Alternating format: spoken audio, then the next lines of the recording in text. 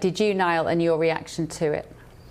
No, there was certainly no sense of that on Friday night, and I thought that Nigel Farage delivered excellent remarks actually in Washington.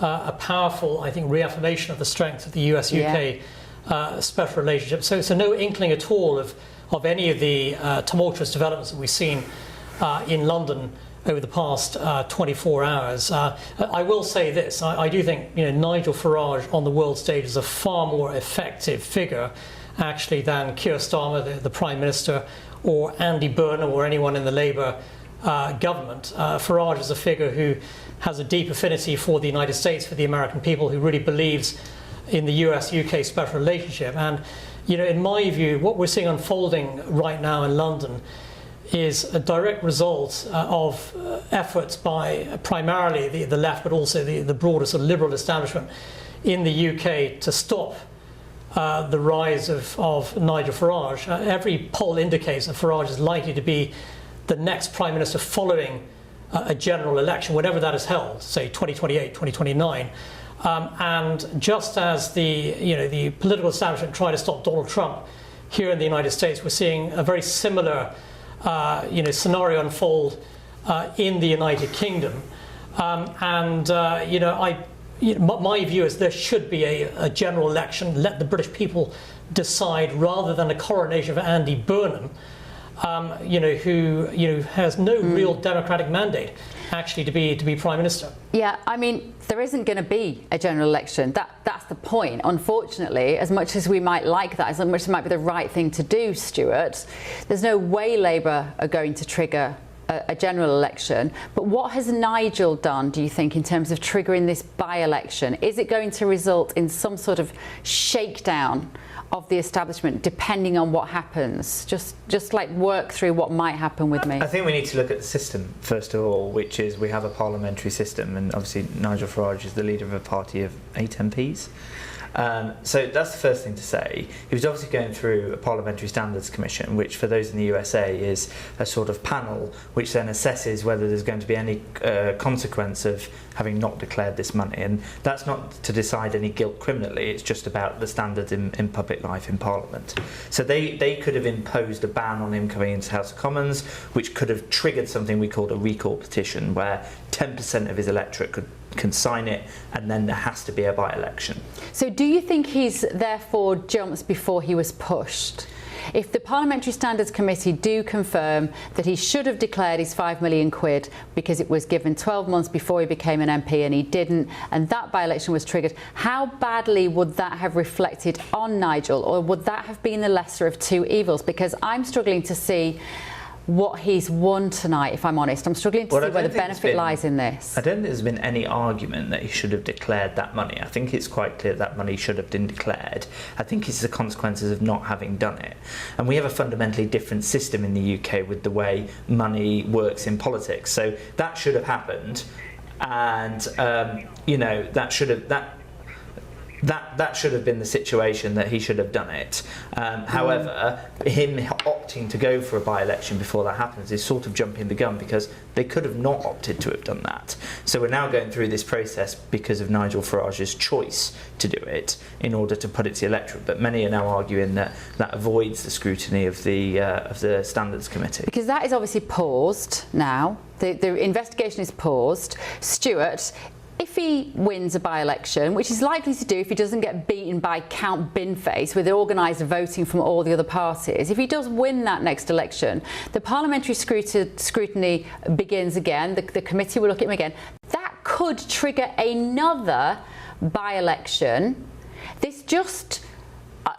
I just can't see the benefit in what he's done today. I'm really struggling to see what good can come of it, Stuart, especially when every other party is saying, well, we're not going to stand anyway. But then the responsibility of that then falls solely to Nigel Farage, because he's decided to have this by-election because of this. So if the subsequent one did happen, if they reach this conclusion, which all evidence points to the fact that that will continue if he becomes an MP again, that will have been the consequence of Nigel Farage, and and then he will face a second judgment on asking people to come to the polls again. But there's a certain irony here, because he's wanted to be an MP for so long and then only been one for 2 years before not being one.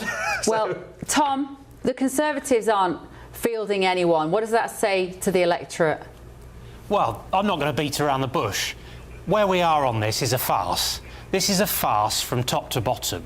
And this largely stems from the fact that this is a hopeless parliament that has run its course.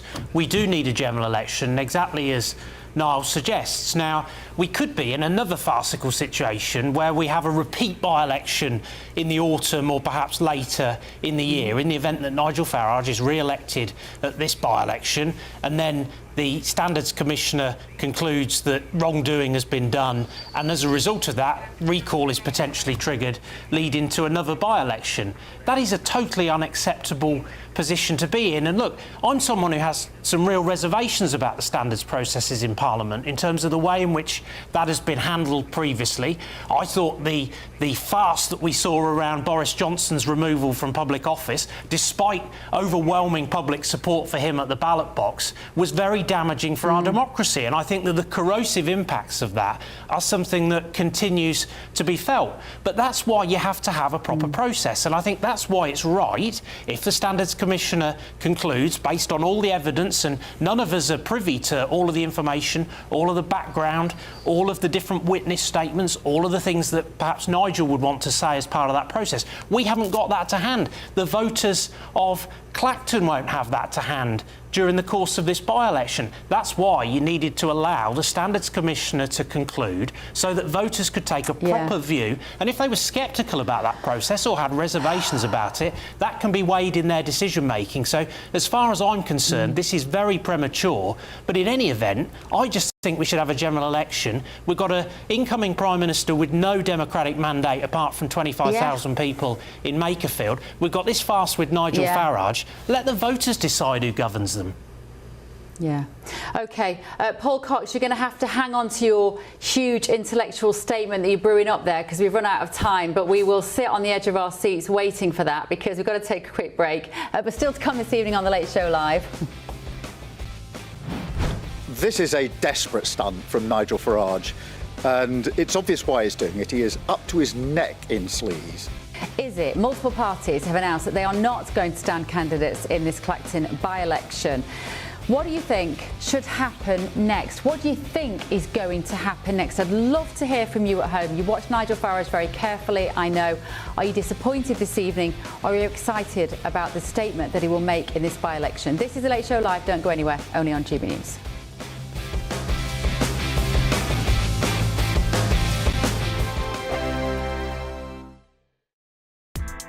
Join me, Nana Akwe, for an informative, interactive news programme with a difference. It's fun. No, he didn't say that, Dave. I'm so surprised. I think there's an element of truth to that. Join me from 3 p.m. every weekend, only on GB News, Britain's news channel. Hi, I'm Michelle Dewberry, and my show is your opportunity to cut through all the noise and dive in headfirst to some robust debates. Ideas clash. Situation, isn't it? Because the failure is you're deliberately avoiding my point. Nothing's held back. And if you think this is the end of it, wait for more. And we do not shy away from the difficult stuff. Sometimes I want to shake people and say, if only you understood. So join me on Jubes & Co. weeknights at 6 p.m. only on GB News, Britain's news channel. From cold mornings to warm family brunches, from football to tennis in the car, in the kitchen, GB News Breakfast is there with the stories you need and the conversations that matter. Anyway, let's talk business. Well, it has been a historic night in British politics. It's astonishing, isn't it? We're here again to start your day just right. GB News Breakfast. Every morning from 6 a.m. Only on GB News, Britain's news channel. Some people enjoy lazy Sunday mornings, but not me. What's the truth of the matter? So that's a very live question. Would you support him if he waters down these plans? Before the spin sets in, I'll be getting to the truth. This is personal. No soft questions, no easy answers. It's one thing if the state has rules in this country. It's another thing whether the police and others actually police them. Setting the agenda and holding those in power to account. You can't really blame her if the system is set up this way. You will not want to miss it, trust me. The Camilla Tominey Show, Sundays from 9:30, only on GB News. From the school run to the home run, watch a new show for all of Britain. So he can say whatever he wants. A straight talking show where all voices are heard. And, you know, when are we going to stop talking about smashing the gangs and actually do it? With the stories that matter from every part of our country. There's a bit of a crash landing there for your Chancellor. Bold, fearless and standing up for you. That's me, Martin Daubney, 3 p.m. till 6 p.m, weekdays, here only on GB News. The People's Channel, Britain's news channel. Westminster's full of talk, but out here, it's the real world. Am I allowed to talk now? No, that's it. This is where it matters, real people and real lives. That's what politics is all about. The fact that Trump made a good start, no. Straight answers, no spin, and just a couple of pints. How many fingers have I got up? About 10. So join me for Lee Anderson's Real World every Friday at 7 p.m, only on GB News. The People's Channel, Britain's news channel.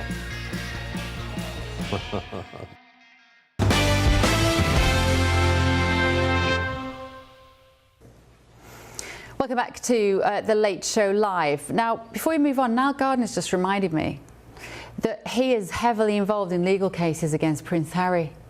How lucky we are to have you tonight. I'd sort of forgotten about you being the mischief man behind all of that. Yes, well, so our legal case is actually against the United States administration to secure the release of Prince Harry's immigration records. That's right. And we will see the release of hundreds of pages of documents by the US State Department at the end of this month. So just in case Prince Harry is lay in bed in the UK and he's flicked on his telly and he's got GB News and he thought, I know what, I've had a really bad day, I'm just going to watch some American politics and a bit of Bev and GB News, and now he realises he's got his absolute nemesis is sat on the table here to make his life even worse. Sorry, Harry. But moving on, you've got to stay tuned to hear what Niall has to say about that. Farage has claimed that he's being targeted by the political establishment following questions over his financial support. Donald Trump has agreed, saying that they are two of a kind. Trump posted a link to an article on Truth Social this morning. He was arguing that the establishment is subjecting Farage to the 2024 anti-Trump playbook. So just how is this ongoing crisis surrounding Farage likely to go down on this side of the pond here in America? Let's talk now to Chair of Republicans Overseas, UK, Greg Swenson is with me. Greg, thank you so much for joining us this evening. So Nigel is greeted very warmly when he comes to America. Even Democrats who may not be familiar with some of his politics, but they know that he was the anti-establishment hero that triggered Brexit. There was something very American about the sovereignty angle of that. It crosses all political kind of positions here in America, Greg. So will people be watching what Nigel's doing and A, understanding it, and B, supporting it? So the short answer, Bev, is yes, absolutely. I mean, this is the only political figure in the United Kingdom that really has any name recognition in the U.S. And remember, Brexit happened 6 months before, you know, the seismic election of President Trump. And so, yeah, I think that it does have an effect. I think it goes both ways, you know, and I remember, you know, Nigel being on a plane to New York not long after the Brexit announcement to support the president. So, you know, there's obviously a deep relationship there, and that's, you know, good. It was good for the president way back when, but I think it's good for Nigel now. And it's amazing the similarities of what the establishment is trying to do to Nigel Farage in the UK. It's exactly what happened to President Trump, and I think it will backfire. And actually, I want to be a little more fair to Nigel there, because I think I slightly mischaracterised why Americans might like him. I'm not saying that they don't understand his politics. They actually, most of them, think that a secure border is not an unreasonable request. That's why they like Farage. It's the fact that his position on that has been so bastardised in the UK for so many years and so twisted by the mainstream media, whereas here, that as a primary point of policy is not seen as controversial, Greg. That's right. It's just common sense. You know, why would you let 10 plus million illegal migrants cross the border? I mean, it was just obscene what happened here from 2021 to 2024. And so the common sense voter, the common sense viewer of your program and other programs just, you know, they shake their head and like, why would we possibly let potential criminals into our country? They're already criminals for breaking the law and entering the country illegally. But yeah, so there's a lot of common sense and the commonality between President Trump and Nigel Farage. And you know, I think it would be great for the UK to take a few pages and a couple of like trivia points, Bev. And I know you and I are both fans of Governor Ron DeSantis, clearly not an establishment politician. But in August of 2022, when the FBI raided Mar-a-Lago and went through Melania Trump's, you know, personal belongings, President Trump was only up 9 points over Governor DeSantis. And after that event, he was up 39 points after they raided Mar-a-Lago. Yeah. A year later, you know, during the campaign, when they were basically dead even in March of 24, Alvin Bragg files the indictment against President Trump. President Trump's up 30 points the next day. So, you know, this is, I think it will backfire, and it's obvious what they're doing. So, in other words, to transpose that onto the British electorate, what you're saying is the British people will see through it, and they will say, well, hang on a minute, this is only going to galvanise my support for Nigel because I see him as the victim here. What struck me, though, today, Greg, when I saw Nigel talk, it's very, very rare to see him cast himself as the victim. He could have done many times over the last 25, 30 years he's been in politics. He never, ever does. He takes it on the chin. So it's very unusual to see him say that today. Do you think he's just genuinely been pushed and he knows the amount of digging that's going on behind the scenes now? Yeah, I think so. And look, there might have been a bit of, you know, politics here where he's looking for an opportunity, or maybe, you know, things haven't gone so well for reform. I don't know. I'm speculating there.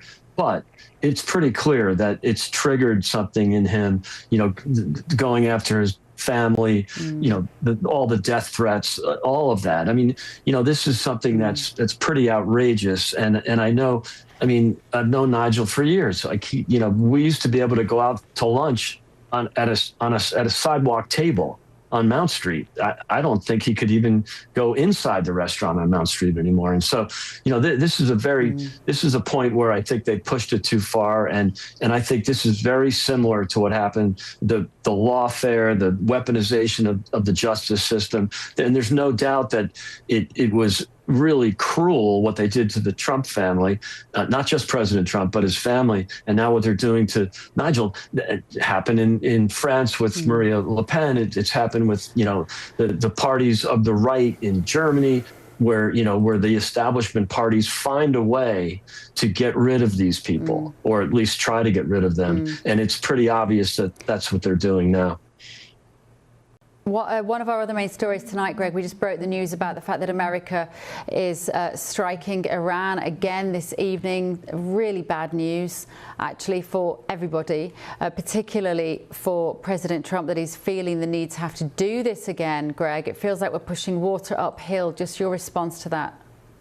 Yeah, look, the president has always chosen diplomacy first. He is not a fan of war. He's surely not a fan of forever wars or boots on the ground. He's done the right thing here. But again, both the first bombing of the nuclear facilities back in the summer of 25, as well as the recent conflict, he exhausted diplomacy. And then, you know, after the conflict started, you know, whatever it was, 8 or 12 weeks later, went back to the table to negotiate. He is always choosing diplomacy first when they don't play well. Remember, this is a lunatic regime. They're not going to, you know, when you have that lunatic ideology, you don't really consider rationality. Whereas President Trump and most of us do consider rationality. We would do the rational thing.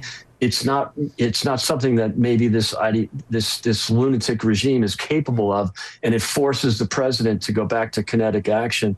And it's a shame. It's unfortunate, but it's better than the alternative, which is letting the mullahs either have a nuclear weapon or threaten the global economy with closing the strait or whatever they mean to do.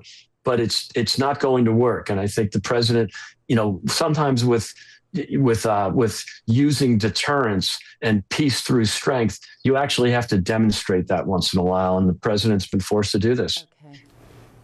All right. Thank you, Greg. Thank you so much for your time this evening. Greg Swenson there from Republicans Overseas UK. Right, my panel, I just would love your thoughts, Niall and Stuart, on the situation in Iran. Stuart, let me start with you. You're ex-military, aren't you? That's right, I served off Iran in the Royal Navy. Did you? So you know this area well, you know the dynamics at play here. What's the solution going to be? I mean, I think the first thing to say is, picking up on what Greg said, is that I think this has been a forever war since, the mullahs took over in the late 1970s. Yeah. This has been something, it's been like sword of Damocles. We always knew that they would threaten freedom of navigation in the Straits of Hormuz. And the British, the Americans, many other European powers kept warships in the Northern Arabian Gulf. But I think the most important thing to say is that Iran is not a good faith actor, and what it has done today is demonstrate that Western nations are trying diplomacy and trying to find a way forward to keep peace in the region and also stop the malign influence it has in the world in terms of the terror regimes that it sponsors. But we're not going to stand for freedom of navigation being impeded, and they've only demonstrated to the world now what kind of power they are in doing what they've done today. There's no other action that could have been taken other than to strike back. Yeah. I mean, Marco Rubio said it the other day. The United States of America is not a stupid nation. If someone is shooting at us, we are going to shoot back. Yeah. And I think we've forgotten that, and it comes to the point that's mentioned previously, which is the necessity for peace through strength. And when it comes to regimes like Iran, little else is working. But do you feel that they were justified to go into Iran in the first place? Let's look at what Iran has done in the region. Britain retains diplomatic links with Iran, the US doesn't. And Iran's malign influence in the world, its sponsorship of terror regimes such as Hamas and Hezbollah, and even attempted attacks in the UK, they're giving us little other option because of the behaviour that they're demonstrating. Now, I understand why the United Kingdom didn't want to get involved, but we could have helped maintain the freedom of navigation in the Straits of Hormuz whilst it was happening. Okay, Paul Cox. Let's come to you for the first time this evening. I'm so sorry it's 36 minutes past 12 and we haven't heard from you yet. I thought I'd give you a little bit of a rest after doing the show with Nana first before you came to Late Show. Every time I've spoken to you, we've hoped that the Iran conflict is looking like there is a resolution, or at least some sort of lasting ceasefire, at least something for the Iranian people to cling on to in terms of a future that doesn't look like it does at the moment. And every time we seem to be getting thwarted, Paul. I'm so disappointed by this news tonight that the strikes have started again. Yeah, of course it's disappointing. It's disappointing for the civilians involved. It's been disappointing for the civilians since day one. I mean, Stuart, unbelievably, as a Labour councillor, came out with oodles of common sense there. I mean, don't let anyone know back at HQ, Stuart, you will be in serious trouble with that level of good sense. But good on you. Look, in all seriousness, the Iranians and the regime only understand one thing. These aren't people that negotiate. They don't play on the same playing field as we do in the West. Our sense of fair play, our sense of justice is not respected by them. They think entirely differently. They're not just an ideology, they're a theocracy.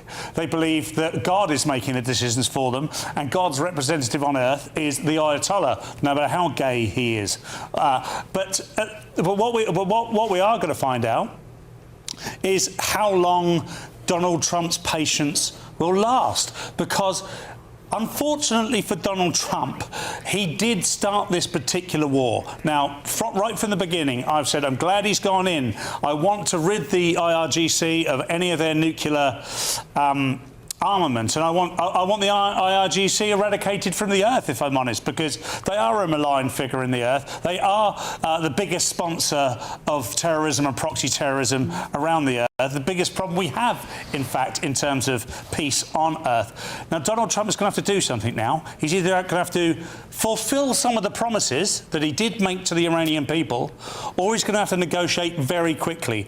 And I think it's going to have to be the former, because I just do not see Iran staying with any goodwill at the negotiation table, Bev. Just in case the Ayatollah makes a complaint to Ofcom, which I know seems unlikely, I do have to say there's no evidence to suggest that he is gay. But still to come this evening on The Late Show Live. Poor Harry. I feel sorry for the way a confused and angry young man has been drawn into this case. Today, in what was a momentous victory for the Mail. That's Paul Dacre, editor of the Daily Mail, and he is telling us that it was not a good day in the High Court for Prince Harry. An emphatic ruling saw him lose his case against the Mail over claims that it engaged in unlawful methods to source stories. We'll get stuck into that with Niall Gardner, who's also wrapped in a bit of a legal battle with Prince Harry. Don't go anywhere. This is The Late Show Live, only on GB News.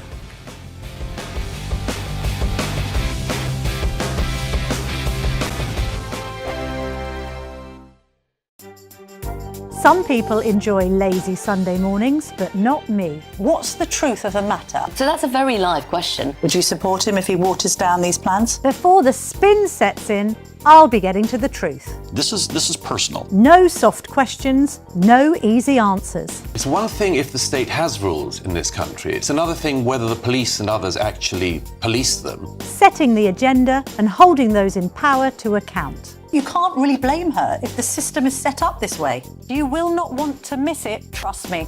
The Camilla Tominey Show, Sundays from 9:30, only on GB News.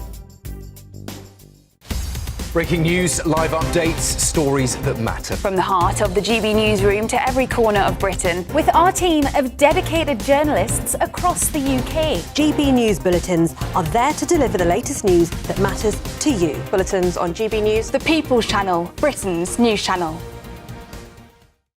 Hi, I'm Michelle Dewberry, and my show is your opportunity to cut through all the noise and dive in headfirst to some robust debates. Ideas clash. Situation, isn't it? Because the failure is you're deliberately avoiding my point. Nothing's held back, And if you think this is the end of it, wait for more. and we do not shy away from the difficult stuff. Sometimes I want to shake people and say, if only you understood. So join me on Jubes & Co weeknights at 6 p.m. only on GB News, Britain's news channel. Westminster's full of talk, but out here, it's the real world. Am I allowed to talk now? No, that's it. This is where it matters, real people and real lives. That's what politics is all about. The fact that Trump made a good start, no. Straight answers, no spin, and just a couple of pints. How many fingers have I got up? About 10. So join me for Lee Anderson's Real World every Friday at 7 p.m. only on GB News. The People's Channel, Britain's news channel. I've been in Westminster for a long time, but I know that though power may be here, its effect on people's lives is across the whole of the country. We may be where rules are made, but it's where they're implemented that matters. Join me, Jacob Rees-Mogg, for forthright and frank discussion on where Britain has come from, where it's going, and where it will end up. That's State of the Nation, Monday to Thursday, 8 to 9 o'clock. Vox Populi, Vox Dei. From the school run to the home run, watch a new show for all of Britain. So he can say whatever he wants. A straight talking show where all voices are heard. And, you know, when are we going to stop talking about smashing the gangs and actually do it? With the stories that matter from every part of our country. There's a bit of a crash landing there for your Chancellor. Bold, fearless and standing up for you. That's me, Martin Daubney, 3 p.m. till 6 p.m. weekdays here only on GB News. The People's Channel, Britain's news channel.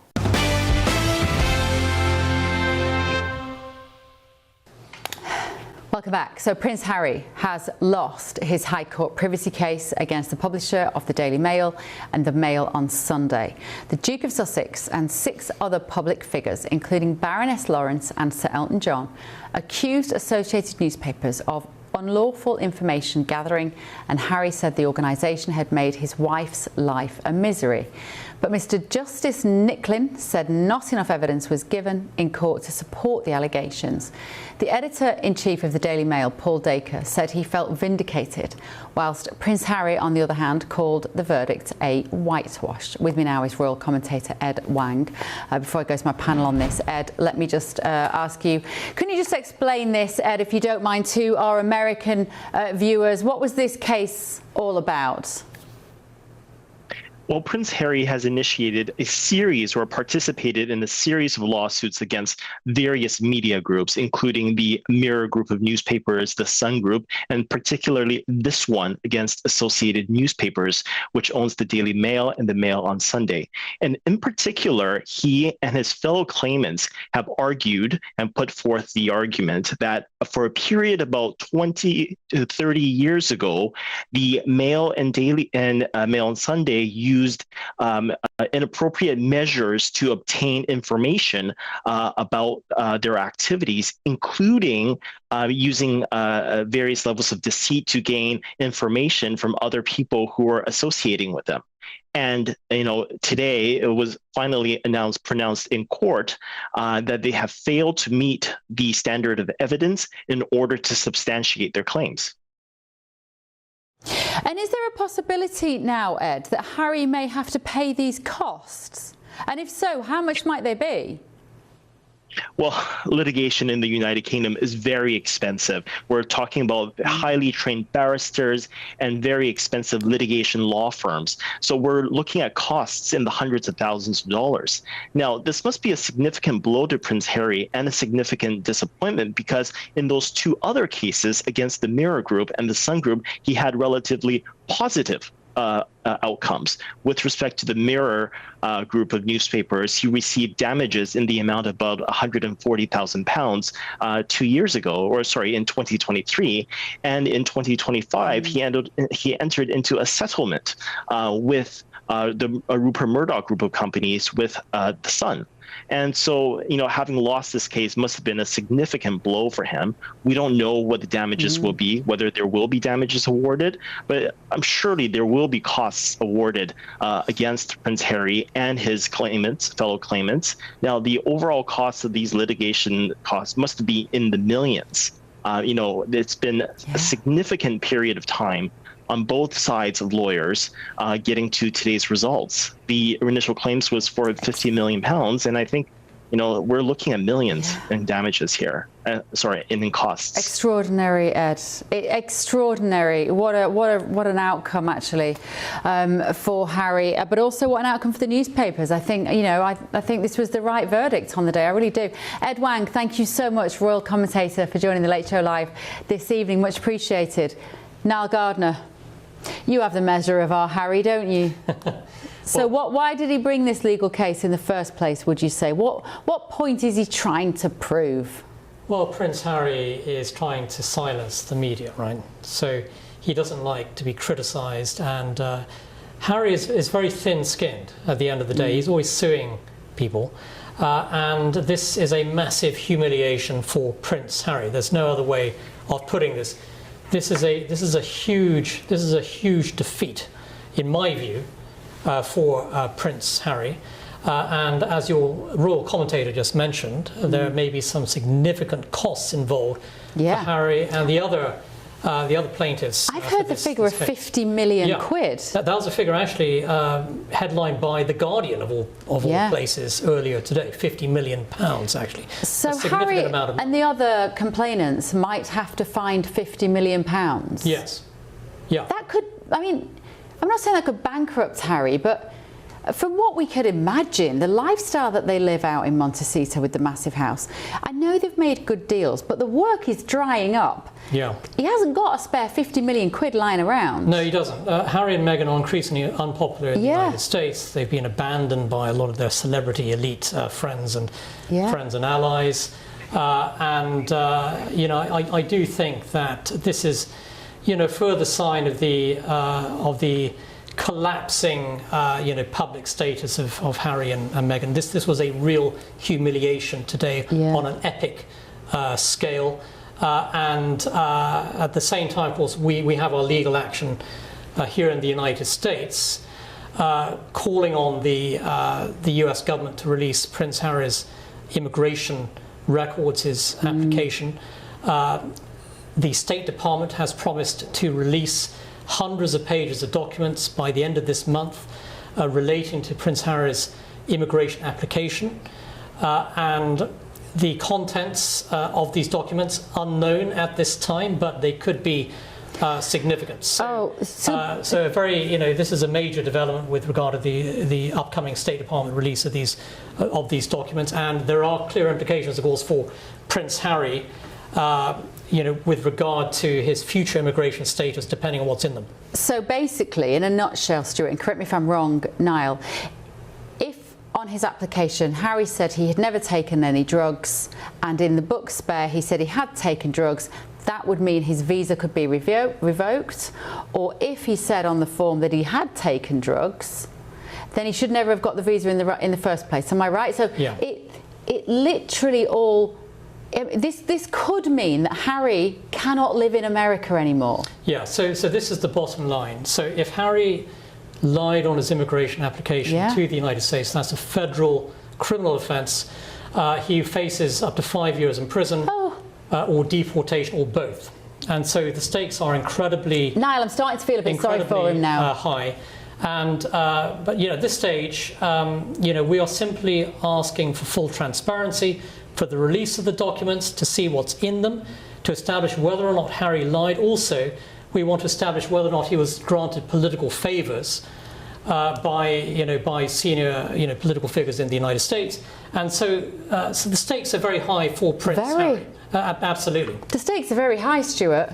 I mean, look, Niall's more of an expert in these things than I am, but I think there would have to be a public interest test in applying all of those things on the integrity check of what is or hasn't been claimed on various different documents. But going back to the case, the court case going on itself, I mean, I think £50 million, even though The Guardian is a liberal newspaper, is probably a bit too liberal, maybe, when we talk about costs. But I think it is important to note that, as was pointed out earlier, I believe it was the Mirror Group and I believe the Sun Group of newspapers has settled and admitted that there was wrongdoing, and we've obviously had the Leveson inquiry in the UK, which was a parliamentary inquiry into the practices of the media in the United Kingdom and its intrusion onto people's public spaces without public interest. So I think that has been something that has happened. It's just this court case has failed because they haven't proven that the newspapers could have got the information from only illegitimate sources. I think what they've kind of stated in this case is there's no evidence to show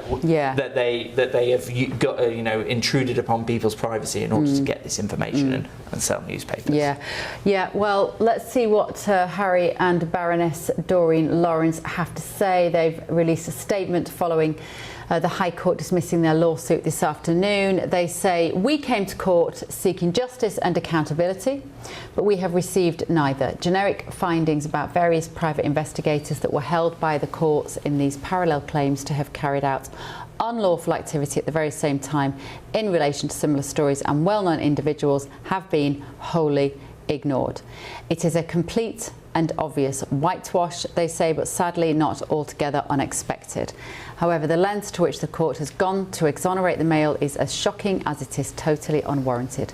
We presented to the court evidence which we believed was compelling at the time and remains so now.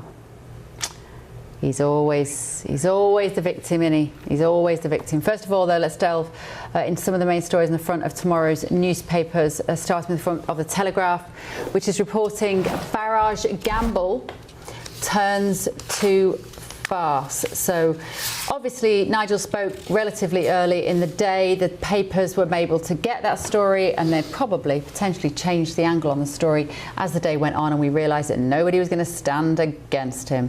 Let's quickly talk to my panel about that, about Nigel. Paul, let me come to you. I haven't heard from you on this yet. Farage's gamble is a farce, is it? Well, I don't think that's the important point. I think actually it's a very strategically clever, if not genius move, and allow me to explain why, because I seem to be a bit of a lonely voice on this panel at the moment. Look, He's taken back control. Every single newspaper is reporting on this. Up until today, it was Andy Burnham this, Andy Burnham that. We didn't even know who Andy Burnham was. He has all sorts of duplicity in terms of his points of view. And now all of a sudden, having won Makerfield, which was a beauty pageant, by the way, to get him through to Westminster, much like it's going to be in Clacton, and all of a sudden he's going to be Prime Minister. Nigel Farage now has said, look, I'm taking back the narrative, and he's framed it so that he's against the establishment. It's really important to remember that, because what's going to happen now is he's going to run that by-election. Now, should he win, he can still go back to Parliament, and the Parliamentary Standards Committee could still rule against him, and he could have to hold another by-election. Look at what that means in terms of its optics. That is a very small number of people sitting in Westminster telling everybody around the country that no matter how many times you vote for Nigel Farage, 24, 26, you're probably going to have to vote for him again in 26, 27, because we think he broke our rules. And people are against the convention now. We've had a two-party convention with these rules and processes for so long, and the only man who's putting himself forward in a capacity to change that is Nigel Farage. The way he's done this might be a farce. It might look like an absolute nightmare for everybody else. But I always look at the way people react. Both friend and foe have got incredibly angry with this, and I think it's because nobody likes the rules to be broken. They like the convention, they stand with the establishment, they feel safe. Nigel Farage doesn't care for that. He cares for the people of Clacton. And what he has said is, people of Clacton, do you support me or don't you support me? And if they support him, and he goes back to Parliament, and then Parliament say to him, you'll have to go back and stand again, the whole thing is a farce. The game is off. Nigel Farage wins the optics war, and we go into the future. That is why you're brilliant, Paul Cox. That is why you are amazing. That is why you're brilliant. That is why you're brilliant. You've made me see this completely differently. I've been thinking about it all day. Admittedly, I've been doing podcasts and various other things. I've not been able to put that much time into it. But that is genius brilliant. My one caveat is this. What if Count Binface beats him? Because everybody that would have voted Lib Dem, Green, Labour and Conservative all vote for him. What then? So, I think then is a win as well. This is why I think it's incredibly clever. Look, if Nigel Farage stands up against Count Binface, very well-known character, we all know his policies, and he wins, what we're going to end up with is a farce upon a farce squared, where Farage can actually point back to the same problem and say, look, nobody, I'm exonerated. Most of the people who would have voted for me, plus some extra. But this lot also voted for Count Binface because they would rather have anything other than a change of the convention. So he wins no matter what. Can you imagine the implosion?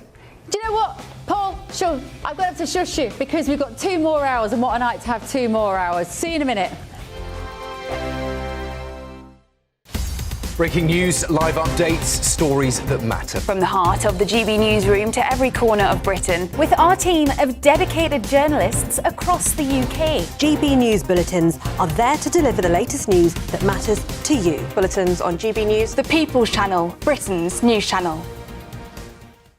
From court mornings to warm family brunches. From football to tennis in the car. In the kitchen. GB News Breakfast is there. With the stories you need and the conversations that matter. Anyway, let's talk business. Well, it has been a historic night in British politics. It's astonishing, isn't it? We're here again. To start your day just right. GB News Breakfast. Every morning from 6 a.m. Only on GB News. Britain's news channel. Westminster's full of talk, but out here, it's the real world. Am I allowed to talk now? No, that's it. This is where it matters. Real people and real lives. That's what politics is all about. The fact that Trump made a good start, no. Straight answers, no spin, and just a couple of pints. How many fingers have I got up? About 10. So join me for Lee Anderson's Real World every Friday at 7 p.m. only on GB News. The People's Channel, Britain's news channel. At GB News, we love to hear from you, our loyal community. So drop us a line at gbnews.com/yoursay. There you can talk to each other and also to the presenters live on air gbnews.com/yoursay, because GB News is your channel, Britain's news channel. Join me, Nana Akweer, for an informative, interactive news programme with a difference. It's fun. No, he didn't say that, Dave. I'm so surprised. I think there's an element of truth to that. Join me from 3 p.m. every weekend, only on GB News, Britain's news channel. You want to know what's really going on in the corridors of power? Labour don't know what to do with you half the time, and that makes you quite lethal in the chamber. Get behind the headlines with Chopper's Political Podcast. Join me, Christopher Hope, as I sit down with the great and the good of British politics. We'll see where this ruling takes us. These are the stories shaping our nation. Chopper's Political Podcast, available now on all platforms. Listen in and stay ahead. Hi, I'm Michelle Dewberry, and my show is your opportunity to cut through all the noise and dive in headfirst to some robust debates. Ideas clash. Situation, isn't it? Because the failure is you're deliberately avoiding my point. Nothing's held back, And if you think this is the end of it, wait for more. and we do not shy away from the difficult stuff. Sometimes I want to shake people and say, if only you understood. So join me on Jubes and Kerr weeknights at 6 p.m. only on GB News, Britain's news channel.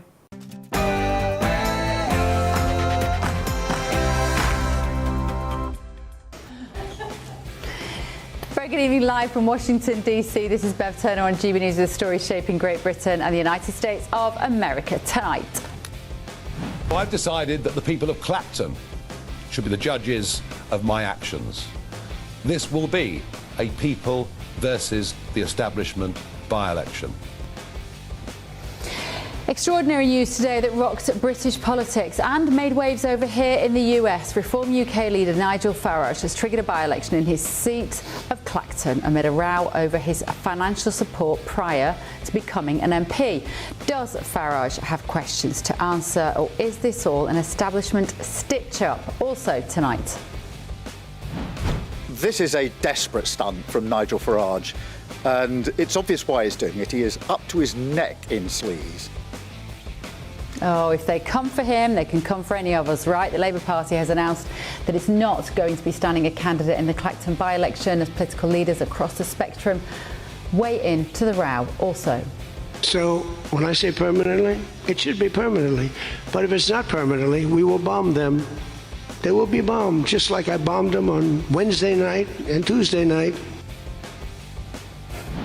That was President Trump's warning just under a month ago. Well, in the last few hours, the US military has launched a series of strikes against Iran again. We're going to be giving you the latest updates as the ceasefire continues to fray. Also tonight. Poor Harry. I feel sorry for the way a confused and angry young man has been drawn into this case. Today, in what was a momentous victory for the Mail. That's Paul Dacre, who runs the Daily Mail. He said it was not a good day in the High Court for Prince Harry. He feels sorry for him as an emphatic ruling saw him lose his case against the publisher of the Mail over claims that it engaged in unlawful methods to source stories. Also tonight. Why are we spending hundreds of billions of dollars and they're not there for us? We've always been there for them. President Trump has touched down in Ankara. He's already refusing to let NATO off the hook for what he sees as letting America down over Iran. And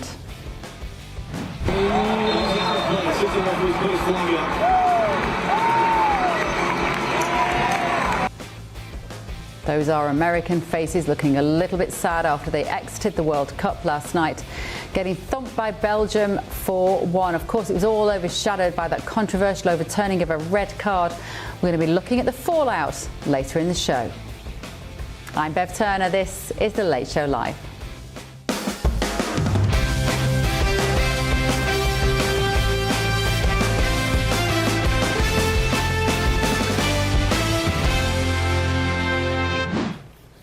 I'm joined in the studio this evening by Niall Gardner and former Labour councillor Stuart Fawcett. Niall is, of course, former advisor to Margaret Thatcher. Are you still a councillor? As we speak. I'm sorry, I just gave you the sack then, didn't I? Sometimes I wish it. Sorry, Stuart. I meant former advisor to Margaret Thatcher, Niall, and current Labour councillor.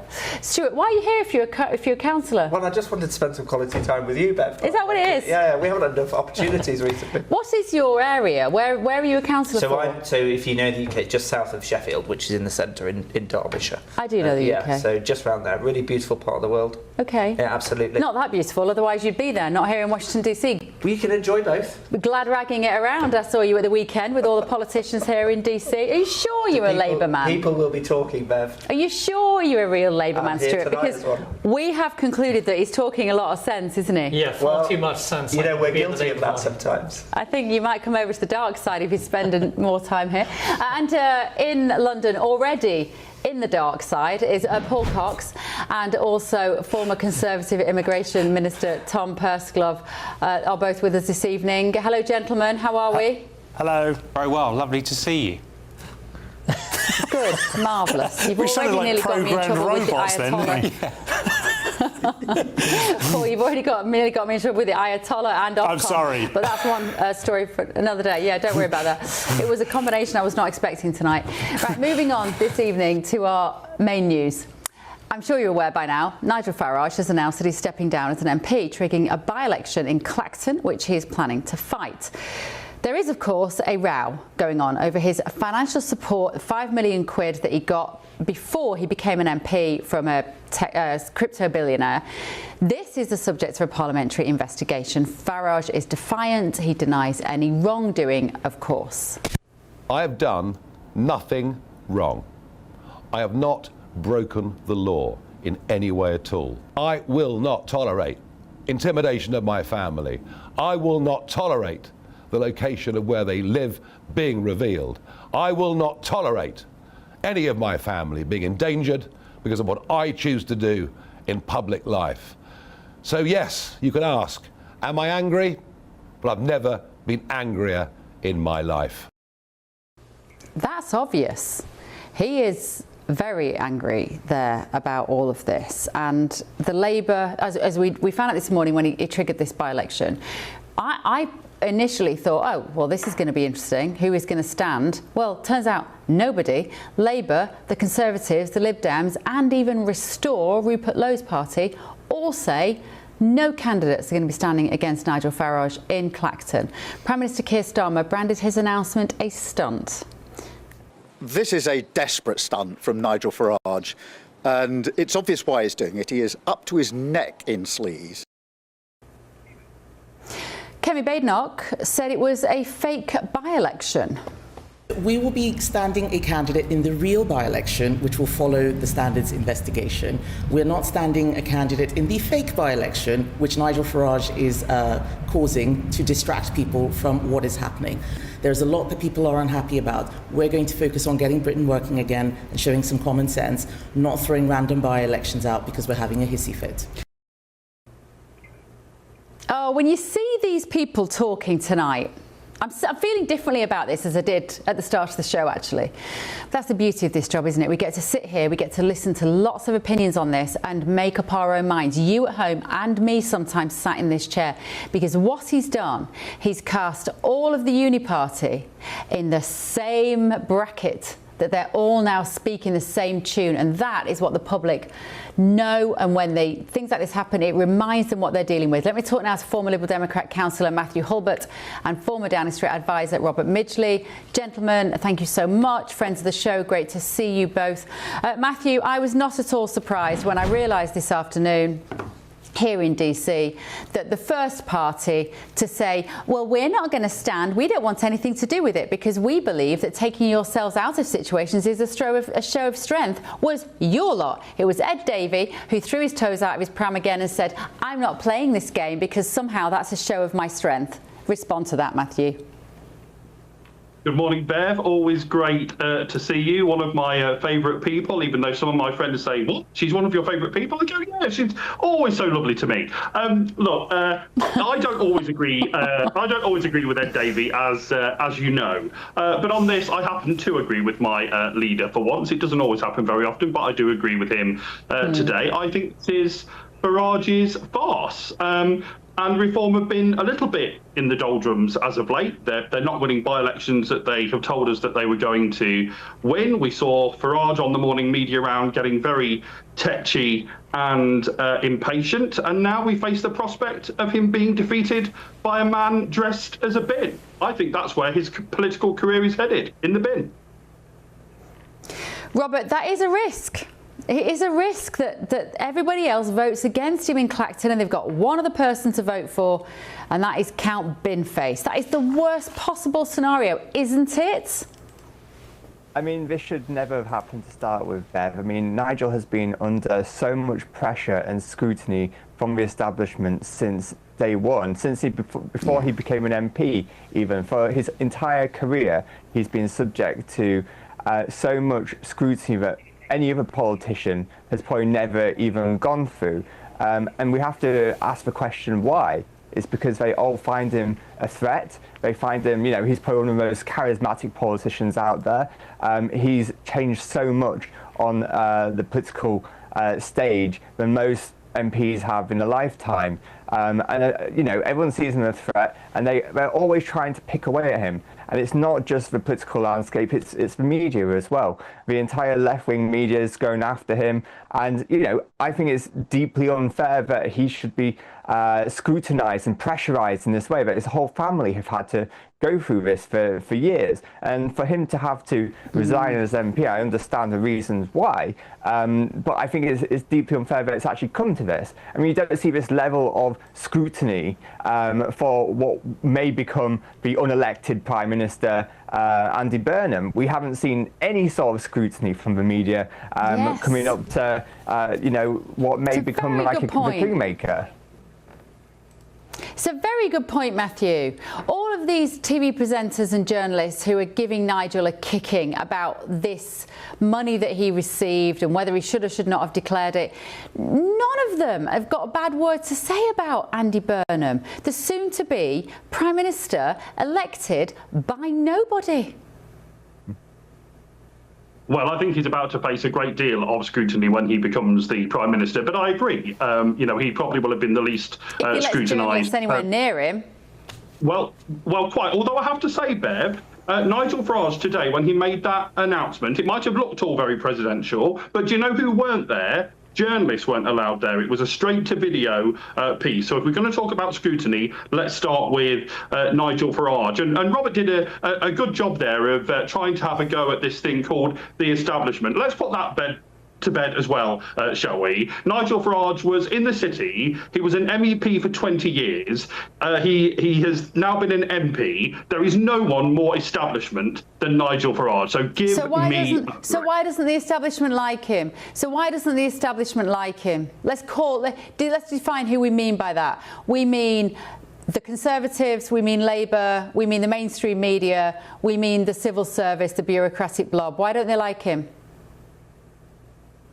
So actually you mean all of the rest of democracy, apart from Nigel Farage, because you guys happen to quite like Nigel Farage. Is that really where we're at now? No, not at all. It's not a personal thing at all. Why, when he repeatedly polls as being the most popular politician in the UK, that if there was a general election tomorrow, he'd win it, why is he on the side of the people and everybody else I've just put in that list, the mainstream media, the civil service, the Conservatives and the Labour Party, why do they all hate him? Well, I would argue it's because he gives a good impression of being a man of the people, but I think that's exactly what it is, an impression. Based on what? Oh, I'm just not sure how genuine it is. Let me just put it that way. Well, Robert, the public think it's genuine because by Matthew's logic, that means the public is stupid and easily fooled. And I don't think the public are stupid. No, absolutely not. The public are not stupid, and once you get out of London, you soon realise that. I think me and you, Bev, are both from up north, from Yorkshire, I believe, and whenever I go back home, I'm suddenly. I'm from Leicestershire. I'm from working class Leicestershire. So don't stop. Suddenly you go back to Yorkshire. That's not north. Suddenly you go back to Yorkshire, north. and suddenly you're surrounded by people who think the way you do, and it's actually quite nice to be around that. But outside of London, people very much think differently, and I think over the past few years, Nigel has engaged that audience incredibly well. I think he says what everyone is actually thinking in the country. Politicians don't go into politics for the money. I mean, some do, of course, but he's been one of these people who has always stepped up at the moment where the country has been on the brink and offered a solution and tried to help us out of all of that. I mean, look at his work as an MEP in the EU, for example. He raised a profile of our Brexit membership. Of our EU membership for 20 years. He outlined all the issues that was a problem of being part of the EU for so many years. I mean, for example, I grew up watching Nigel being an MEP in the EU, and if he wasn't stood there saying what all the problems were, I wouldn't have actually known what the problems were. And it wasn't just me, it was the other millions of people who voted for Brexit along the way. So it's, he's always been there at the right moment, and he's good at outlining what's wrong with the country. And he says what people are thinking. How's Brexit gone for you? Gone well, has it? What do you think? How's it going? Listen, let's not go down the Brexit route. Hang on, guys. Let's not go down the Brexit route. I genuinely am fascinated by the fact that in our democracy, when a by-election is triggered, the main political parties choose to opt out and not offer representation to their voters. Matthew, I find that extraordinary in the modern world that they don't want to. Why? Because they know they're going to get beaten. It's pathetic. Well, I think the whole thing is pathetic, and the whole thing is a farce. And actually, the question I'd like to ask, and maybe your guest here may have an answer to it, is why does Farage even want to be an MP? I mean, I've been reading today. He doesn't turn up. He doesn't speak in debates. Why does this fellow want to be a member of Parliament? Robert? I mean, he wants to be a member of Parliament because he wants to see genuine change to the country. The country is an absolute mess and has been for years. And he's one of the few people who is able to stand up as a leader, and people can get behind him, and they have the same views as him. I can't say much more than that. You go into politics because you want to see the country change for the better, and so far it hasn't changed for the better, and people are fed up with it, Matthew. And he's the great saviour, is he, Robert, Nigel Farage? Well, I believe he is, yes. And I think millions of other people in the country think the same way. I can tell you that. It's definitely not Ed Davey. Let me just ask you then, boys, before you go, if he stood against good candidates, let's say, for all the other parties, including the Greens, including the Lib Dems, the Conservatives, Labour, would he still win this seat categorically, Matthew? So what I'd like to see is kind of a Martin Bell figure, the person in the white suit, the anti-corruption candidate. I'm hoping personally it's Carol Vorderman. I'm hoping the great Vorders will go for it. I'd love to see Carol Vorderman beat Nigel Farage. That would be absolutely. Oh, she's my hero. Don't start on Carol Vorderman, Bev, because me and you will seriously fall out. I love Vorders. She's brilliant. Robert Midgley, would Farage win if he stood against all good candidates? Yeah, the polling shows you that he would win. Is he going to win against? Is he going to win against Binface if everybody else votes for Binface? I have my own question about Count Binface. Actually, where's Count Binface getting all his money from? Where's his scrutiny? How does he keep affording all the deposits to run as an MP? That's my question. Where's the scrutiny behind that? Well, Count Binface is not here to defend himself against accusations of corruption, just in case he gets in touch and complains to Ofcom. But gentlemen, thank you so much. Really appreciate it. And Matthew, I'm quite hurt that I have to fight against Carol Vorderman for your affections. Matthew Hulbert, Robert Midgley, thank you both so much this evening. Stuart, they said they want a man in a white suit? Well, I probably could give Farage a run for his money, couldn't I? That's you. There's certainly room on the ballot paper. You've got the Martin Bell white linen suit. You're rocking beautifully here in a very warm Washington DC tonight. Yeah, I mean, you know, probably disagree on a great deal except for Brexit, but you know, I could probably give that one a go, but I don't think I will be doing, because I think the situation here is, and you asked the question earlier about why are mainstream political parties not taking part in this by-election, and that's because it's clear that they want to take a part in a legitimate by-election, if that's required. What, like Andy Burnham's? So, well, Andy Burnham's was a situation. Andy Burnham had to get his mate to step down so he could stand in a theatrical performance of a by-election so that he could get in there to become our Prime Minister. Like, if that isn't cooking the books, I don't know what is. But what's the purpose of this current by-election? The purpose of this current by-election seems to be quite unclear, because no one's really running against Nigel Farage except Count Binface. And, you know, I don't want to prejudice anything, but it could be dirty money. We just don't know yet. But dirty money in the bin. Very good. That's very good, Stuart. But there could be a potential second by-election, and I think it's only right to ask people to come to the polls when you've got a legitimate reason to do so, and I don't think this is it. So why has he called this by-election, do you think, now? Because if his argument is, I want less attention on my family, some might say this is going to produce the polar opposite effect. Well, I think what Farage is doing here is he's throwing down the gauntlet to the political establishment, sort of Trump style, actually. It is. As Greg Swenson was saying earlier in his excellent interview, you know, President Trump has faced incredible levels of political persecution, hatred, venom. He's been targeted, you know, right across the political spectrum, frankly, President Trump. And no one's been more hated and reviled in America by the establishment, political and media establishment, than Donald Trump. I think with Nigel Farage, what he's saying here is let the people of Clacton have their say. It's disappointing to see the other political parties refusing to put forward candidates. It sends the wrong signal. It sends a signal of contempt, I think, for democracy, actually. I don't think this is healthy at all.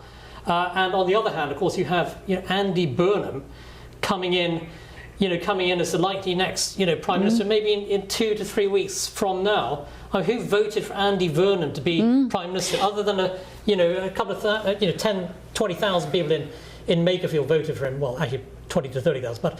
But the reality is the Labour Party does not stand for democratic accountability at all. They're about to bring in Burnham with zero democratic mandate, and they're refusing to put forward a candidate against Nigel Farage, which demonstrates utter contempt for democracy. And I think Nigel Farage has demonstrated very clearly that the liberal sort of political establishment does not actually believe in democracy. And you have this lame duck Prime Minister, Keir Starmer, lecturing Nigel Farage about sleaze. The Labour government's the sleaziest government in British history, frankly. Look at the Lord Manderson scandal. Was there any real accountability for Keir Starmer over the appointment of Manderson?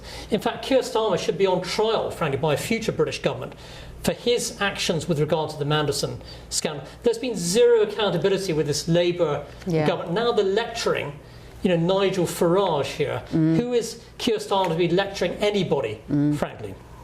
Well, Keir Starmer's made it very clear on multiple occasions that he was not told the truth he said about Mandelson, his relationship with Epstein, etc., just putting it out there.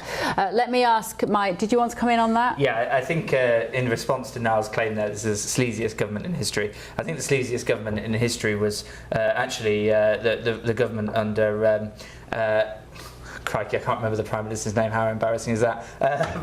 Give us a party. Was it Boris Johnson? Come on. It's obviously the one after Margaret Thatcher. And that's why the standards in public life were brought in. Who was the one after Margaret Thatcher? You mean John Major? John Major. John Major, well, he wasn't sleazy, was he? Wasn't he just boring? You've got the wrong... the standards in public life were brought in because of all the sleaze that was going on. There's immense sleaze. Brought down, Rayner as deputy Prime Minister, and you look at the scandals involving this Labour government, zero accountability, and I do think the Manderson scandal is probably the biggest political scandal actually of the modern era, frankly, involving a prime minister. But I think on the Angela Rayner point, she did resign. Well, because she realised that was at the point she realised whether it was. But it's contentious whether it was inadvertent or not, but she did resign. She should have been thrown out of Parliament for that. She wasn't, actually. Do you think that's what people want all the time? Constant sacking of MPs? There's a real double standard. I mean, a two-tier standard in Parliament. It's very, very evident. And the Manderson scandal is absolutely immense, a massive can of worms, actually. We've just seen the surface, I think, of what's actually happened. But Keir Starmer is not being held to account. And also the Chagos giveaway, the planned handover of the Chagos Islands, a monumental act of treachery, actually, by the Keir Starmer government. Fortunately, President Trump intervened to stop this at the last minute. But we're talking about political policies here, not sleep. Oh, it's not just policy. I mean, I think the Chagos scandal is absolutely huge, and we do need a full parliamentary inquiry into what has happened. Of course, the Labour government refuses. But that's a continuity policy with the former Conservative government. Any kind of investigation. But if it had been a Conservative government, the Conservative government actually never agreed. I know they did do a lot of things in the 14 years they were government. They never agreed to hand over the Chagos Islands. Yeah, a lot of things they didn't take any action on. There's a clear. Let's go to Paul and Tom in London. And I have to say that John Major isn't here to defend himself against accusations of sleaze either. He's with the Ayatollah. Or any other accusations which any of you are going to make about John Major, who I think was the most boring politician in history. I don't know where you got that from, Stuart. That was the reason why the standards were brought in. Is that right? Stands in public life. I'm not sure. I know he had a fling with Edwina Curry, but that's about as scandalous as it got. Not John him Major. himself, it was his government. I don't know. I'm recollections, the Nolan principles, apparently. Tom, you might know more about this. Who was the most scandalous government in British history? Was it John Major's lot? No, it's the one we've got currently. And thankfully, the curtain is coming down on Keir Starmer in the course of the next week or so, isn't it? But look, the Labour Party haven't got a leg to stand on this Farage point, because they've called a by-election in Makerfield to deliver a new Prime Minister for the country with no democratic mandate. Because of their 400-odd MPs, they haven't got a single person who they think is up to the job of leading the country, which I think is a damning indictment and explains precisely why we need to have a general election. But it's also quite interesting that Reform criticised the Labour Party for having that by-election, when in many respects the purpose of what they're doing now is to effectively have a referendum on an individual in a given constituency, whereas I just think it would have been far better for the process to be concluded, to be able to get all of the information out there, all of the arguments to be had about it, to have proper transparency, because the problem with this sort of issue is it just doesn't go away when you haven't got the transparency, when people can't make up their mind. Voters will be very cross about being dragged to polling stations to vote on something when they don't feel like they're being given the whole truth. The advantage of the process would have been, all of that would have been laid out there. People can make a judgment. If people felt that he was being got at unduly, they could weigh that into their decision making when it comes to the ballot. And you never know. He may be found not guilty by that parliamentary process. It may well be that if he is found guilty, a suspension not significant enough to trigger the recall provisions may be the outcome. Yeah. So all of this is just so premature, huge cost to the taxpayer, I think damaging to democracy and people's confidence in politics and politicians. All of those things are a bad outcome and totally avoidable at this stage. Paul, Hello. What should the Reform UK messaging be? Get your crystal ball out, your political crystal ball, which seems to get more and more polished every week, if you don't mind me saying so. And tell me what his messaging should be in this by-election campaign. Is it all going to be, they're out to get me, you need to jump on board the good ship populism? He's already framed it as the people versus the establishment, and I think that's also incredibly clever too, because divide and rule works, particularly if you put the people on one side and the phantom establishment on the other.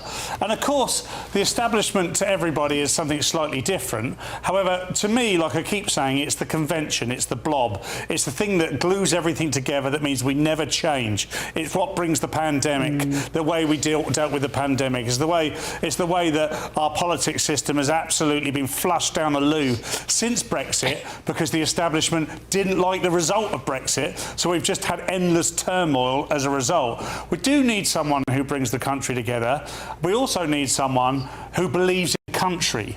I think some of the things that this Labour Party has done, Putin would blush at. Now, you might need to apologise on behalf of Putin in case he gets in touch, because he might be embarrassed by the fact that I compared him to this Labour Party. But I genuinely... Quite offensive, isn't it? I genuinely... Yes, you're absolutely right, Tom. I genuinely believe that this is a very, very dodgy Labour Party. I'm not saying corrupt, because I've no idea what's corrupt and what's not anymore. All I know is they seem to be working against the people for their own interests. Except Stuart, weirdly, who I think Stuart for Labour leader. He's got time to enter the race. Get a nomination for him. If we should lobby Stuart, because he's not really on the left, is he? Who are you kidding, Stuart? No. Who are you kidding? I mean, come on, mate. Common sense. You don't get that at lefty school.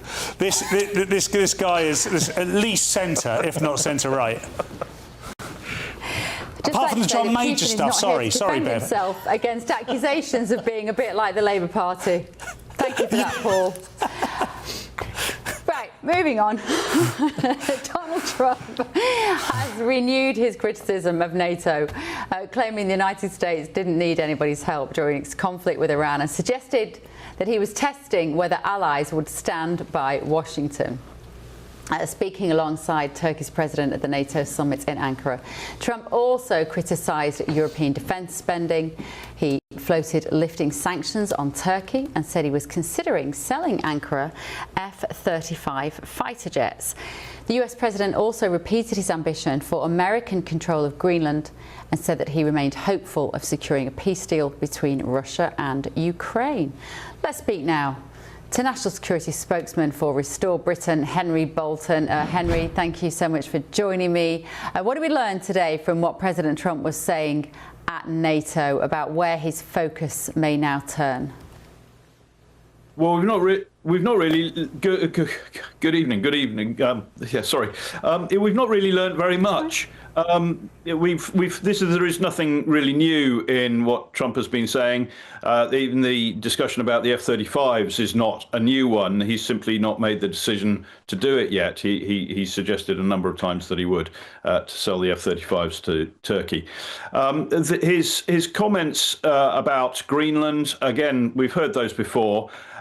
They're going nowhere. That's played out as much as this administration is going to be able to play it out. So again, it's rhetoric.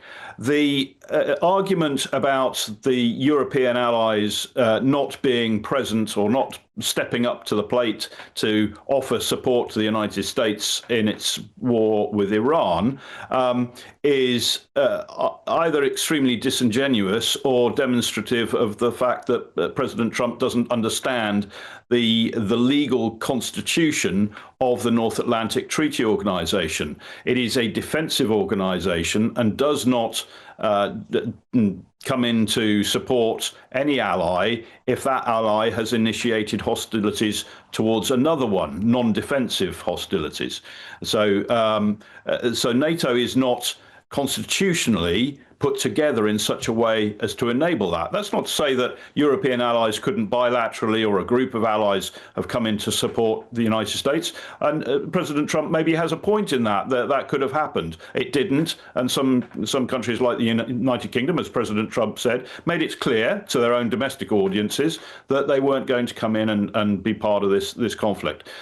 He's correct also in terms when not so much today, because he's not talked about it quite so much today. He did mention it briefly, the US contribution financially to NATO.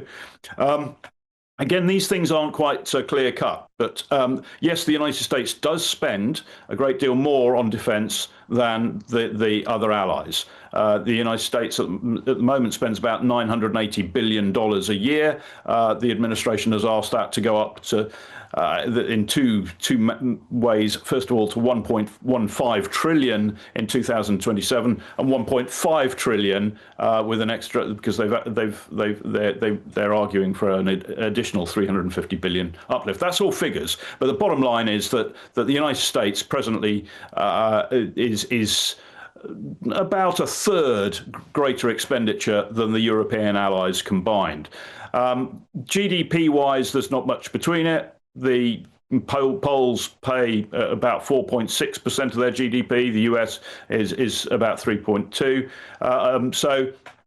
And that's all measured differently. Different countries measure it differently. And finally, for the United Kingdom, he's absolutely right. Keir Starmer has been entirely pathetic when it comes to defence. He's right to flag Keir Starmer up as failing in this area. He's failed the United Kingdom, he's failed the armed forces, he's failed the allies, and he continues to do so. The Defence Investment Plan is an embarrassing farce. It doesn't even fund the Strategic Defence Review, which was really marking time. So bottom line, President Trump is right to call out the allies for not doing enough, or some of them, including the United Kingdom particularly. He's wrong to say that the allies should have joined in because they're part of the NATO alliance in his war in Iran, or even offered to do so, because NATO is absolutely not the right architecture to do that. Henry, I've got to ask you, while you're here as a spokesperson for Restore Britain, why are you not fielding a candidate in Clacton?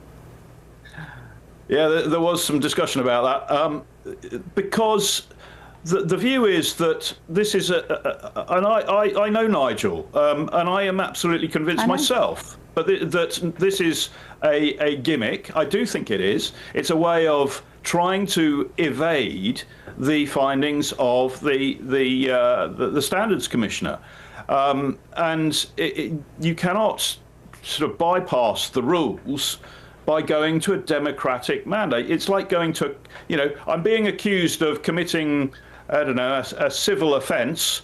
So instead of letting it go through the correct judicial process, I'm going to go to a democratic vote of all the people living in my town and see what they think. When the people of Clacton don't know the facts around this, it's a different matter. One is a democratic mandate for election to the House of Commons, which Nigel's already got, and the other one is the question of whether or not he has complied with parliamentary rules on disclosure of income and benefits. Now, that's not for you or me or the people of Clacton to decide. That's a proper investigation has to take place. So there are two different questions, and he's tried to muddy the waters by putting both together. I do think it's a gimmick, and I think any party that plays along with that is simply giving Nigel Farage, if you like, oxygen to undermine the rules that are actually there to try to protect the United Kingdom from. I'm not accusing Nigel of anything improper, but the rules are there to try and provide transparency and accountability, which in turn is to try to reduce the likelihood of corruption or a conflict of interest. And the public need to know what's going on. If he just declared this money, Henry, if he had just declared this money, and he might say, look, it was an oversight, or it was, I don't know what his logic would be. If he just declared it, would it have been a big deal, or would it have just gone down there as a gift that he took from somebody that was supportive of his work? It's a little difficult to say, but in general, yes, I think that would have been much the safest route. He has courted huge political risk by not doing that. And then instead of saying, okay, perhaps I should have done, I apologise, here's all the detail now, then I think he would have reduced the risk. But because he has been so entrenched in refusing to acknowledge that there is any justification whatsoever behind the claim that he should have declared it, then it looks as though there's something dodgy going on. It looks as though he's trying to hide something. It's a very bad look. Now, I'm not, that I think is just a bad judgment call on his part. The only problem is, of course, Nigel is the one person who knows whether or not there was anything a little bit untoward about these donations, whether he was trying to do a little something sort of, behind closed doors. And if he has, then there you go. There's the reason he's not declared it. But that's why it looks dodgy. So I think Bottom line, yes. Yeah. If he declared it up front and said, OK, I don't think I need to declare it, but just in case I will, then I don't think we'd be here. Yeah. OK, Henry, thank you so much. National Security Spokesman for Restore Britain, Henry Bolton, this evening. Thank you so much, Henry. Let me go to Paul and Tom in London on the NATO situation. We know that Donald Trump hates these talking shops. He hates sitting around with these globalists, especially when he feels like he is the one that is bankrolling their ambitions militarily, particularly Paul. I love seeing President Trump in these situations because he just doesn't care. And he will tell them exactly what he thinks. What do you think we're going to hear from him tomorrow? Well, it's going to be robust, and rightly so. I like the analogy of sort of, you always have that sort of family member that's a little too reliant on everybody else to pick them up when they fall down, and they fall down way too often. Now that's the other members of NATO as far as Trump's concerned. And the idea that he's saying you all need to be at 3% or 3.5% or 2.5%, whatever the arbitrary figure is, it's not a lot to ask for, because at the end of the day, this was this very tumultuous world now, and the bulk of Europe, the full bulk of Europe, is still looking at the US to help them out if they get into trouble. And if you look at the way they've behaved towards the US, both politically and socially and everything, really, towards the US, especially since Donald Trump's been in charge, why would they stand up? Why would they take the US dollars and help them out? All he is saying is, he's not saying you won't help anyone out. What he's saying is, you need to come to the table seriously. The UK is not serious about defence. The dip is ridiculous. The Defence Investment Plan is not worth the paper it's written on. I know people who work in the Royal Navy, and they've been waiting for this thing for years almost, particularly since the Labour come on board, and it's just doing nothing for them. If they asked for 28 billion, they're giving them 15, it's 13 billion short, and it still won't meet the demands for NATO via Donald Trump. I can understand why he's so stressed. I'm totally annoyed by this. But Tom, Labour would say, well, we found an extra 15 billion quid at a time when we don't have any money. They would say that that's going some way towards helping to protect the country. What do you think? And I would say that they are totally unwilling to confront very difficult for them, I appreciate that politically, but difficult spending decisions.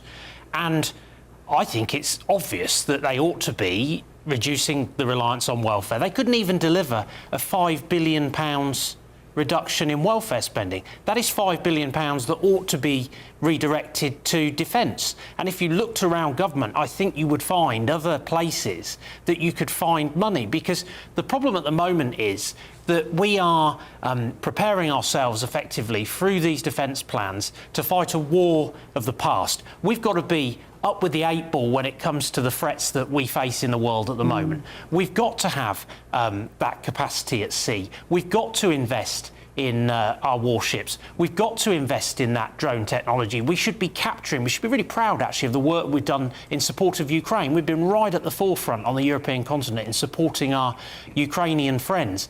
But we've got to capture the learning from that and invest in it and make sure, exactly as Al Khan's has pointed out actually in the course of the last few weeks, that a £100,000 drone can sink a £1 billion ship.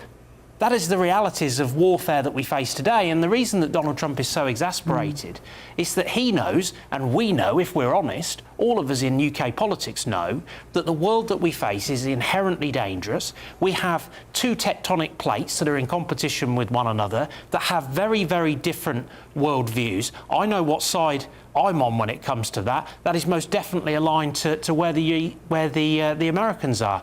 And we just need to get serious about this. The Americans, president after president after president, have told European countries to get on and invest more in defence. We just need to get on and do it now. And if that involves difficult decisions here at home, so be it. Ministers need to pitch roll, they need to explain those decisions, but our national security and stepping up in the world and playing our part, I just think is imperative in this really uncertain world. OK, thanks, guys. Just 10 seconds on why they're wrong and Labour are right. I mean, I remember the Strategic Defence Review of 2011 when they cut a third of all our capability, the Conservative government, and we're now living in the world post that reality. Yeah. I could talk about all the figures, extra 2.7% moving to 3 over the next 5 years, but the simple fact is we don't have enough capability because it hasn't been invested in the last decade. So to do it in the next 18 months is a tall order for any government. I don't disagree with that at all, Stuart, to be honest. Right, still to come this evening on The Late Show Live, this. So when I say permanently, it should be permanently. But if it's not permanently, we will bomb them. They will be bombed, just like I bombed them on Wednesday night and Tuesday night.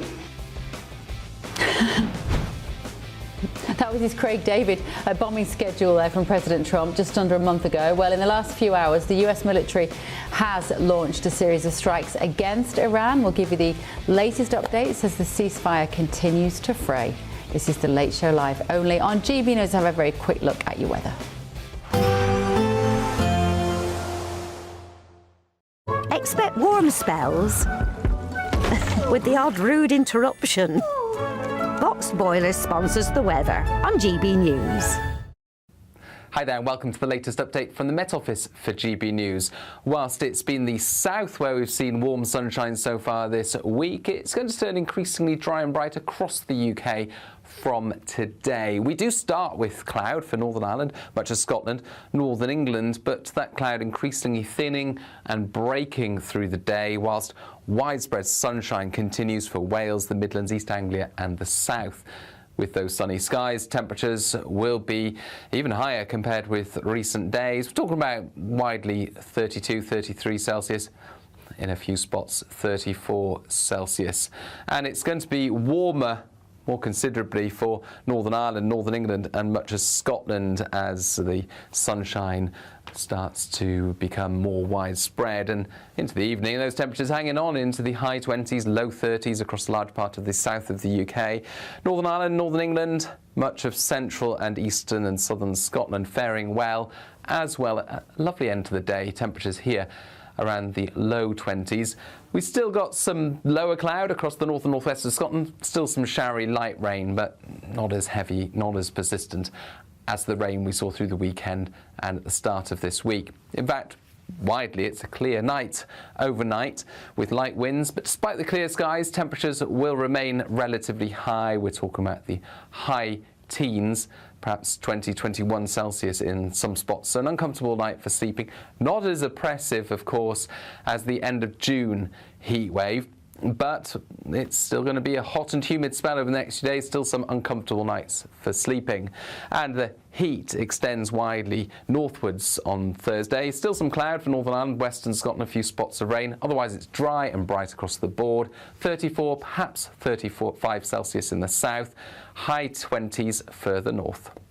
Expect warm spells with the odd rude interruption. Box Boilers sponsors the weather on GB News.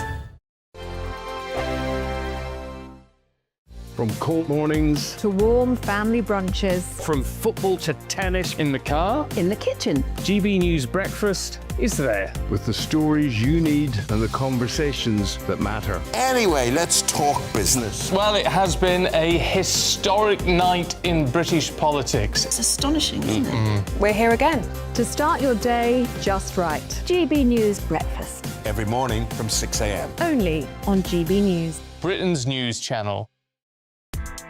Join me, Nana Akweer, for an informative, interactive news programme with a difference. It's fun. No, he didn't say that, Dave. I'm so surprised. I think there's an element of truth to that. Join me from 3 p.m. every weekend, only on GB News, Britain's news channel. At GB News, we love to hear from you, our loyal community. So drop us a line at gbnews.com/yoursay. There, you can talk to each other and also to the presenters live on air. gbnews.com/yoursay, because GB News is your channel, Britain's news channel. Some people enjoy lazy Sunday mornings, but not me. What's the truth of the matter? So that's a very live question. Would you support him if he waters down these plans? Before the spin sets in, I'll be getting to the truth. This is personal. No soft questions, no easy answers. It's one thing if the state has rules in this country. It's another thing whether the police and others actually police them. Setting the agenda and holding those in power to account. You can't really blame her if the system is set up this way. You will not want to miss it, trust me. The Camilla Tominey Show, Sundays from 9:30, only on GB News. From the school run to the home run, watch a new show for all of Britain. He can say whatever he wants. A straight talking show where all voices are heard. And, you know, when are we going to stop talking about smashing the gangs and actually do it? With the stories that matter from every part of our country. There's a bit of a crash landing there for your Chancellor. Bold, fearless and standing up for you. That's me, Martin Daubney, 3 p.m. till 6 p.m, weekdays, here only on GB News. The People's Channel, Britain's news channel. Westminster's full of talk, but out here, it's the real world. Am I allowed to talk now? No, that's it. This is where it matters, real people and real lives. That's what politics is all about. The fact that Trump made a good start, no. Straight answers, no spin, and just a couple of pints. How many fingers have I got up? About 10. So join me for Lee Anderson's Real World every Friday at 7 p.m, only on GB News. The People's Channel, Britain's news channel.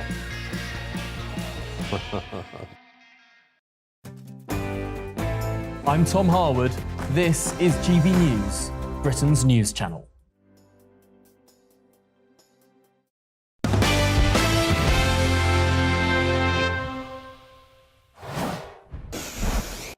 Welcome back.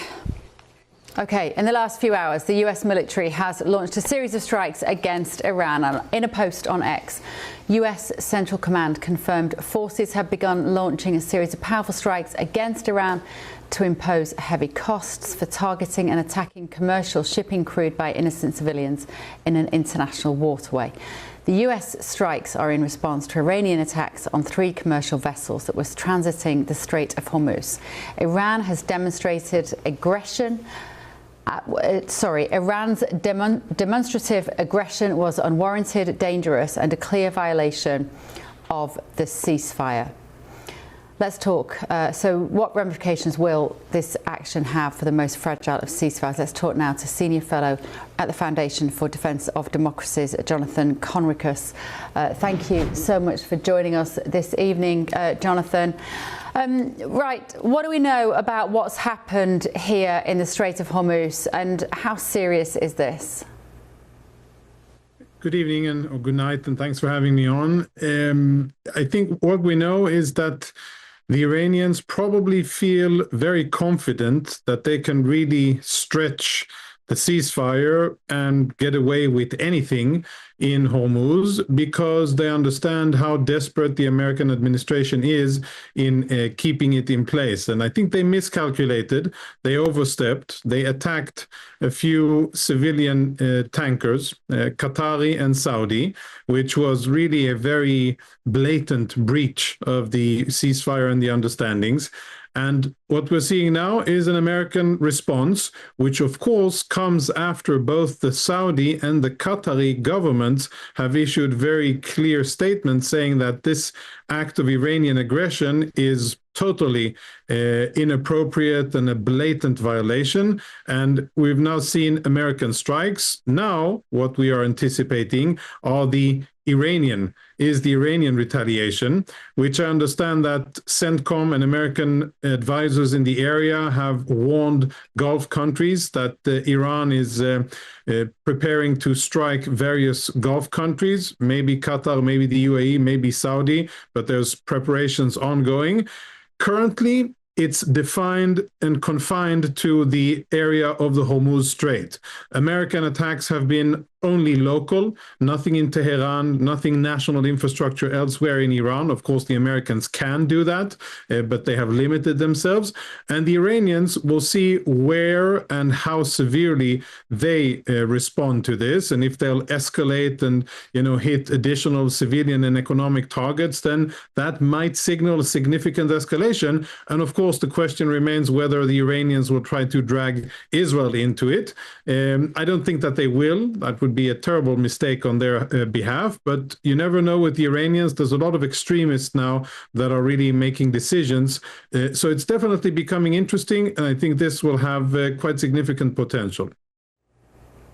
Are you suggesting, Jonathan, that those in power now are more extreme than the mullahs who have already been killed by America and Israel? I think we have a situation in the Iranian regime where there's it's fragmented. We have various aspects of the IRGC in control, and then you have different parties or factions, some more extreme than the others. I wouldn't say that there's anybody moderate in decision-making today in the Islamic Republic of Iran, but there you have extreme and more extreme. And if we're honest about this, the MOU that the Iranians were able to negotiate was extremely favorable to them. It basically gave the Iranians everything they wanted for a conditional and temporary opening of the Strait of Hormuz.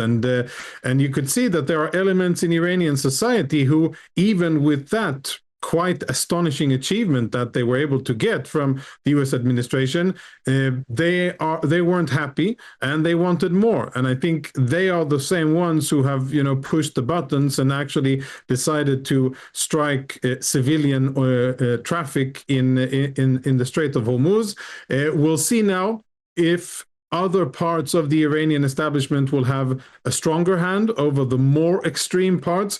It's going to be very interesting because I think we have, the beginnings of significant tensions within the decision-making process and within military command in the Iranian regime. But it's too early to say whether they're structural or if it's just a local incident. I think the way that the Iranians will respond to the U.S. strikes will be very telling where this is going. Okay.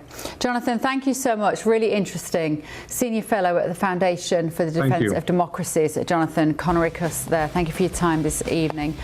Right, more to come in this next hour, including this.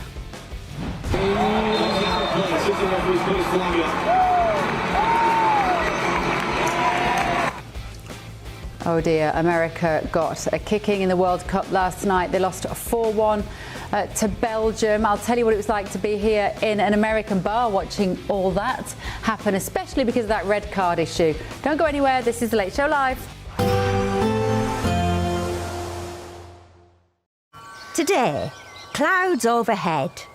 Total zen within. Boxed Solar sponsors the weather on GB News. Hi there and welcome to the latest update from the Met Office for GB News.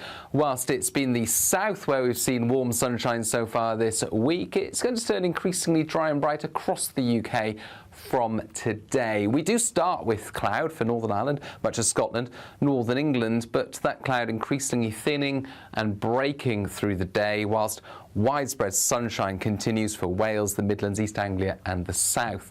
With those sunny skies, temperatures will be even higher compared with recent days. We're talking about widely 32, 33 Celsius, in a few spots 34 Celsius. And it's going to be warmer more considerably for Northern Ireland, Northern England and much of Scotland as the sunshine starts to become more widespread. And into the evening, those temperatures hanging on into the high 20s, low 30s across a large part of the south of the UK. Northern Ireland, Northern England, much of central and eastern and southern Scotland faring well as well. A lovely end to the day. Temperatures here around the low 20s. We've still got some lower cloud across the north and northwest of Scotland. Still some showery light rain, but not as heavy, not as persistent as the rain we saw through the weekend and at the start of this week. In fact, widely it's a clear night overnight with light winds, but despite the clear skies, temperatures will remain relatively high. We're talking about the high teens, perhaps 20, 21 Celsius in some spots. So an uncomfortable night for sleeping. Not as oppressive, of course, as the end of June heat wave. But it's still going to be a hot and humid spell over the next few days, still some uncomfortable nights for sleeping. And the heat extends widely northwards on Thursday. Still some cloud for Northern Ireland, Western Scotland, a few spots of rain. Otherwise, it's dry and bright across the board. 34, perhaps 35 Celsius in the south, high 20s further north. Today, clouds overhead, total zen within. Boxed Solar sponsors the weather on GB News. Britain deserves a newsroom that puts the facts and your voice first. Well, and that's what you get on GB News. Lively debates, lively conversation. And we're not afraid to hold power to account. And each other. So join me, Andrew Pearce. And me, Miriam Cates, for Britain's Newsroom, weekdays from 9:30 on GB News. Bold. They are under no illusion. Ray. Are you a human trafficker? Boundless. I've had enough of the nonsense, and I'm not afraid to say it. Don't get this on the BBC. Every weeknight, I tear through the headlines. The smell of gasoline. Should we be worried about it? From Westminster madness to cultural war chaos. What I'm going to do now is they are throwing things out the car as we speak. Get ready, Britain. Here we go. Patrick Christys tonight, weeknights from 9 p.m. only on GB News, Britain's news channel. From the school run to the home run, watch a new show for all of Britain. So he can say whatever he wants. A straight talking show where all voices are heard. And, you know, when are we going to stop talking about smashing the gangs and actually do it? With the stories that matter from every part of our country. There's a bit of a crash landing there for your Chancellor. Bold, fearless and standing up for you. That's me, Martin Daubney, 3 p.m. till 6 p.m. weekdays here only on GB News. The People's Channel, Britain's news channel. From cold mornings to warm family brunches, from football to tennis, in the car, in the kitchen. GB News breakfast is there. with the stories you need and the conversations that matter. Anyway, let's talk business. Well, it has been a historic night in British politics. It's astonishing, isn't it? We're here again to start your day just right. GB News Breakfast. Every morning from 6 a.m. Only on GB News. Britain's news channel. Westminster's full of talk, but out here, it's the real world. Am I allowed to talk now? No, that's it. This is where it matters, real people and real lives. That's what politics is all about. The fact is Trump made a good start. No. Straight answers, no spin, and just a couple of pints. How many fingers have I got up? About 10. So join me for Lee Anderson's Real World every Friday at 7 p.m. only on GB News. The People's Channel, Britain's news channel. Some people enjoy lazy Sunday mornings, but not me. What's the truth of the matter? So that's a very live question. Would you support him if he waters down these plans? Before the spin sets in, I'll be getting to the truth. This is personal. No soft questions, no easy answers. It's one thing if the state has rules in this country. It's another thing whether the police and others actually police them. Setting the agenda and holding those in power to account. You can't really blame her if the system is set up this way. You will not want to miss it, trust me. The Camilla Tominey Show, Sundays from 9:30, only on GB News.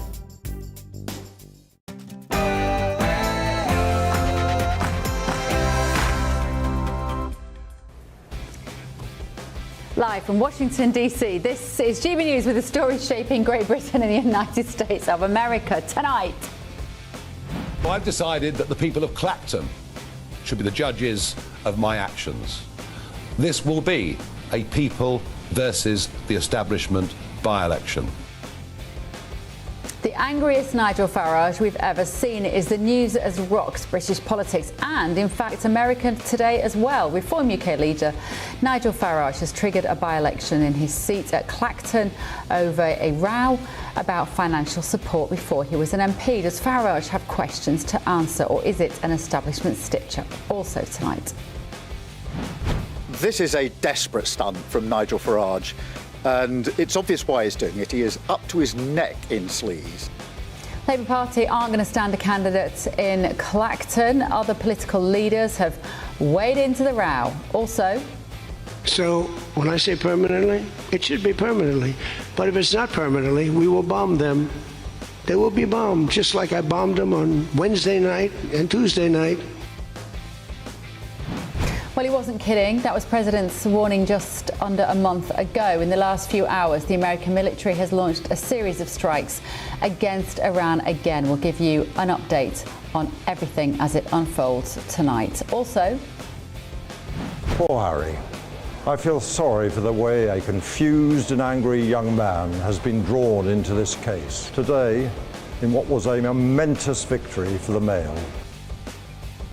that was Paul Dacre of the Daily Mail, and it was right, it was a momentous victory for the Mail, which means it was a significant loss for Prince Harry. He has lost his case against the publisher over claims that it engaged in unlawful methods to source stories. Also tonight. Why are we spending hundreds of billions of dollars and they're not there for us? We've always been there for them. President Trump is in Ankara for the NATO summit. He's already refusing to let NATO off the hook for what he sees as letting America down over Iran. It's going to be fascinating to watch this. Also this evening,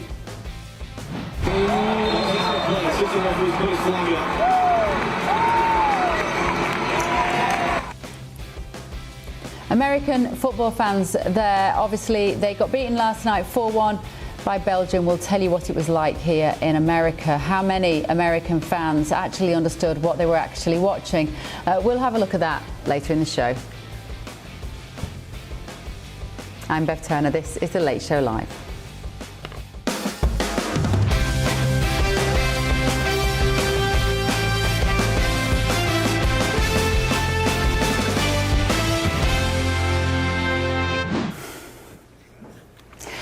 Welcome. It's our third and final hour of the night. In the studio with me this evening, Labour councillor Stuart Fawcett in his very fetching white linen suit, just like a Brit abroad, and former advisor to Margaret Thatcher, Niall Gardner. And in London, we've got GB News contributor Paul Cox and former Conservative Immigration Minister Tom Pursglove. Thank you all, gentlemen. Let us start this hour by looking again at the Nigel Farage story. He has claimed he's been targeted by the political establishment. This is over questions about his financial support. Donald Trump agreed today, saying that they're two of a kind. Trump posted a link to an article on Truth Social arguing that the establishment is subjecting Farage to the 2024 anti-Trump playbook. So just how is the ongoing crisis surrounding Farage likely to go down on this side of the pond? Delighted to say we will talk now to Executive Director at Unleash Prosperity, friend of the show, Tim Dosher. Tim, you always tell us exactly what you think, and what do you think is going on here with Farage? It's amazing that the left and maybe the Tories and the establishment media has chosen a playbook that has been proven to fail as recently as 2024 when they tried this exact same thing with Trump. And it's almost to the T what they're doing. And by the way, look at this. I don't like illegal things.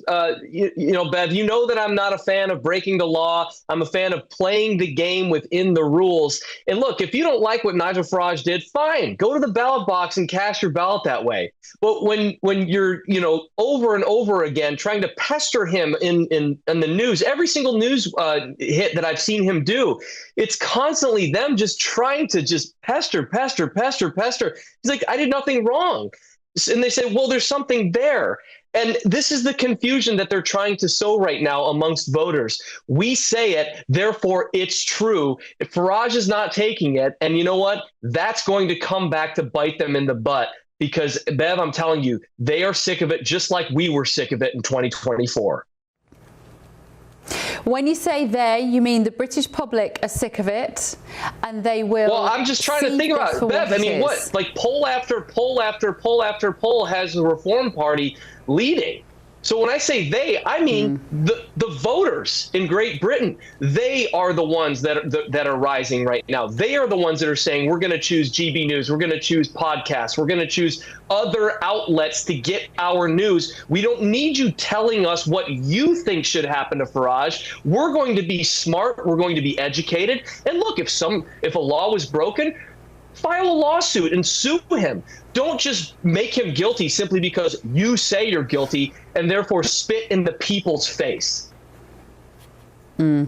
What do you make, Tim, of the fact that this by-election, which will be held in August, we think, at the moment, none of the other political parties are going to field a candidate? So they are making this a farce of an election. It will be Nigel against, I don't know whether you're familiar with the name Count Binface. He is a kind of comedy political character who stands in these by-elections. Now, it might be that if everybody else who would have voted for Labour, Conservatives, Green and the Lib Dems, they all vote for Count Binface, he might beat Nigel, and it will have been a high-risk strategy indeed. But it's not likely. Nigel's very popular in Clacton. He's probably going to win. And that will mean what? What message will he give to the British public?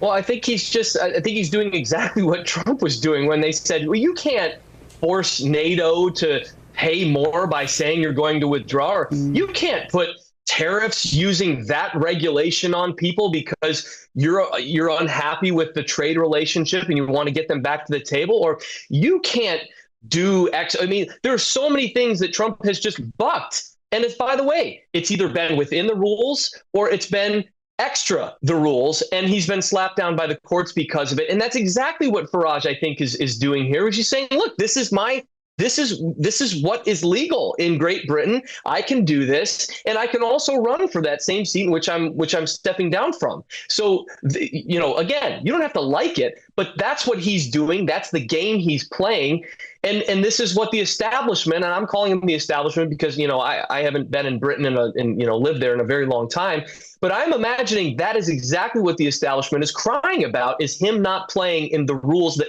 they want him to play by. Yeah.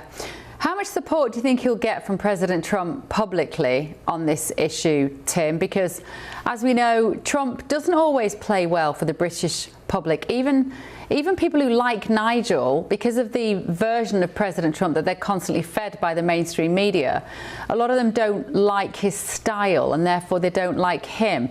Is it in Nigel's interest for Trump to back him publicly? Well, look, I think actually at this point it is, because you're not going for a majority of the British population. You're going for enough to win. You're going for enough to lead this fractured, the fractured Labour Party and the fractured Tories. And all you need is to continue to put in this. Look, the people who are supporting reform, they aren't just going to go away if Farage goes away. It's just not going to happen. They've been awakened. They have seen that there is another way about going about things. And so they're not just going to go away. So whether Trump says he supports him, which, by the way, the highest support you can get from Trump is the Truth Social saying they're trying to do to him what they did to me. He didn't say vote. He didn't say do anything. He just pointed out the truth. Given what the circumstances are. So, Farage, I think, probably likes it right now because he wants to paint himself as somebody who is trying to be railroaded by the establishment. And so I do think that it is a welcome thing for Farage at this point. Okay, Tim, great to see you. Thank you so much. Executive Director at Unleash Prosperity and the owner of an excellent bookcase, Tim Dosha. Tim, see you back in the studio very soon. Let me come to you, Stuart, on what we've just heard from Tim there. You probably are sitting there wanting to defend maybe the Labour government. I think, look, I'm a Labour councillor. I think there are grounds to say that President Trump was treated unfairly in the case where he was convicted, and there was political inspiration behind some of that went on. But with the greatest respect to the US President, I don't think the two situations are similar. I don't think Nigel Farage is contesting the fact that he took the money. Yeah. And he should have declared that. I don't think there's any contest in that.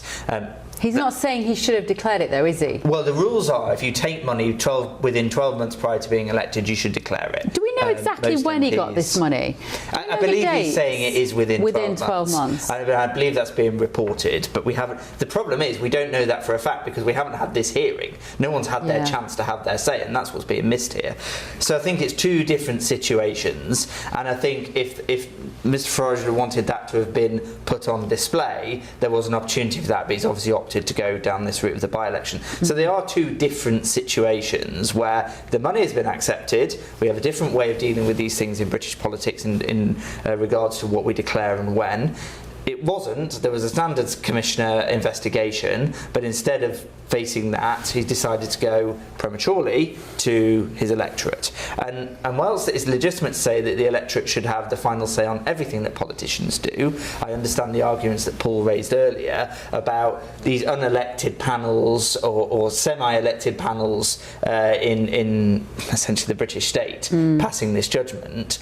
I think what we're probably looking at here is this premature by-election, which could potentially lead to another one if that was the case, but we just don't know. So two different situations. He has seized, as Paul Cox brilliantly pointed out earlier, he's seized the agenda though, Nigel. Now he's on all the front page of all the papers for tomorrow. We barely looked at the papers tonight because we've had such a lot to talk about.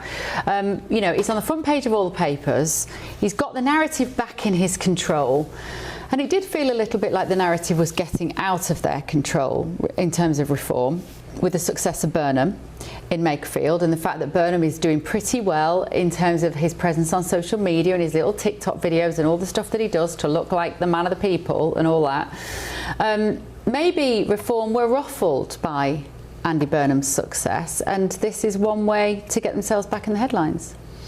Well, there's no doubt about it that Nigel Farage, I think, he's the single biggest political force of this generation, which is why the left really fear him, they hate him, they want to bring him down.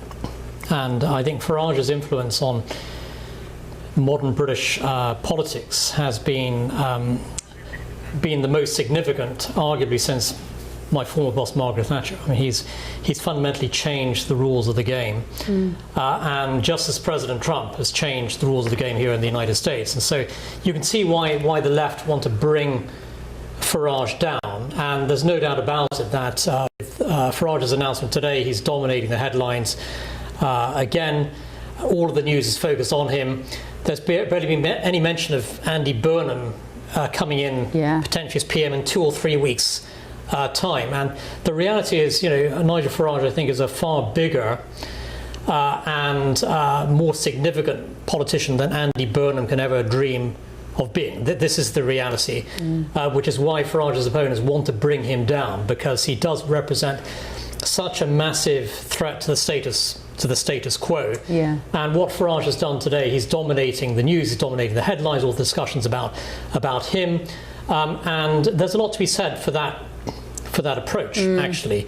And all of the oxygen publicity has gone out of the air for Andy Burnham. In my view, actually, you know, Andy Burnham will be an even worse Prime Minister potentially than Keir Starmer. But let's face it, you know, Burnham is practically a non-entity compared to Nigel Farage in terms of the overall political significance for this era. Farage is a huge figure. Yeah. Let me go to Tom and Paul in London. Tom, your thoughts on this, particularly Kemi Badenoch's reaction today. Was she right to just say it was a farce and not stand anybody in this, or would it have been a show of strength if she'd said, "Okay, well, we'll take you on"? I mean, she clearly hasn't done that because she knows the Tories have got no chance of winning. That's all it is, really, isn't it? Well, I just can't really understand why Nigel Farage is up the ante on this, because there is a process. And when I was a minister in government and I had to go out and front the media round for, team Conservative government, I would point to the fact that where issues arose, there was a proper process, and the proper process ought to be allowed the time and the space to investigate properly and to conclude. And it's at that point, if you want to dispute it, either the substance of the findings or the process itself or the outcome, that is where you do it. At the moment, it's completely unclear to anybody what the extent of the allegations are, what the arguments either way are, what the evidence is that sits behind that. So I just feel like all of this completely jumps the gun. And that's why, really, I think the Conservative position is really one that is consistent, that there is a process and that you take a view at the right moment when that process process has concluded. Now, it may be that Nigel Farage is exonerated in that process. It may be that he is found to have done something wrong and that there is a penalty, but one which doesn't incur the recall provisions, which, as a result of that, a by-election wouldn't be triggered. This just seems to me a complete waste of taxpayers' money, having a by-election, a load of furore today, when really the proper process just ought to be followed so that the truth can be understood. I think Nigel's raised some legitimate points about his family being intimidated and that experience that they've had, and that just shouldn't happen. You shouldn't be approaching people's families in that way and causing distress to them. It's not for them to be dragged into this. So I can understand why he feels so frustrated and so emotional about this and sort of determined to try and bring it to a head. But you've got to have the process, and it's at that point that people can express a view on that. And it may be that that culminates in a by-election, in which case I would expect that all the parties would want to participate in that. If he had, though, Paul Cox, if he'd sat this out and waited for these people in Whitehall to say, oh, you've been a very naughty boy, and slap his wrists and say, you've got to step down and it's going to trigger a by-election, and if he'd waited to be punished by them, how damaging would that have been? Because he would have been, what, suspended for 30 days or something? What would the consequence have been, Tom? He could be. So the recall provisions kick in the event that a more than 10-day suspension is voted on by the House on the recommendation of the sort of standards process. But then, of course, there is a constituency element, because the recall itself is not triggered. There's a 6-week process. Residents in that constituency, electors in that constituency, can go and participate in the recall.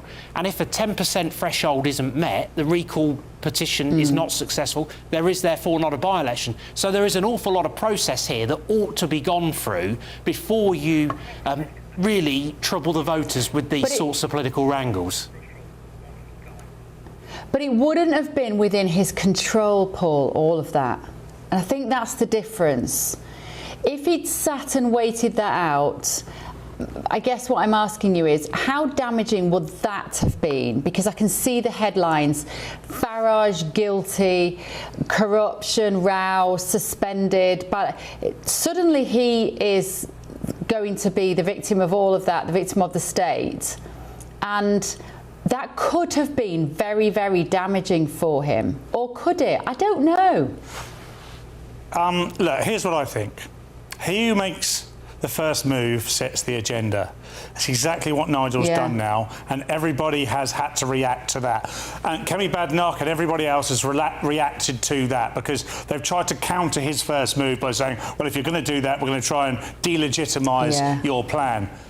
Unfortunately, he's the one who's made the first move. So whatever happens now, he looks like the guy who wins from this. That's why I said earlier, I see this as a very clever move. Also, if there's anything that's been learned from the lawfare against Donald Trump, is that if you create enough chaos from the centre, you also can dilute the problem.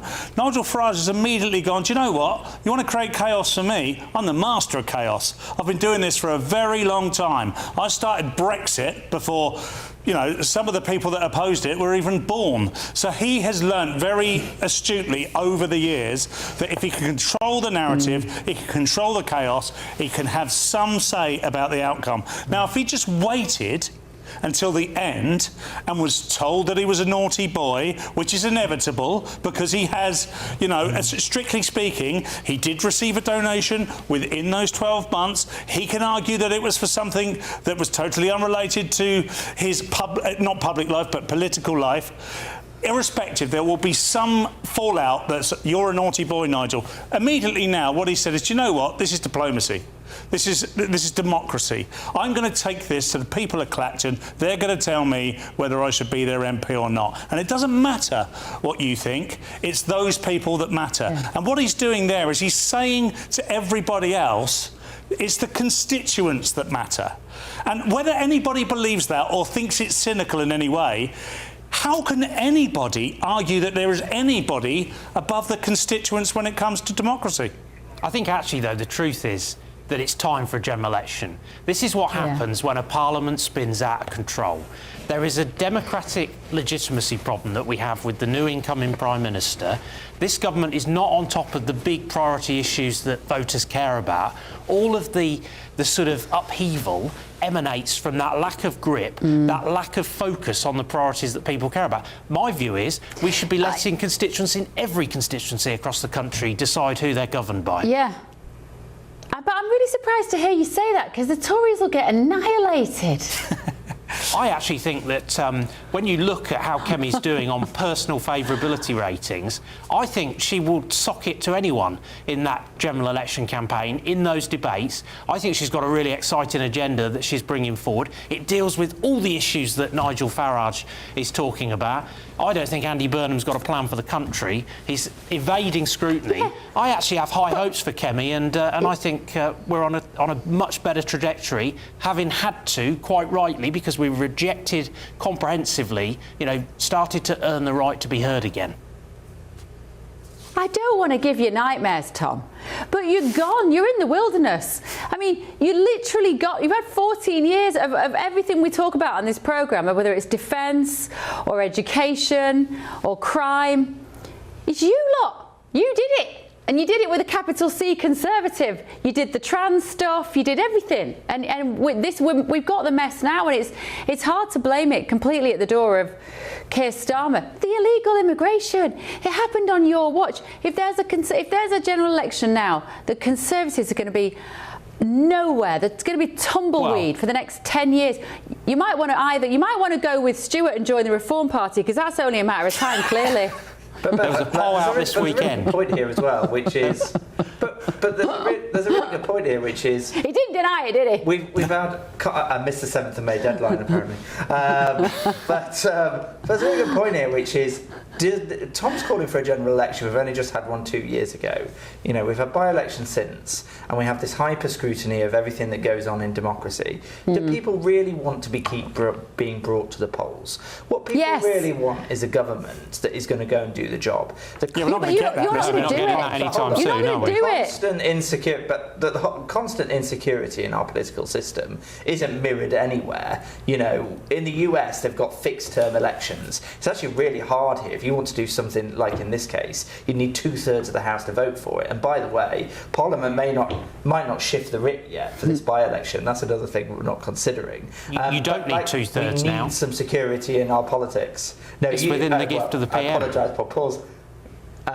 No, I'm talking about over here in the US. So over here in the US, if you wanted to remove a congressman, you'd have to have a vote with 2/3 of the House. It just doesn't happen. And the constant insecurity in our politics and the constant calls for a general election aren't helping any government get on with the job, whether they've been there for 14 years and failing to get on with it in the first place, or whether they've only been here with 2 and being presented with these huge instrumental issues across government. So just this constant call for a general election isn't really solving any problems. I'm only holding Andy Burnham to the same standard. I guess people feel like they want to call for I'm holding Andy Burnham to the standard he asked of others. Well, yeah, that's also true. Right, let me give you some rights of reply. A Reform UK spokesperson has said, it comes as no surprise that the Sunday Times has chosen to publish this baseless and contrived story covering a period of time when Nigel Farage was not even an active politician, let alone an elected one, given that the newspaper backed the Labour Party at the last general election. Contrary to the story's tone, no parliamentary rules have been broken. And a Sky News spokesman has said, given the clear public interest in this matter, Sky News has been seeking a response from Mr Farage and has made reasonable efforts to contact him. We acknowledge that Sky News was part of a broadcast pool operation outside a property linked to Mr Farage yesterday. We approached the property off camera on a single occasion, identified ourselves, and the occupant chose not to engage. The story goes on, and that is not going to go anywhere. Right, plenty more World Cup surprises in the last 24 hours, the biggest being the exit of America after losing to Belgium so convincingly. It came after FIFA controversially overturned US player Folarin Balogun's red card, allowing him to play in last night's crucial match. President Trump admitted that he'd called FIFA boss Gianni Infantino to ask for his help in overturning the card, sparking outrage across the world. Trump wouldn't phrase it quite like that. He'd said he rang him to discuss it, but he didn't tell him what to do. The Belgian team responded after the game with this post on social media, featuring one of their star players celebrating and the simple caption, overturn this. With me now is Jesse Bradley, former professional soccer player and friend of the show. Jesse, good to see you. Thank you so much for joining us again. Now, what was your president thinking? Did he just not understand football? I mean, to admit that he did it, I mean, he was kind of a victim of his own honesty yet again. If he'd got on the phone and just said, look, you know, see what you can do about this. Can you just like review it? Don't tell anyone we've had this conversation. Kind of fair enough, but he told the world he'd done it. I can't decide whether to be appalled or impressed. There's transparency there. You have to honor that. I do think it was the right call for FIFA to let Flo play. It was harsh, excessive to get a red card and have a suspension. It was unintentional. In addition to that, similar fouls in the World Cup didn't result in the red card. And then you have procedurally, the referee went over and looked at slow motion and still shots, which wasn't supposed to happen. FIFA took a long time to get it right. And I think that led to some of the drama, the president getting involved.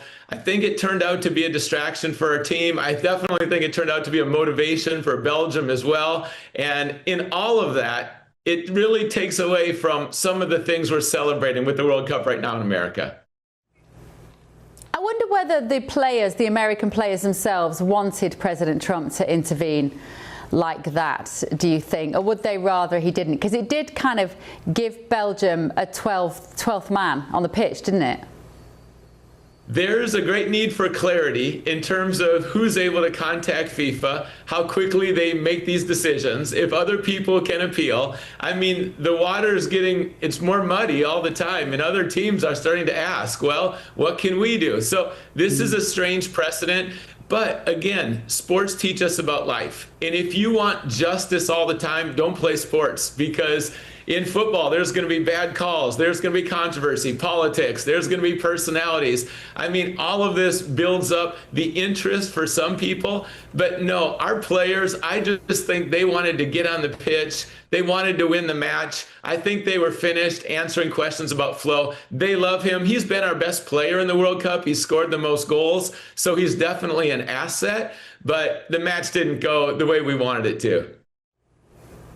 I think what President Trump inadvertently did was kind of highlight how the understanding, perhaps, or the religion that is football is different here in America than it is in Europe, and particularly in England. You know, when he said, well, it's a stupid rule, isn't it, that if you get a red card, you can't play in the next match. It's a stupid rule.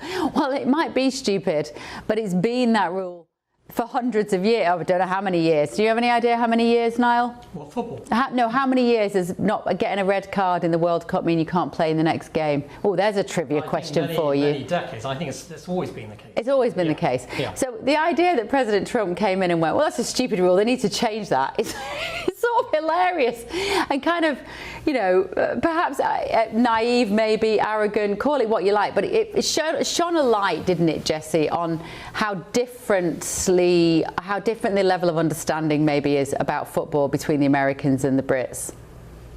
Bev, it's growing in popularity. We don't have the tradition you have. And so many people in this World Cup have come up to me and said, I'm starting to watch soccer. I love soccer. People call it soccer here. And this is why it happened. Our team had 3 incredible performances. And then on the biggest game probably in decades, we had our worst game in the decades during that time. So it was unfortunate. But this team is united. And right now we need that in America. United States of America. This team had different personalities, ethnicities. They had a healthy culture. They were truly one. They love each other. They love our nation. Patriotism stirred. I went to the matches in Seattle. People were chanting USA USA, the parade went for 20 minutes. This team loves God. They're praying on the field. They're in Bible studies. There's a resurgence of faith in this young generation in America, and this team was leading the way. So yes, everyone started to get involved. Everyone started to care. Everyone started to speak up. And let me tell you, I'm watching, because we had 45,000 watch party kits we distributed, and we had a watch party at our church. I spoke a message of hope at halftime, but people were coming up to me saying, I don't understand offsides. How do you know if it's offsides? I mean, there's just so many questions that are new to Americans, so they don't know the rules of FIFA.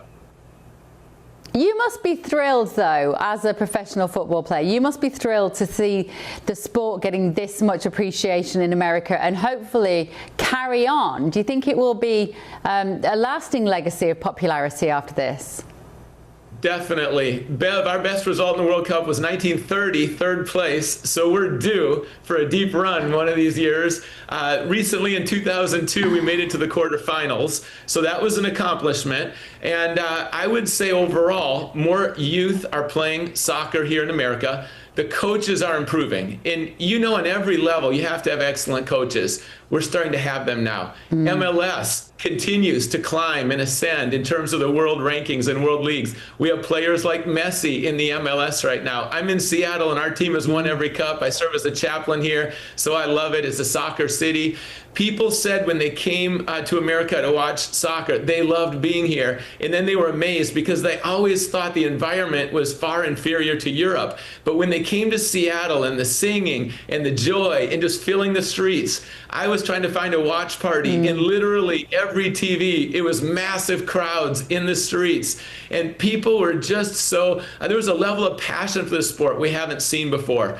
Our top players are also competing in the best leagues around the world. So you add all of that up with the young, talented base, we just need the right coaching for the national team going forward the next 8 years. And would you like to confirm, Jesse Bradley, that you are now supporting England now that USA are out?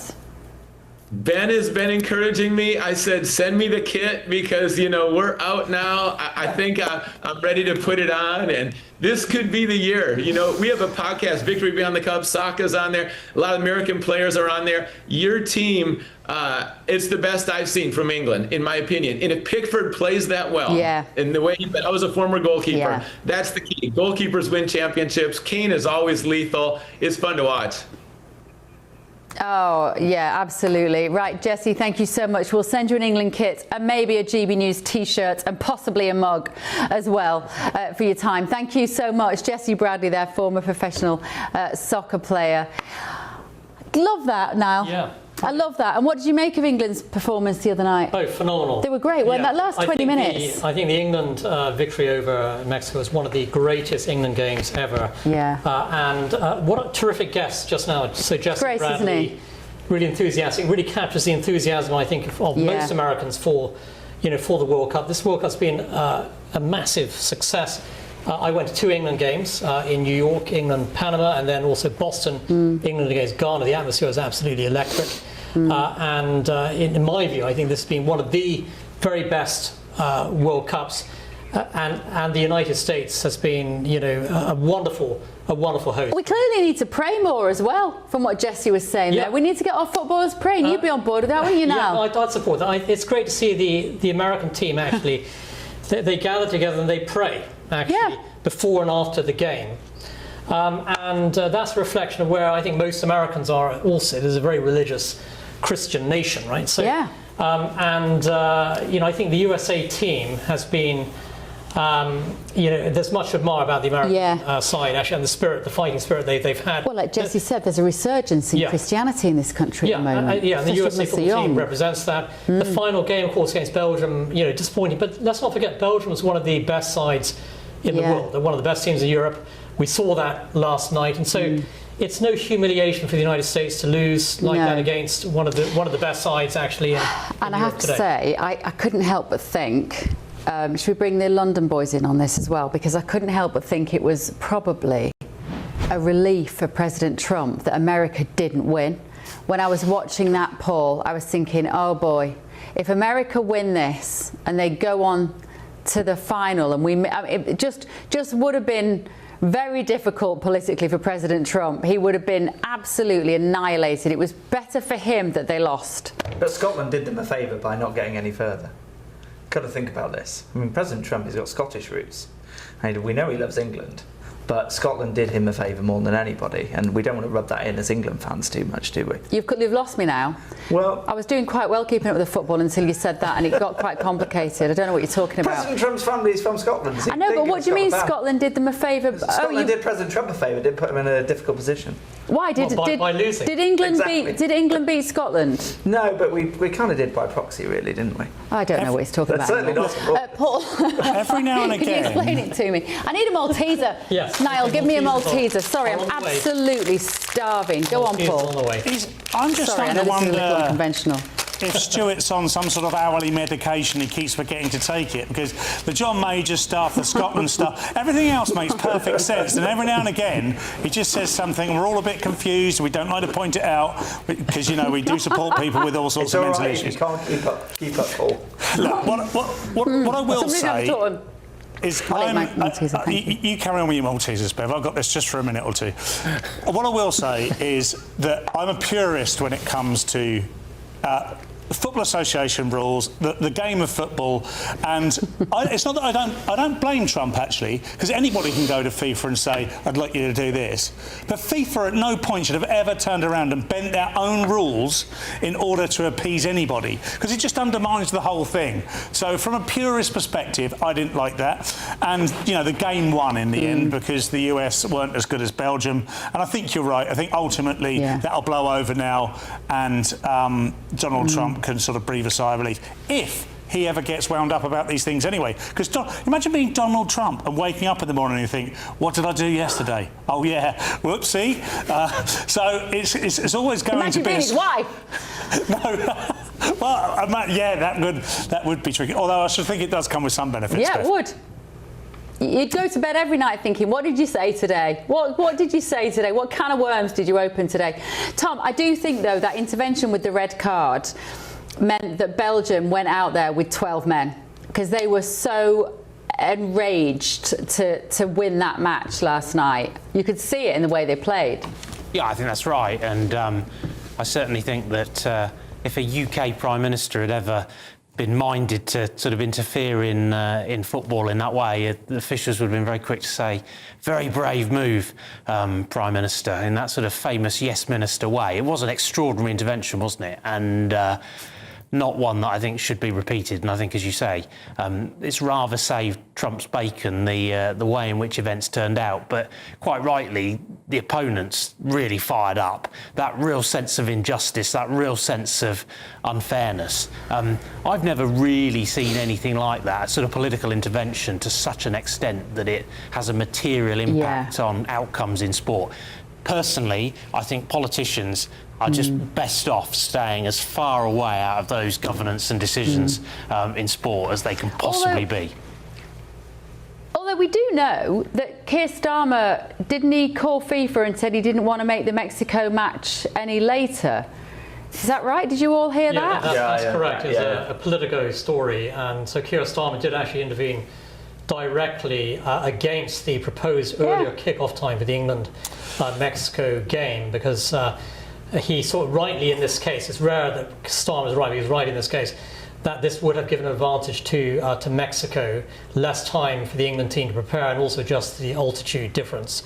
And so that was an example of political intervention by the British Prime Minister directly with FIFA, which actually, in this case, was helpful for England. Well, so was Trump's. It was helpful for America. I guess the difference is Trump told you exactly what he was doing, and Starmer did it quietly behind closed doors, whereas no one would know. I prefer the former, Stuart. Yeah, I like the style of saying exactly how it is, and you know, we know that Trump speaks both to and for and in the language of his voters a lot of the time. I think Keir Starmer could probably have claimed this one a little bit more, but it was probably going with the quiet exit. But yeah, I mean, that match was just incredible. Playing playing at that altitude in that heat, to try and bring it forward would have been such an unfair advantage. I mean, you know, that was just such 101 minutes of incredible tense It was football. amazing. You know, so I think probably everyone on the panel today, but maybe Bartom with his policies on this, could probably be a bit thankful for that all I would say, intervention. you know, one thing to sort of get involved in the operational in terms of the logistics of the match. I think an entirely different matter getting involved in the referee's decisions around the game itself. Well, we're all pleased it happened. Well, let me tell you, just as we're sitting here gossiping, girls, is that I was on a romantic night away in a hotel with my other half, who came over to see me this weekend just gone, and we nearly had a row because I wanted to watch the football and he didn't. So I left the restaurant to go back to the hotel room, and I sat on the sofa watching the last 25 minutes while he read a book on the bed. So there was a bit of a sexual role reversal in our house, or gender, maybe I should say, more than sexual role reversal. There was a gender role reversal in my household on Sunday night, because I just desperately wanted to watch football and he couldn't care less. So anyway, good luck, England. When's our next match? So it's actually Saturday night, 5 p.m. US time, 10 p.m. UK time. And who are we playing? Games against Norway, and England should win this game. But you know, Norway's done exceptionally well. They beat Brazil, so it's going to be a tougher game than one would expect. But England should win the game, then go through to the semi-finals, likely to play Argentina, I think, in the semi-finals. And have they got the big blonde man with the ponytail? Yes. Yes, they have Haaland for Norway, who's their star striker, plays Manchester City. Oh, he plays for Manchester City, does he? Yeah. Honestly, it's a school day every day at the moment for me when we talk about the World Cup. But I very much got into it, and I will be into the matches now that England are in it. I genuinely think it's really exciting. I think it's just what the country needs. Right, still to come this evening on The Late Show Live. Order and control at our border is not a betrayal of Labour values. It is the necessary condition for a Labour government to achieve anything it hopes to. Military bases are the future for housing asylum seekers, according to Home Secretary Shabana Mahmood. We'll be discussing that next. This is The Late Show Live. Let's have a very quick look at your weather. Don't go anywhere.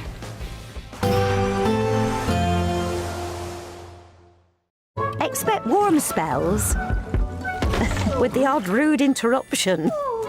Boxed Boilers sponsors the weather on GB News. Hi there and welcome to the latest update from the Met Office for GB News. Whilst it's been the south where we've seen warm sunshine so far this week, it's going to turn increasingly dry and bright across the UK from today. We do start with cloud for Northern Ireland, much of Scotland, Northern England, but that cloud increasingly thinning and breaking through the day, whilst widespread sunshine continues for Wales, the Midlands, East Anglia and the south. With those sunny skies, temperatures will be even higher compared with recent days. We're talking about widely 32, 33 Celsius, in a few spots 34 Celsius. And it's going to be warmer more considerably for Northern Ireland, Northern England and much of Scotland as the sunshine starts to become more widespread, and into the evening those temperatures hanging on into the high 20s, low 30s across a large part of the south of the UK. Northern Ireland, Northern England, much of central and eastern and southern Scotland faring well as well. A lovely end to the day, temperatures here around the low 20s. We've still got some lower cloud across the north and northwest of Scotland, still some showery light rain, but not as heavy, not as persistent as the rain we saw through the weekend and at the start of this week. In fact, widely it's a clear night overnight with light winds, but despite the clear skies, temperatures will remain relatively high. We're talking about the high teens, perhaps 20, 21 Celsius in some spots. So an uncomfortable night for sleeping. Not as oppressive, of course, as the end of June heat wave, but it's still going to be a hot and humid spell over the next few days, still some uncomfortable nights for sleeping. And the heat extends widely northwards on Thursday. Still some cloud for Northern Ireland, Western Scotland, a few spots of rain. Otherwise it's dry and bright across the board. 34, perhaps 35 Celsius in the south, high 20s further north. Expect warm spells with the odd rude interruption. Boxed Boilers sponsors the weather on GB News.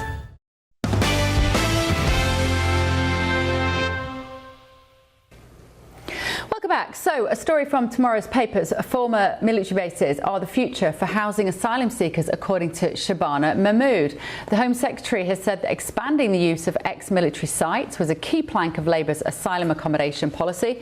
To the Lords Justice and Home Affairs Committee as she prepares to scale up the use of military barracks for asylum seekers.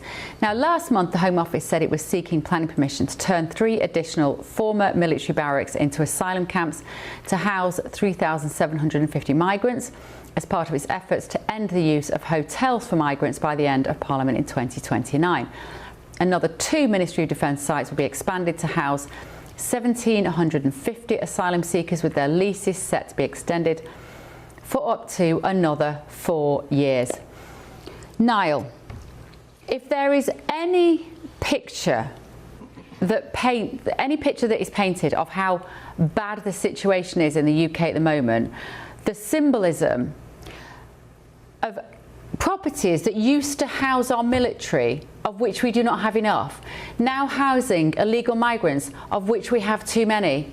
This is it. Yeah. It's the height of stupidity, isn't it? It's like we're literally being trolled by this government. It's like they're trying to make us angry. It is incredibly ridiculous and sad to see this. And the Labour government's actually boasting about it as well. Of course they are. This is the ironic thing. You have Shabana Mahmood, the Home Secretary, actually boasting about the most ridiculous anti-British policy. These are former military bases that should be military bases. And if Labour actually increased defence spending, that would be the reality. But instead they're housing illegal migrants who shouldn't be in the country in the first place. They should be deported. But they're given housing in former military bases. And so you can't make this up.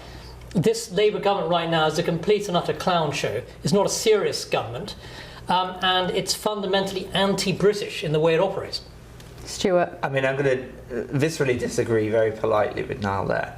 Because let me tell you, during my time in the military, I stayed in some pretty awful service accommodation that was judged okay for service personnel quite wrongly, when consecutive Conservative governments had sold off great swathes of adequate housing for military personnel. And having suffered homelessness as a veteran, it really does stick in the boot a little bit. But let's talk about the situation with migrants. We've sold off and closed down a lot of military establishments because the military has been reduced year on year by significant defence cuts. So these are MOD, state property that is available. And the alternative is to put these migrants, unvetted, into the centre of communities in hotels like the Conservative government did, which we have deemed is not suitable. It's too expensive, it's not suitable, and there's profiteering happening because of it. So to repurpose defence accommodation, whilst they actually have their asylum claims processed, is seen as quite a pragmatic outlook. You've got to remember that the last scheme, the Rwanda scheme, and I understand the arguments in favour of it, was going to require flying these migrants quite a significant way to Rwanda at the cost of the taxpayer, hundreds of millions of pounds, in order to do that, and still there was no promise of these claims being processed. And I just think we need to remember something here as well, just to put some balance here, that these people have come to the United Kingdom illegally. There are very few legal routes, but amongst these people, who many may fail their applications, there are genuine refugees, okay? And if we're saying that we should totally shut down and smash the system, we're going to take a serious notch out of our credibility as a civilised society. So yes, they're using military accommodation, it's being repurposed, but the alternatives are pretty stark. Expensive hotel accommodation in communities, or secure places which are away from those communities and they can house these people more effectively. I no longer care about how we appear on the global stage. Go on now, quickly. In response to your remarks there, I would say that, first, the vast majority of British people want these people out. And the idea that you have real refugees... But we have to process the applications to do that. Well, no, we don't have to do that, actually. We can get out of all of these stupid international conventions, ECHR conventions, and the idea that there are real refugees, I would fundamentally disagree with that, because they're coming largely from France. The last I checked, France was not a war-torn country, but they're coming from the European Union into the United Kingdom, which is seen as a soft touch. And these are not real refugees, actually. Among them are hardened criminals, thugs, rapists, terrorists, murderers. We want them out of the country. They should be shipped out of the country to any place on earth other than the United Kingdom. Let's get out of all of these horrible left-wing conventions. Let's stand up for British sovereignty, for the British people, and let's get terrorists, murderers, thugs, rapists out of the country. Hang on. Tom, you were former Conservative Immigration Minister. When you hear Shabana Mahmood bragging about this as a solution, former barracks being used to house forces, what's your response? So this government's policy is to reduce small boat crossings, not to stop it. And that's the long and short of it, and that is the crux of the problem. Because the theory that you can tweak at the edges and you can tweak this and you can change that has been tested to destruction. It isn't going to work. Yeah. And public opinion is really clear about what needs to happen. And to my mind, that involves detaining and removing every single last illegal migrant arrival. And until you're willing to do that, you are not going to solve this. The boats are going to continue to come. That's why the priority should be at this point to be investing in detention facilities to make sure that you can facilitate those detentions and those relocations. It's about reinstating a policy like Rwanda, that sort of partnership, which, by the way, other European countries are looking at similar models. The US are using our accommodation in Rwanda to facilitate some removals. This is madness. There is an obvious solution, but there's just not the political will to do it. Paul, just a response to that. It's difficult to say anything different to Niall and Tom, really. Obviously, I've never lost for words, but Niall's a genius, Tom's not bad, and all I'm going to say is that there is Stuart. Sorry, mate. You had me until you talked about Rwanda, like that wasn't going to work at all. We never even tried it. If we got the idea that we put people on a plane, they go out to Rwanda and they don't come back, not being a solution, is bonkers to me. That is solution 1A. Tick. See you later. Taddy bye. And I think that's what we need to have. We need to be able to protect our borders. On the planes, Paul. Say that again, sorry, Stuart. Leaving. The legal quagmire we were in, they simply weren't leaving. But the legal quagmire under Tom's watch, where these boat crossings. Do not talk Tom down. He's lovely. I've been sat next to him all night. He's lovely. I'm not talking. And by the way, I've already destroyed I'm willing to change the law. I've destroyed his political ambitions tonight. Very clearly that boat crossings went up, and this government is trying to reduce it. But the fact was, yes, reduce it. That's exactly the problem. You only want to reduce it. Onto Rwanda. The scheme failed at point 1A because the planes weren't taking off because the armies of lawyers that were preventing it from happening. But that's different now because we're actually processing applications and removals are beginning to start. Hence why they're still coming. Faster? Of course I would, but at least it started. You're just encouraging people to come. And it's really clear, exactly as Niall says, we've got to change the law. You've got to deal with the ECHR, you've got to deal with the Refugee Convention, the Trafficking Convention. Factors. They've got to be dealt with. So many push and pull factors that a government of 14 years and who pretty much put us in the situation with the no returns policy, with the poor Brexit deal that we got, essentially put us in. So we're now having to unpick that poor policy. Hang on a minute. And try and deal with the aftermath of it. You're talking about the Dublin provisions. We were a net recipient in many years under the Dublin provisions. The Dublin provisions made absolutely no positive difference on removals in this country.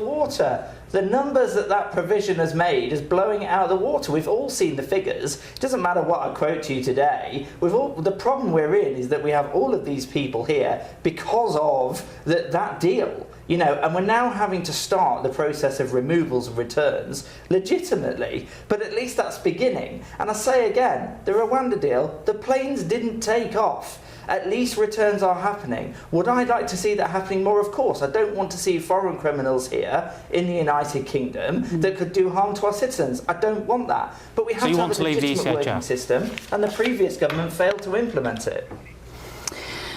Right, fellas, we've come to the end of our show. We're talking about the football. I just want to tell you on Friday we've got a very special show. We've got Paul Coit in London. We've got Ben Leo that's going to be in Miami for that game as well. It's going to be fantastic. Tonight has been fantastic too. Niall Gardner, Stuart Fawcett, Tom Purseglove, Paul Cox. Thank you all so much. Sleep well. Night, night. See you tomorrow.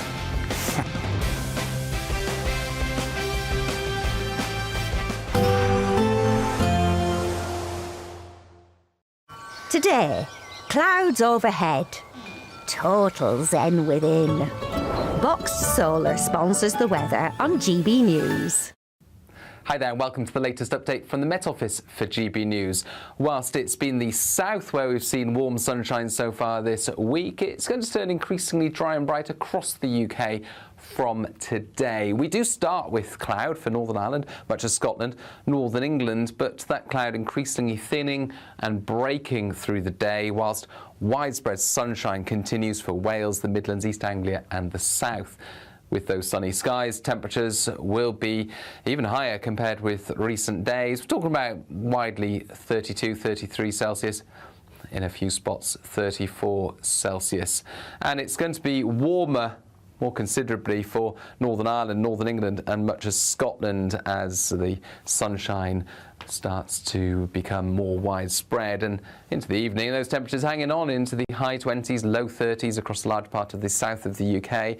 Northern Ireland, Northern England, much of central and eastern and southern Scotland faring well, as well a lovely end to the day. Temperatures here around the low 20s.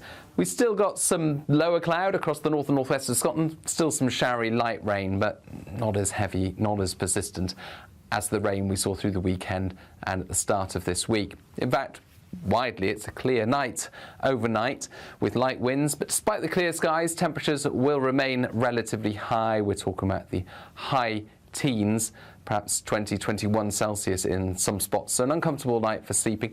Not as oppressive, of course, as the end of June heat wave, but it's still going to be a hot and humid spell over the next few days, still some uncomfortable nights for sleeping.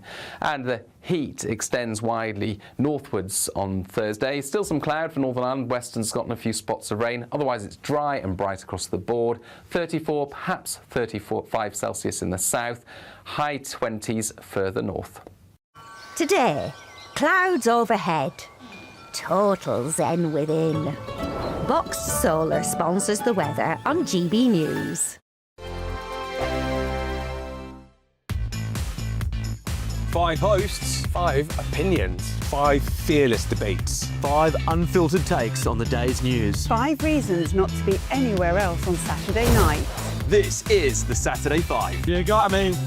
You got me good there. Britain's biggest Saturday night TV show. It's not a bad brand. Yeah. Uncensored. Very, very racy tonight. On the unpredictable. What does she say? Can you translate it for us? And always entertaining. And how can a country go from being led by William Wallace Saturday nights from 6 p.m. only on GB News, the People's Channel. Britain's news channel. You're going to want to stay tuned, trust me. Do you trust what you're being told? Good, because neither do I. Those are just facts. I'm Alex Armstrong, and on my show, we'll expose the spin. Well, I want to answer that because you didn't let me last time, because you always speak over me. The broken promises. To deny that is denying the truth. And the hypocrisy. Needs to stop. We can allow. Politics, policy, parliament. Nothing is off limits. No sugarcoating, no fear of offence, just the truth laid bare. Tune in every Saturday and Sunday at 9 p.m. for Alex Armstrong Tonight, only on GB News, Britain's news channel. Join me, Nana Akweer, for an informative, interactive news programme with a difference. It's fun. No, he didn't say that, though. I'm so surprised. I think there's an element of truth to that. Join me from 3 p.m. every weekend, only on GB News, Britain's news channel. Westminster's full of talk, but out here, it's the real world. Am I allowed to talk now? No, that's it. This is where it matters, real people and real lives. That's what politics is all about. In fact, has Trump made a good start? No. Straight answers, no spin, and just a couple of pints. How many fingers have I ever got up? About 10. So join me for Lee Anderson's Real World every Friday at 7 p.m. only on GB News. The People's Channel, Britain's news channel. Breaking news, live updates, stories that matter. From the heart of the GB newsroom to every corner of Britain, with our team of dedicated journalists across the UK. GB News bulletins are there to deliver the latest news that matters to you. Bulletins on GB News, the People's Channel, Britain's news channel.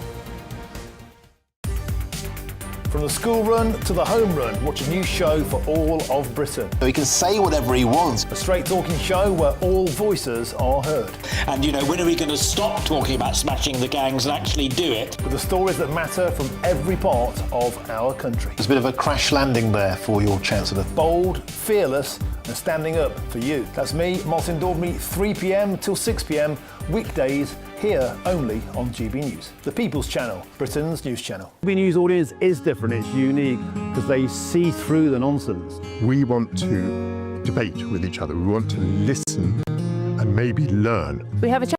That's what we do. We try and have a chat. They'll watch my programme while they're eating their tea, they'll watch breakfast while they're busy getting their kids ready for school. We want to hear what matters to you, what is news for you. And what's brought you out here today? What are the biggest issues affecting this particular area? The audience are the best thing about GB News. Their friends, their family. They're people who need to have their voices heard. They're passionate about the channel, they're passionate about what they believe in. The one thing about GB News is you get a chance to speak. Talk to me about why so many people have gathered here today. Do you want to say something back in return? The GB News audience is what makes GB News special. It's incredible to see. They shape our programmes, they shape our output, and they shape our channel. That's what makes us the fearless champion of Britain.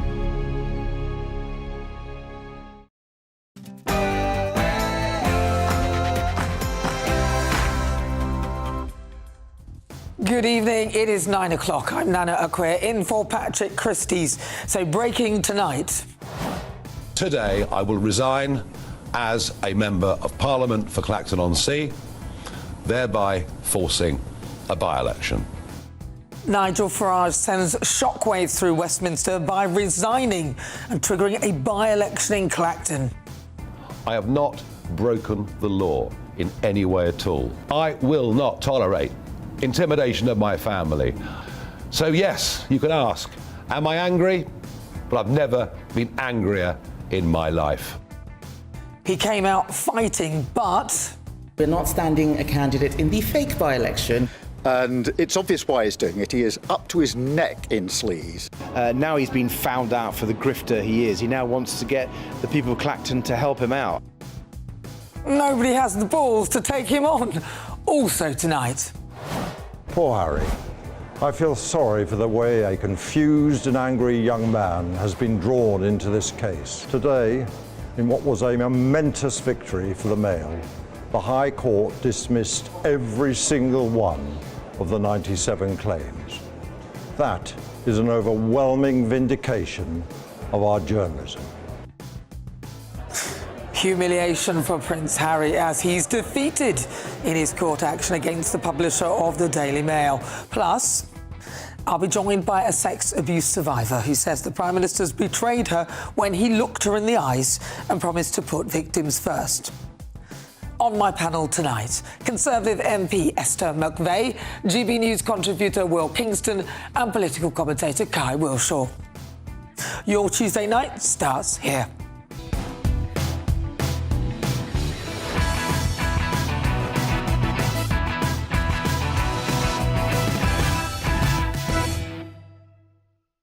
I've got the blow-by-blow account of a dramatic day in Westminster. But first, your headlines with Sophia Wensler.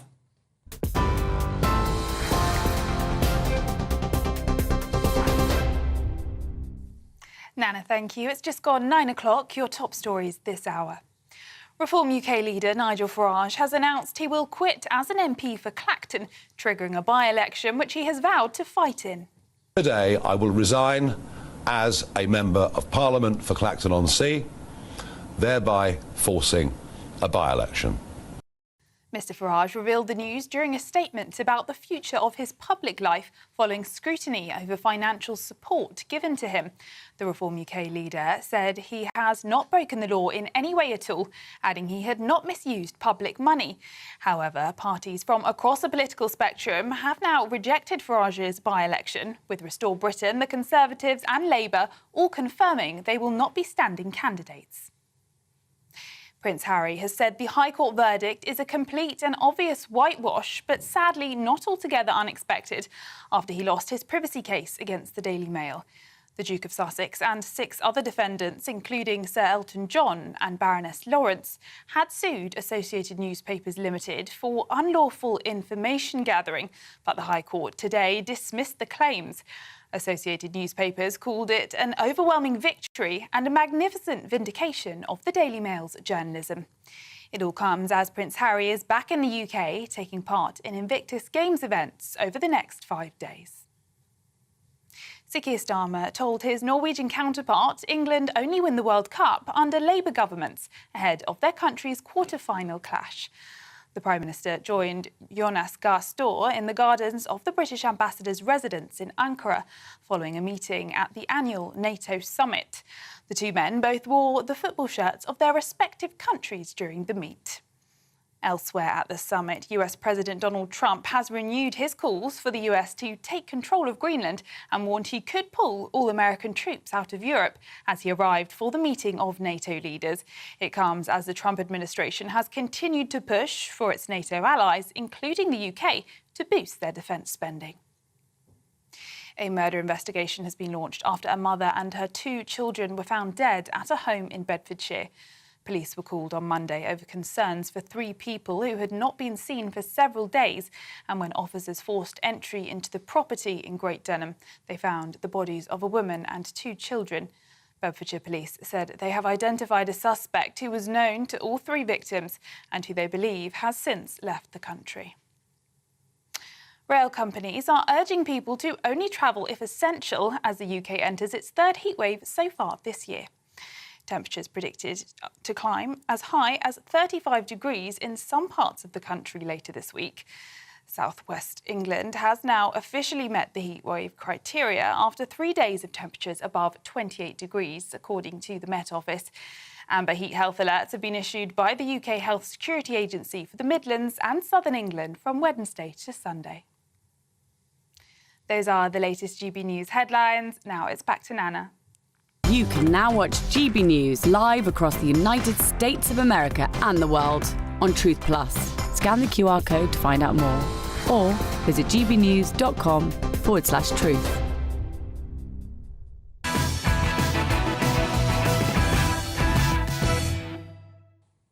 Good evening. It's been a dramatic day in Westminster. Nigel Farage has been under pressure for weeks, and this weekend it came to a head after the Sunday Times published allegations that the Reform UK leader failed to disclose financial gifts and other benefits from the convicted fraudster George Cottrell, also known as Posh George. Now, Farage found himself in a row with the broadcaster Sky News, who he accused of harassing his family, allegations that Sky News strongly deny. Now, rumours swirled in Westminster that Mr Farage was feeling the pressure and that he might even be considering quitting political life altogether. Now, that rumour mill was sent into overdrive when Nigel Farage announced that he'd be making a speech about this, quote, future in public life. Now, so would he be stepping away? That's the question. Has he had enough? But just after 2 p.m, he came out swinging, addressing the allegations about donations head on. I have done nothing wrong. I have not broken the law in any way at all. I will not tolerate intimidation of my family. I will not tolerate the location of where they live being revealed. I will not tolerate any of my family being endangered because of what I choose to do in public life. So yes, you can ask, am I angry? But I've never been angrier in my life. And then in sensational fashion, he pulled the rabbit out of the hat. Today, I will resign as a Member of Parliament for Clacton-on-Sea, thereby forcing a by-election.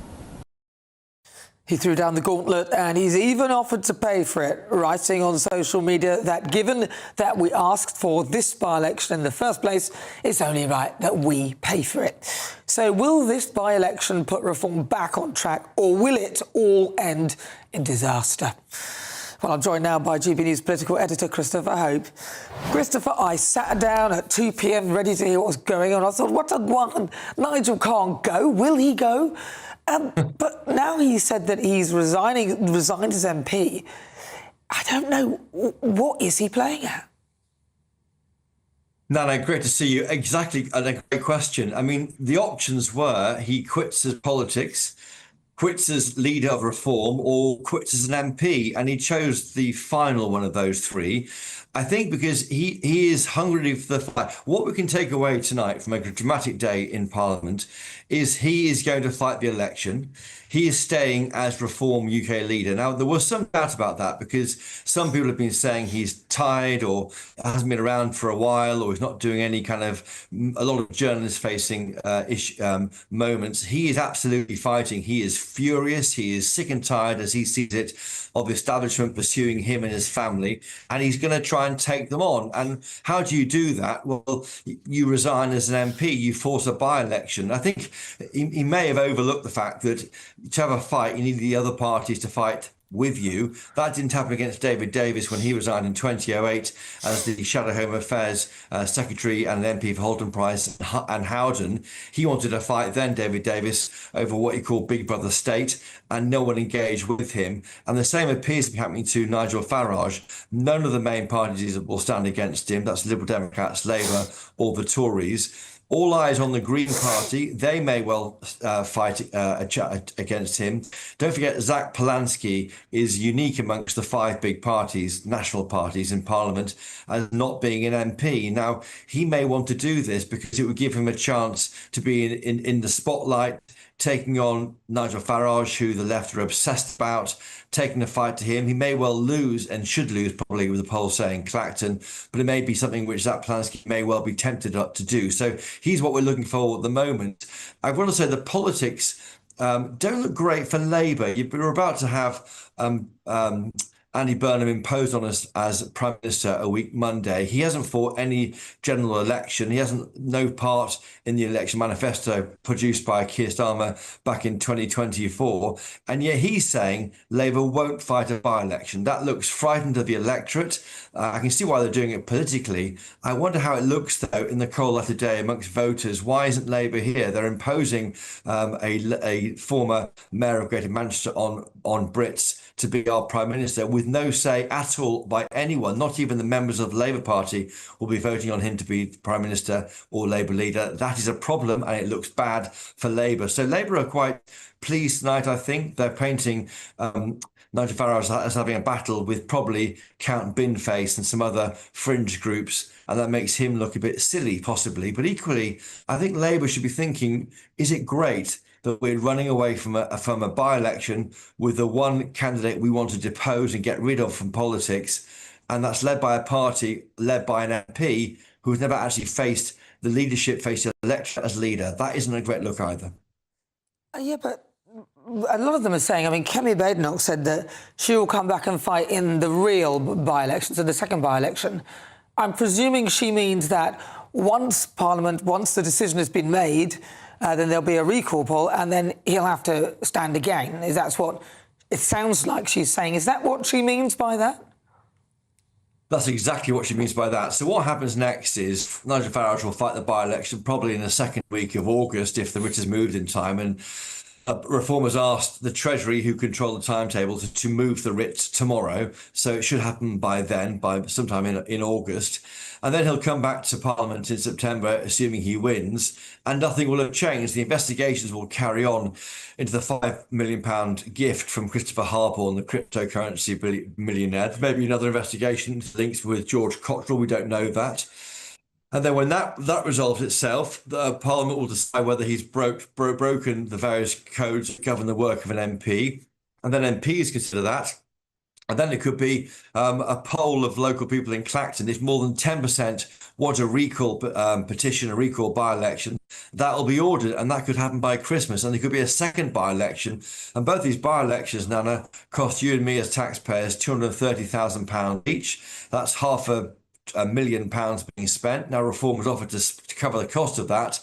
I can never remember in my time covering politics ever of a party covering the cost of a by-election. I can't see how that would work, how that could guarantee a fair vote. Also, there'll be concerns about, well, if they're paying for it, is it actually a by-election or not?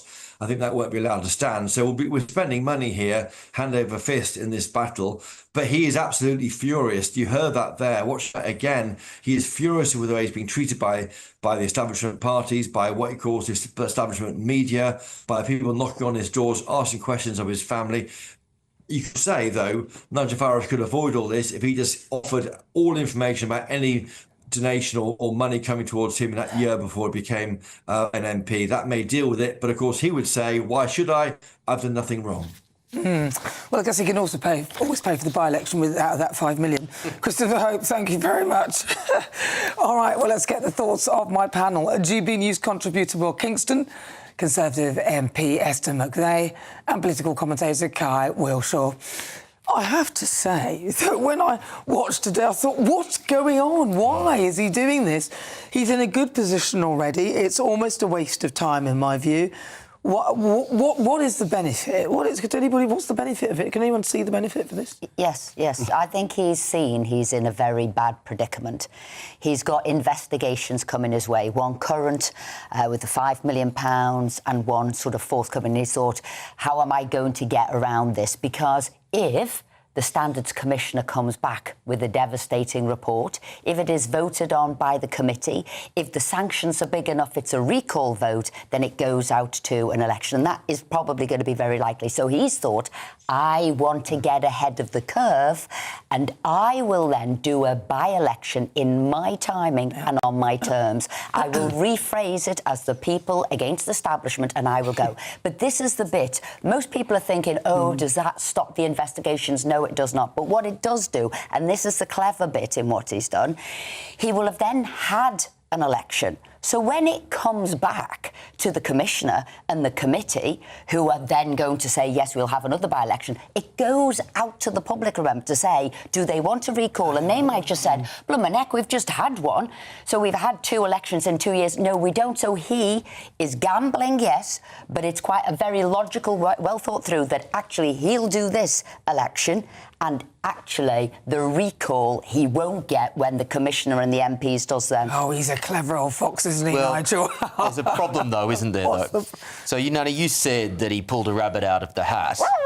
And he did, but the problem is that the other parties they've grabbed the bunny and they have butchered it. Now, this was a masterstroke on the assumption that the other parties would take the bait and give Nigel what he wanted. To Esther's point, the establishment, the anti-establishment battle that he craves, and they're not giving it to him. And now the political ramifications are more uncertain. Think of this, for example. If it is him v Count Binface and he gets 70 to 80% of the vote, and then there's a 20 to 30% vote, which is an anti-Farage vote for a bin, then you have the other parties who can say this was a waste of time, it was a waste of money, even if Reform did pay for it. And there are 1 in 5 people in this country, or at least in this electorate, that would rather have a bin than Nigel Farage as a leader. So now it really just comes down to the spin wall. It comes down to whether or not, to Christopher's point, Reform can frame this as this is still this anti-establishment battle. The other parties are running scared and we're fighting for you. Or alternatively, whether they can say this is a waste of time and this is desperate. Right. So, first of all, it was very obvious every party was going to stand down, which they have. Now, this is a dangerous point as well. What if you get somebody like a Martin Bell who comes in as Mr. Clean, Mr. Anti-Sleaze, I will stand against you, and there's nobody else there, and it's a 2-party fight. And why I know about this happened in Tatton, so I know about, a 2-party fight. So should that happen, and it's not Mr. Binface or whoever, if it is a Martin Bell character, that could be dangerous for this by-election. But really, his calculation was that I will have worn down anybody wanting a third by-election. That was his calculation, that actually we'll stop the third one. So Kemi Badenoch was right. This isn't the real one. The other 2 are. So everybody else needs to be up to for the fight, and that is his own constituents. Yeah. Look, I think he'll do Kim Jong-un numbers in this by-election, this sham by-election. It's rare that you agree with Kemi Badenoch, Rupert Lowe, Keir Starmer, Andy Burnham all in one, but I do. Enjoy the moment. I do. Enjoy and I'm basking in it. You say that, but people always agree when it's against Nigel Farage. I mean, they hate him. When I listen to the way they refer to him in a lot of the sort of left-wing, or even on the BBC, on Sky News, on ITV, the way they talk about him, it's just absolutely terrible, and it wouldn't be allowed if it was anybody else. So I just think he knows the result of this standards committee. He knows what's going to happen because obviously it's him. That's what would happen. Yeah, and he's trying to use his constituents and use the people of Clacton to launder his reputation. It's a total joke. I'm sorry. Plenty of people seek public office and seek a life doing public service without having to consort with people like George Cottrell, who, let's not forget, wrote a book called How to Launder Money. Well, what about, it's a total joke. I mean, I'm not talking money laundering here, but I'm talking about, what about Lord Ali and all the sort of law Keir Starmer seem to be attached to? I mean, he's not... He came out with this image as though he was cleaner than clean, and it turns out that he was the biggest freebie taker of all, and he was quite sleazy, really, in my view. Come on. There is a massive difference, isn't there? And it's similar to people saying, oh, Andy Burnham did this, he triggered a by-election. There are such massive differences between what Nigel Farage is doing and actually what is acceptable public behaviour from people we elect to represent us. Well, what's the difference? This kind of treating... What's the difference between pretending you're at home, taking clothes, putting backgrounds there and saying that, and then telling everyone to stay at home whilst you're not actually at home yourself, and then you come up with some cock and bull story about your son doing exams, and it's like, what? What are you talking about? I think the difference is a bit of, let's say, roguish behaviour is factored in with Farage. I think people know that. They've known it for 30 years. It's the same as the Trump thing. I don't think that roguish behaviour is factored in with someone like Starmer, and so therefore, you know, he was hammered on it. But I don't think this changes anyone's opinion. But the degree is different, and people will say, gosh, £5 million, which should have been registered, why was it? And they will look at George Cottrell and they'll say, well, what went on? And the bit you didn't finish about the book, there was a chapter in it on how to sort of bribe and influence politicians and how it was done, give them little bits of expense and pay for it. But at the end of the day, it will be the public who decide. As I said, but it was far more logical, his decision. I didn't know if he was going to go on TV and it was going to be emotional and it was going to be not thought through. It wasn't. He's thought about this. He has taken a gamble, but it was a calculated one. And it was a bravura performance, whatever you think of the implications. I would say that Nigel Farage has obviously denied that he's been bribed by anyone.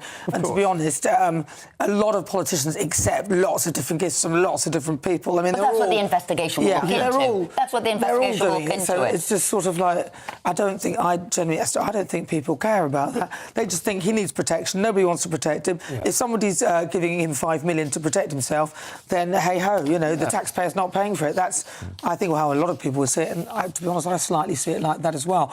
But listen, if you just tuned in, welcome on board. It is time for the Great British Giveaway. Your chance to enjoy a golden year with a real gold bar. You thought that up. Worth over £5,000 and 60 grand cash. I know, a gold bar. Remember, it's totally tax-free. Here are the details.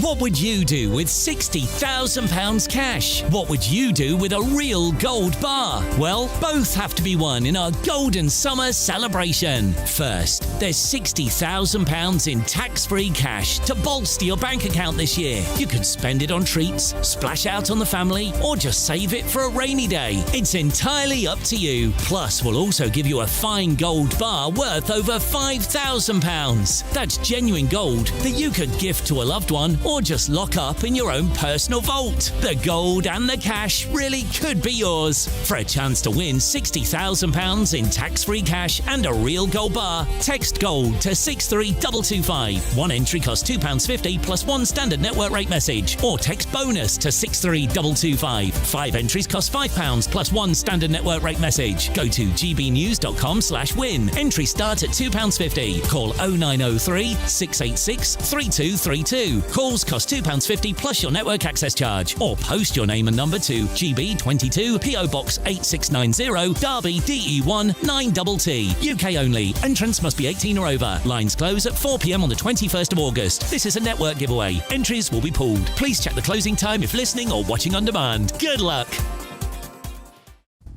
Yes, good luck indeed. Coming up. Today's verdict is not just a victory for Associated's magnificent journalists, several of whom have had a terrible toll imposed on their health and lives, but a free press generally. Prince Harry has been totally humiliated today after losing his court case against the Daily Mail, but he's vowed to carry on the fight. Really, I'll reveal all very shortly, but before that... Not standing a candidate in the fake by-election. And it's obvious why he's doing it. He is up to his neck in sleaze. Now he's been found out for the grifter he is. He now wants to get the people of Clacton to help him out. Nigel Farage has called a by-election, but everyone else is running scared. That's next.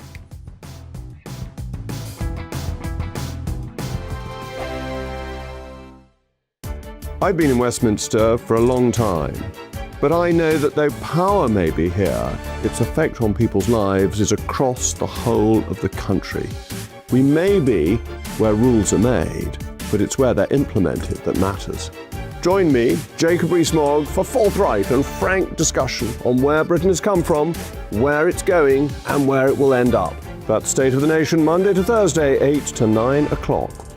Vox Populi, Vox Dei.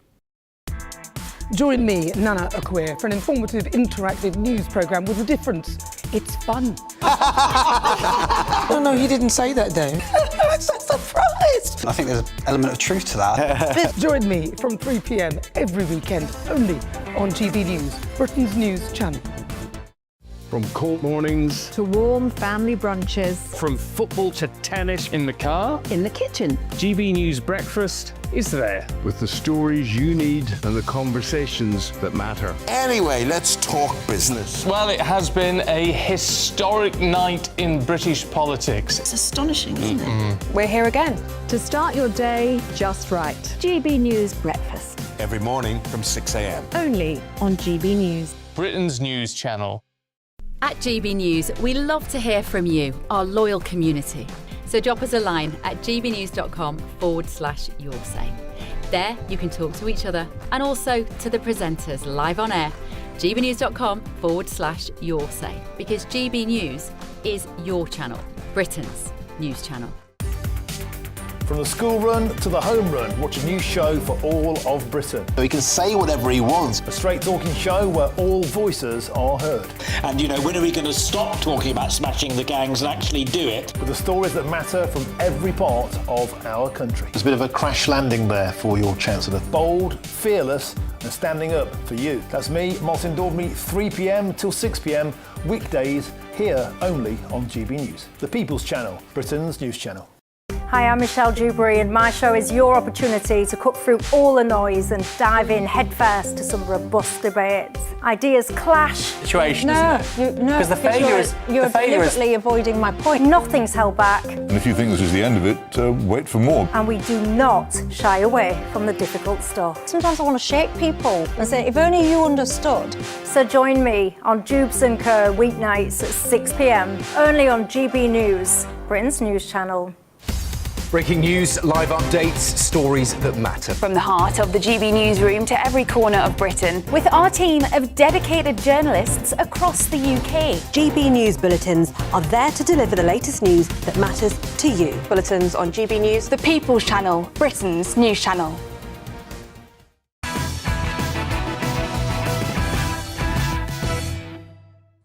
Welcome back to Patrick Christys Tonight with me, Nana Akweer. And as we've been hearing, Nigel Farage has sent shockwaves through Westminster today after announcing that he'll resign as MP for Clacton, triggering a by-election which he's vowed to stand in. He's been under a lot of pressure in the recent weeks amid allegations that he's been funded by a convicted criminal and crypto gambler, without declaring it to the parliamentary authorities. But his plans for a by-election appear to have hit a roadblock, though, with the Labour, Tories, Lib Dems and Restore all ruling out standing a candidate in Clacton. So I'm joined now by Reform UK's head of local government delivery, Ben Bradley. Ben, I'm wondering, did Reform UK factor in, because I'm presuming Nigel wouldn't have just said this without discussing it with everybody or the relevant people, did he factor in that potentially all of the other parties might refuse to stand? Hi, Nana. Something I'm sure he's been thinking about for a while. We saw today a very measured statement, and I think a very clear explanation of the pressure that he's been under and the risk that he faces, not least, that final straw of people dragging his family into it. And I've been in that situation on a much lower level than Nigel, and it's a horrible position to be in. So I don't blame him at all for wanting to take this head on. And I think clearly a by-election is what it is, right? People have the choice. People will be asked to vote. If those establishment parties don't want to partake, they've got their chance. They've got their chance to make their point, to make the case that Nigel is this awful, horrible man who can't be trusted. If they're running away from that, then that's down to them. But that mandate remains nonetheless. If the people of Clacton, ultimately that's his job, he's an MP. If he asks those residents for their support and they give it to him, then he's got it and he's got every right to carry on. Might this not backfire, though, on Nigel? Because a lot of people probably have. I know there's lots of people who have a lot of respect for him, and they look at this and say, why are you doing this? I understand that you're in a predicament, but, what does this say about how you will be as leader? It feels like he's playing games, some might say. I think we've got to redraw some of these lines. I don't think it's unreasonable at all to make the case, as he made today to the whole nation, that he got all sorts of very particular challenges around his personal safety, his security. He's got to support his family. He's got to be able to work in a way that he can manage all of that.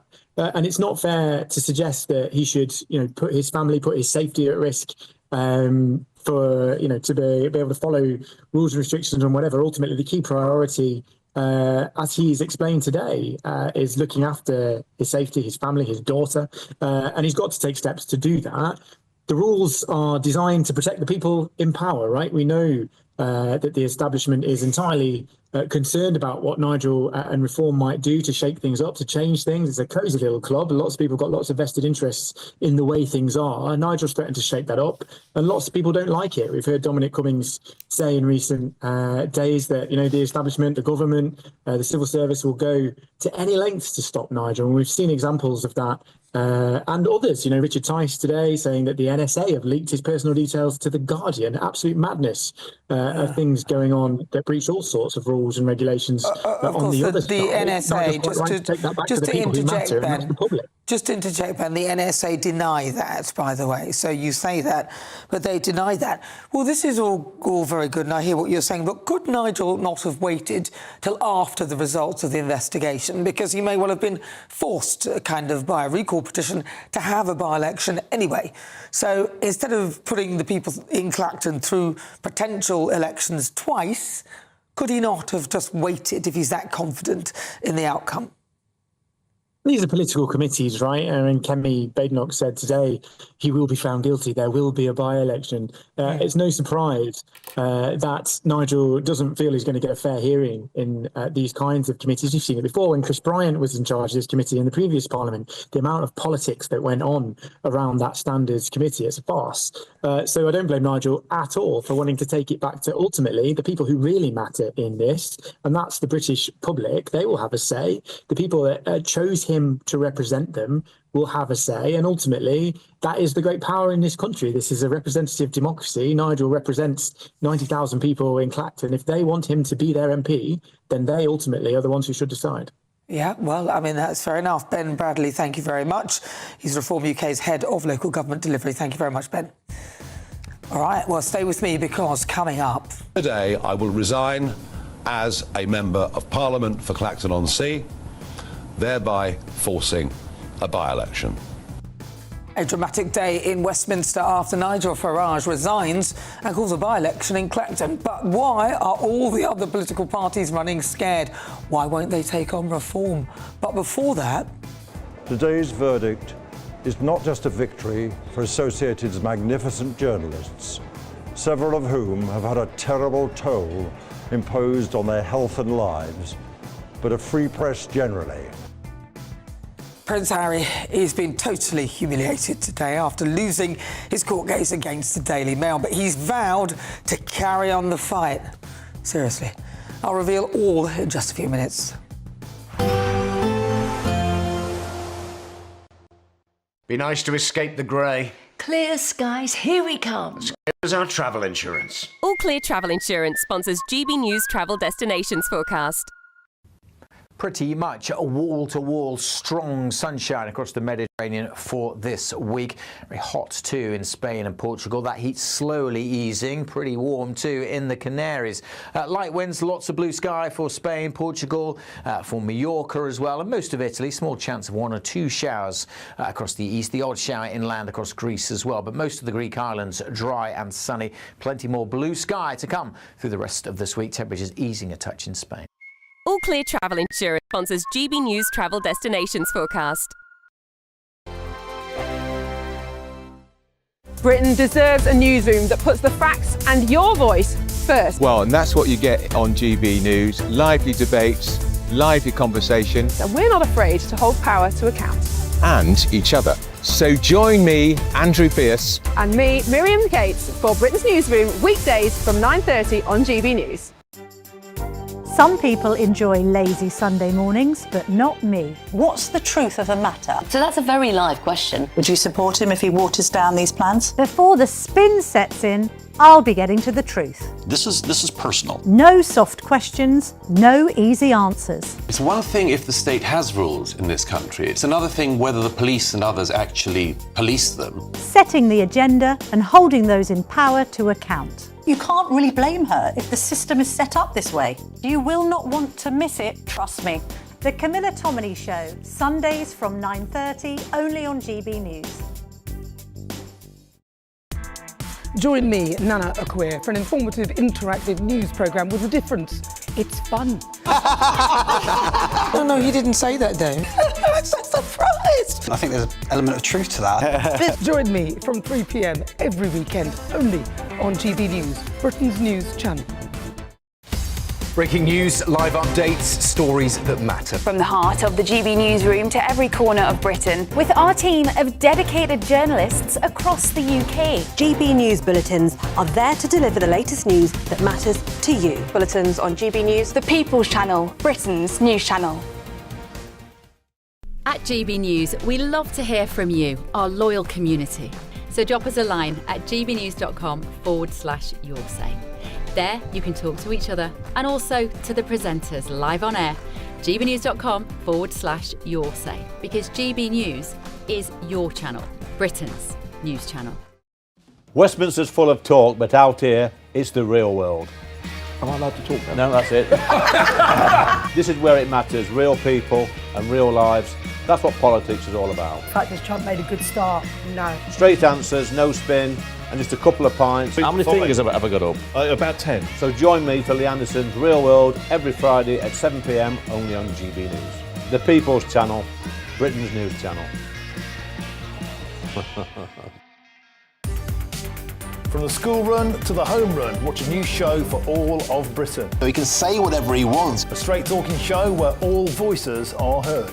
And, when are we going to stop talking about smashing the gangs and actually do it? With the stories that matter from every part of our country. There's a bit of a crash landing there for your Chancellor. Bold, fearless and standing up for you. That's me, Martin Daubney, 3 p.m. till 6 p.m.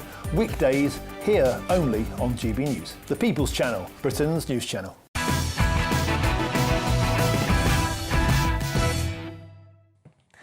Poor old Prince Harry. There isn't a laundry big enough to air all his dirty linen. It's all going to pot. Sorry, pardon the pun. Sad old Prince Harry isn't wanted in Buckingham Palace, isn't really wanted around Invictus, and now he's lost his High Court case against the Mail publisher. He and 6 others, including Sir Elton John, Baroness Lawrence and Liz Hurley, sued Associated Newspapers, the publisher of the Daily Mail and the Mail on Sunday, over claims of unlawful information gathering. The Mr. Justice Nicklin said that the serious allegations needed more convincing evidence. Harry claimed that ANL made his wife's life an absolute misery. Kettle, didn't he make the last few years of our late Queen's life an absolute misery? He allowed her to go to her grave with allegations of racism hanging around. Yet later, according to him, there was no racism. And let's not forget that book, Spare. It has been several months now since our beloved Queen has died. Our Canadians are finding it hard to go on. All Canadians, that is, except for our first guest, the Prince and his wife. We want privacy! We want privacy! All right, thanks for having us on the show. It's so awesome to be here. It's great. So let me start with you, Sam. You've lived a life with the royal family. You've had everything handed to you, but you say your life has been hard, and now you've written all about it in your new book, Where? Well, I think that he's got his just desserts. Let's hope that he hasn't got the stomach for another bout. Move on, Harry. We all have. All right, I'm joined now by the editor-at-large at The Mail on Sunday, Charlotte Griffiths. Charlotte, this is a good result. It's a brilliant result. I can't wait to move on for it myself. All my colleagues obviously thrilled. All 97 counts went against Harry, and it's just such a huge relief. It's been hanging over us for years and really destroying many journalists' lives, you know, just really disruptive to their lives. And all the while Harry's saying, you know, we've made his wife's life a misery. Well, first of all, the claims weren't anything to do with even when he'd even knew Meghan. It was all before then. And second of all, what about, you know, Catherine's life? You know, Catherine accused of racism at one point by Omid Scobie. So the whole thing is a complete mess, and I'm so happy to put it in the rearview mirror. Because a lot of people have been affected sort of badly by the press, and Harry does, I think, in some ways have a slight point. There was a lot of pressure on him as a royal, especially as he was growing up. But it does seem that the cases that he was complaining about, they seemed all very emotional.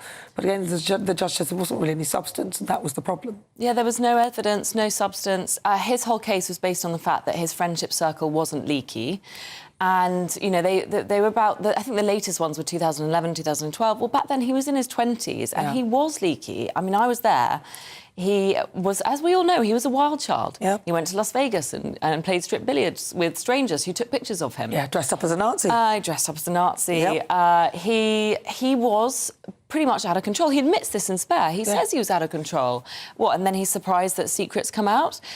You know, that's how secrets come out. That's how stories come into the newspapers, especially in the Mail, obviously, not through unlawful information gathering. But what about the others? So Elton John, Baroness Lawrence, I think Liz Hurley, there's quite a few others.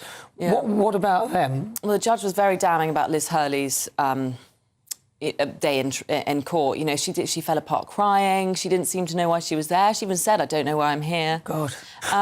You know, there just wasn't evidence. There just really wasn't evidence. And the burden of proof, the judge said, was reversed. So we ended up having to prove how we didn't phone hack. But actually, they had to prove that we did, and they weren't able to do that. So it's all 97 counts which were cleared. Yeah, every single one. And Harry's come out today saying it was a whitewash, which is a very controversial thing to do, because that judge, you know, it's the King's Court, and that judge did his job extremely thoroughly, spent 11 weeks going through the trial. I think it was a tremendous waste of court's time. And he went through all the evidence, you know, until today. He's been going through it with a fine-tooth comb, and yet he just called it a whitewash. Again, with no evidence, no proof, just randomly calling it a whitewash. Now, I mean, I remember how the Daily Mail came out in support of Baroness Lawrence many years ago and actually called those perpetrators who killed her son as murderers. And that was quite brave at the time to do that. So he must be quite surprised that she's part of this whole thing, really. Yeah, and Paul Dacre said today that he'll never really understand what turned Baroness Lawrence. But I do know, during the trial, Harry took her to dinner. I think they went to the House of Lords for dinner. And, you know, essentially, I believe she got sucked in by this sort of hacked-off campaign. And, of course, the Mail's always been incredibly supportive of Baroness Lawrence. Yeah. Now, Harry is in the UK now, isn't he, for his Invictus? I think he's here. Because, you know, he can do it quite secretly. We don't necessarily need to know. I'm not sure whether he is or isn't, but I hear he is. Well, he is, and this is the thing, you know, he says he was harassed and chased by paparazzi and his life's a living hell. Well, actually, that's not the case. We don't really even know where he is from one minute to the next. I haven't seen any photos of him arriving. We don't know where his plane landed, what plane he was in, because he's not scrutinised to that extent. I think a lot of it is in his head, and I know he was damaged from his mother's treatment and his mother's death, but it isn't... It's basically not as bad as he thinks it is, and that's why we don't know exactly where he is. But he is staying in London, and then he's got the Invictus Games in Birmingham towards the end of the week. And there's rumours that he's going to go to Althorpe, where Diana's buried, and that Meghan will come over. We think she's in Portugal, again, because people don't chase her all over the world taking pictures of her. We don't know for sure if she's in Portugal. but we're told that she will fly over, but she won't go to London. So she wasn't by his side for this really momentous occasion. Yeah. And at 2 p.m. today, when we found out the results, he was doing a speech at Chatham House and his voice was shaking, he was all alone, he was clearly broken by the whole thing. Yeah. His wife wasn't by his side. But yeah, we may see her, we don't know for sure, we may see her in Birmingham for the Invictus Games event, which is to mark 1 year until the Invictus Games. Yet he's saying now that he's going to fight on. I don't exactly know what he means by that. From my understanding, he can't appeal. We know he's the slayer of dragons in his own mind. So who knows? Who has he got next in his sights? You know, he's had a good go at taking down the monarchy and failed at that, thankfully. So we don't know exactly what's next, but with Harry it could be anything. And because they lost, there's going to be quite a lot of money to be paid out by all of them, right? There's a lot of money on the line, and that's being decided for the next 2 or 3 weeks, so we don't exactly know. But obviously, he's not going to be paid anything by the Mail. Gosh. I mean, really, Charlotte, thank you very much for that update. That's Charlotte Griffiths. She's the editor of Large on the Mail on Sunday. Congratulations. Thanks. All right. Well, the Duke of Sussex and Baroness Doreen Lawrence have released a statement reacting to the High Court dismissing their lawsuit against the Associated Newspaper. We came to court seeking justice and accountability, but we have received neither. It is a complete and obvious whitewash, but sadly not altogether unexpected. However, the lengths to which the court has gone to exonerate the Mail is as shocking as it is totally unwarranted. We presented to the court evidence which we believed was compelling at the time and remains so now. We would like to thank our legal team for all their hard work and all the witnesses who were brave enough to come forward in pursuit of justice. All right, well, listen, coming up. We're not standing a candidate in the fake by-election. And it's obvious why he's doing it. He is up to his neck in sleaze. Now he's been found out for the grifter he is. He now wants to get the people of Clacton to help him out. Well, he's been hounded by the press, smeared by his political opponents and inundated with security threats. And now, when Nigel Farage calls a by-election, suddenly no one wants to take him on. Is this the ultimate establishment stitch-up? But before that, what are the Reform UK leaders' odds of winning in Clacton? We'll find out next. Breaking news, live updates, stories that matter. From the heart of the GB newsroom to every corner of Britain, with our team of dedicated journalists across the UK. GB News bulletins are there to deliver the latest news that matters to you. Bulletins on GB News, the People's Channel, Britain's news channel. From court mornings to warm family brunches. From football to tennis. In the car. In the kitchen. GB News Breakfast is there. With the stories you need and the conversations that matter. Anyway, let's talk business. Well, it has been a historic night in British politics. It's astonishing, isn't it? We're here again to start your day just right. GB News Breakfast. Every morning from 6 a.m. Only on GB News. Britain's news channel. I've been in Westminster for a long time, but I know that though power may be here, its effect on people's lives is across the whole of the country. We may be where rules are made, but it's where they're implemented that matters. Join me, Jacob Rees-Mogg, for forthright and frank discussion on where Britain has come from, where it's going, and where it will end up. That's State of the Nation, Monday to Thursday, 8 to 9 o'clock. Vox Populi, Vox Dei. Hi, I'm Michelle Dewberry, and my show is your opportunity to cut through all the noise and dive in headfirst to some robust debates. Ideas clash. Situation, isn't it? No, because you're deliberately avoiding my point. Nothing's held back. And if you think this is the end of it, wait for more. And we do not shy away from the difficult stuff. Sometimes I want to shake people and say, if only you understood. So join me on Jubes & Co. weeknights at 6 p.m, only on GB News, Britain's news channel. At GB News, we love to hear from you, our loyal community. So drop us a line at gbnews.com/yoursay. There you can talk to each other and also to the presenters live on air. gbnews.com/yoursay, because GB News is your channel, Britain's news channel. Join me, Nana Akweer, for an informative, interactive news programme with a difference. It's fun. No, he didn't say that, though. I said I think there's an element of truth to that. Join me from 3 p.m. every weekend, only on GB News, Britain's news channel. You want to know what's really going on in the corridors of power? Labour don't know what to do with you half the time, and that makes you quite lethal in the chamber. Get behind the headlines with Chopper's political podcast. Join me, Christopher Hope, as I sit down with the great and the good of British politics. We'll see where this ruling takes us. These are the stories shaping our nation. Chopper's political podcast, available now on all platforms. Listen in and stay ahead.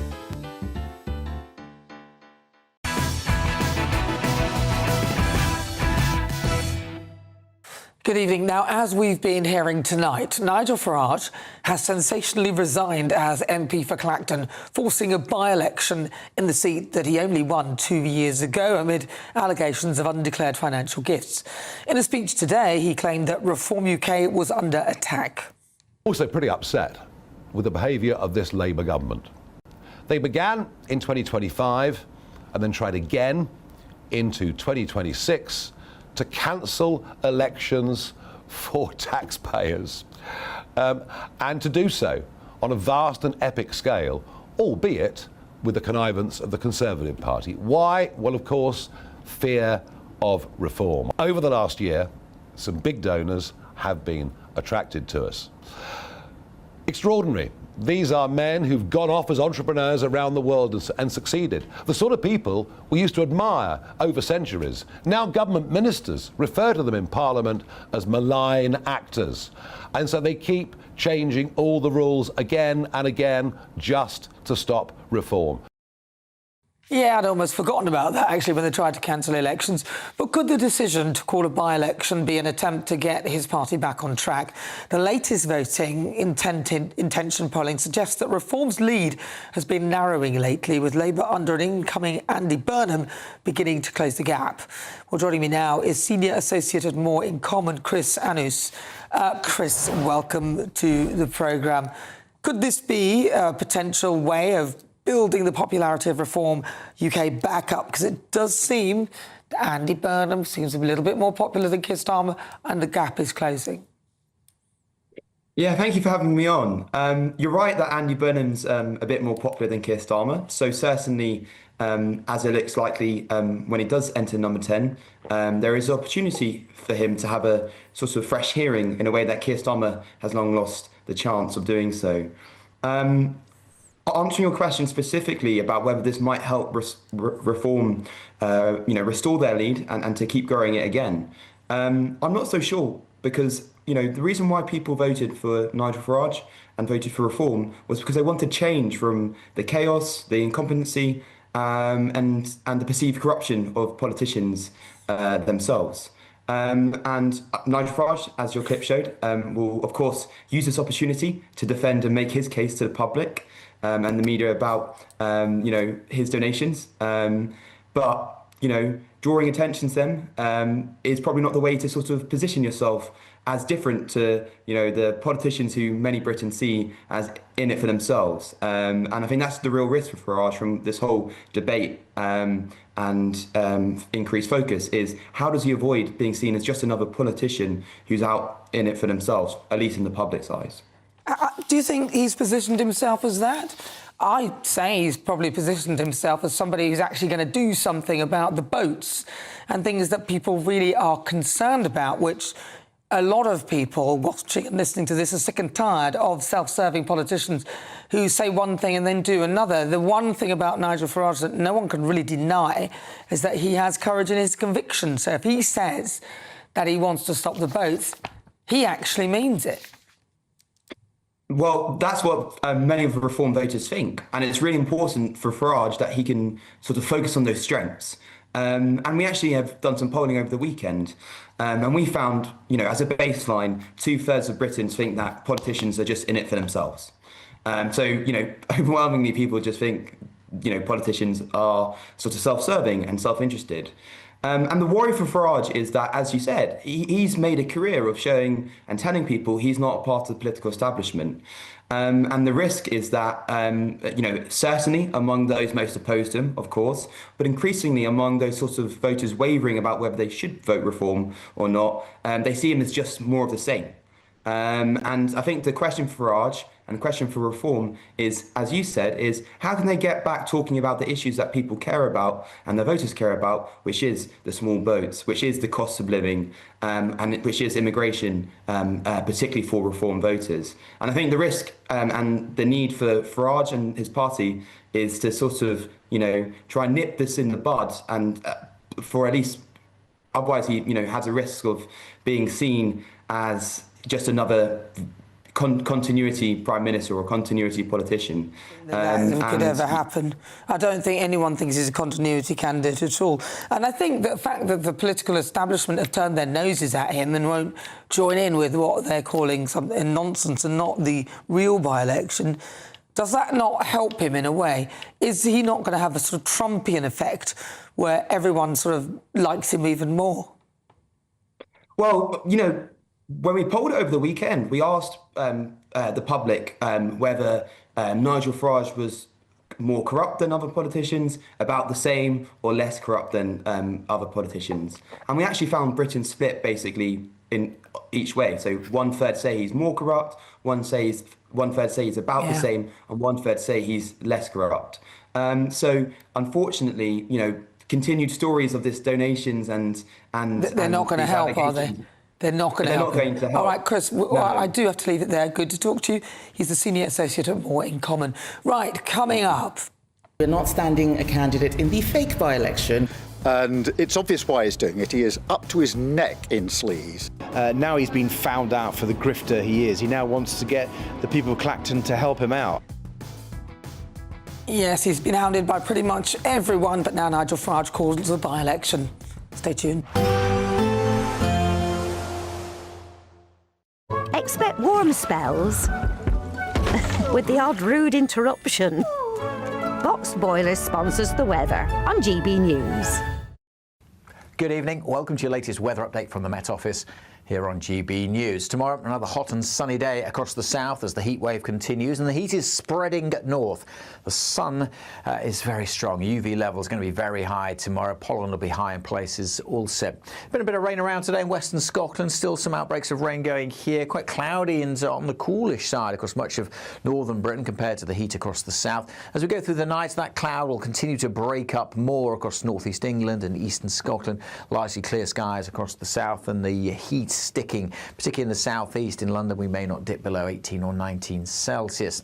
On to Wednesday, and again, another hot sunny day across the south. Again, like today, some of the coast could be a little bit misty at times. May see some mist and low cloud coming into eastern coast, for example, but basically hot and sunny from the word go across the south. Further north, still a fair bit of cloud to begin with for Northern Ireland, northwest England, certainly in western Scotland, where the cloud will be thick enough for a little bit of showery rain to come and go, particularly through the morning, but should see some sunny spells in the east of Scotland. A brighter day here, and for northeast England, I think a brighter day compared to today as well. Gradually, the cloud will break up a little more for Northern Ireland, south of Scotland, northwest England as well, which will lead to higher temperatures here. Always keeping thicker cloud in the far northwest of Scotland, but overall, a dry day.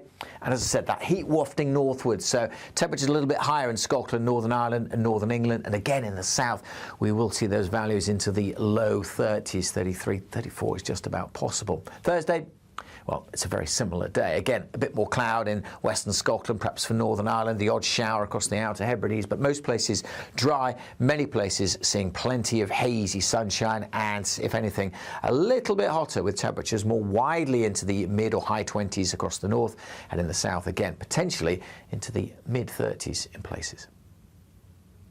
Expect warm spells with the odd rude interruption.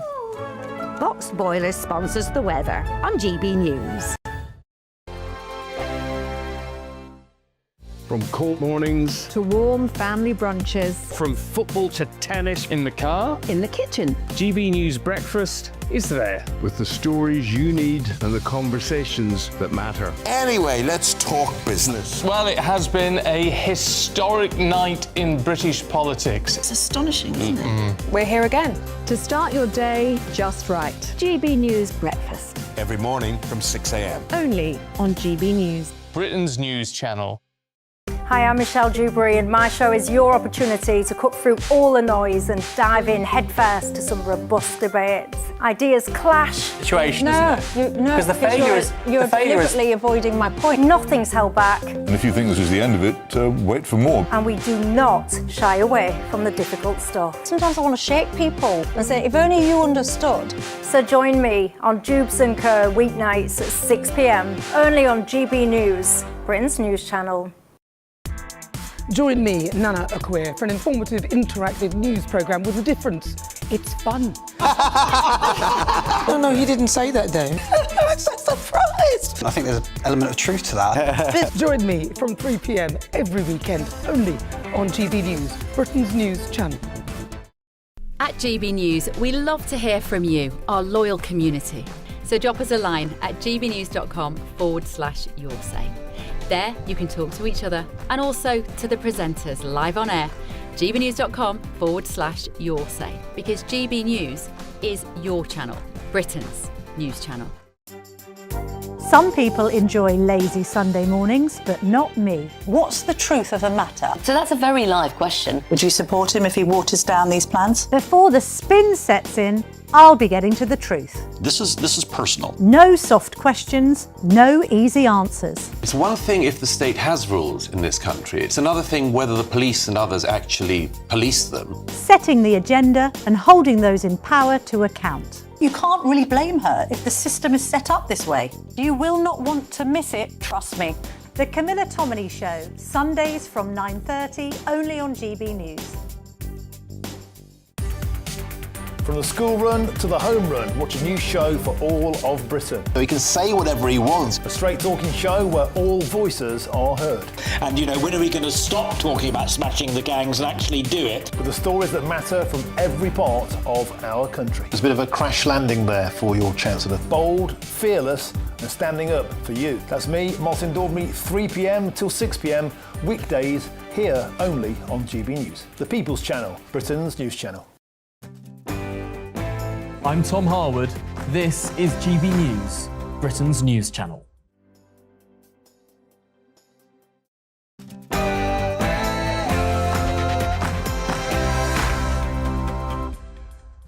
Good evening, it is 10 o'clock. I'm Nana Akwe, covering for Patrick Christys, breaking tonight.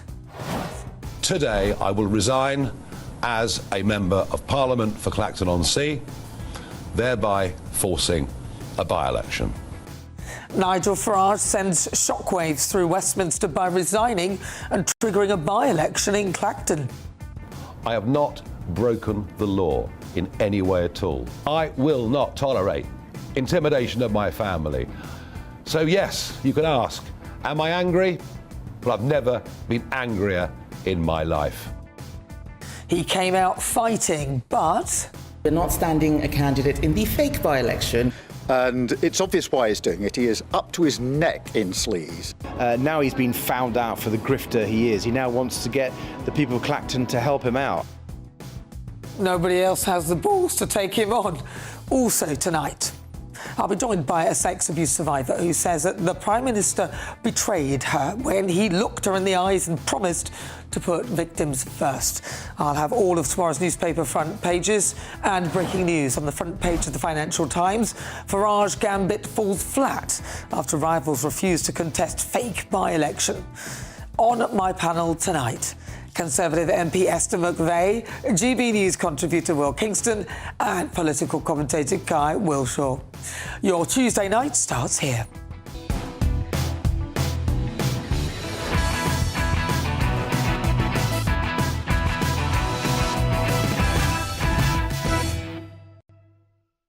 Nobody wants to take on Nigel Farage in Clacton. But first, your headlines with Sophia Wensler.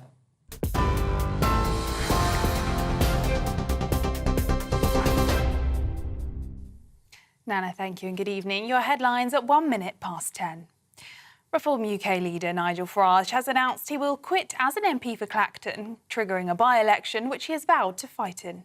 Today, I will resign as a Member of Parliament for Clacton-on-Sea, thereby forcing a by-election.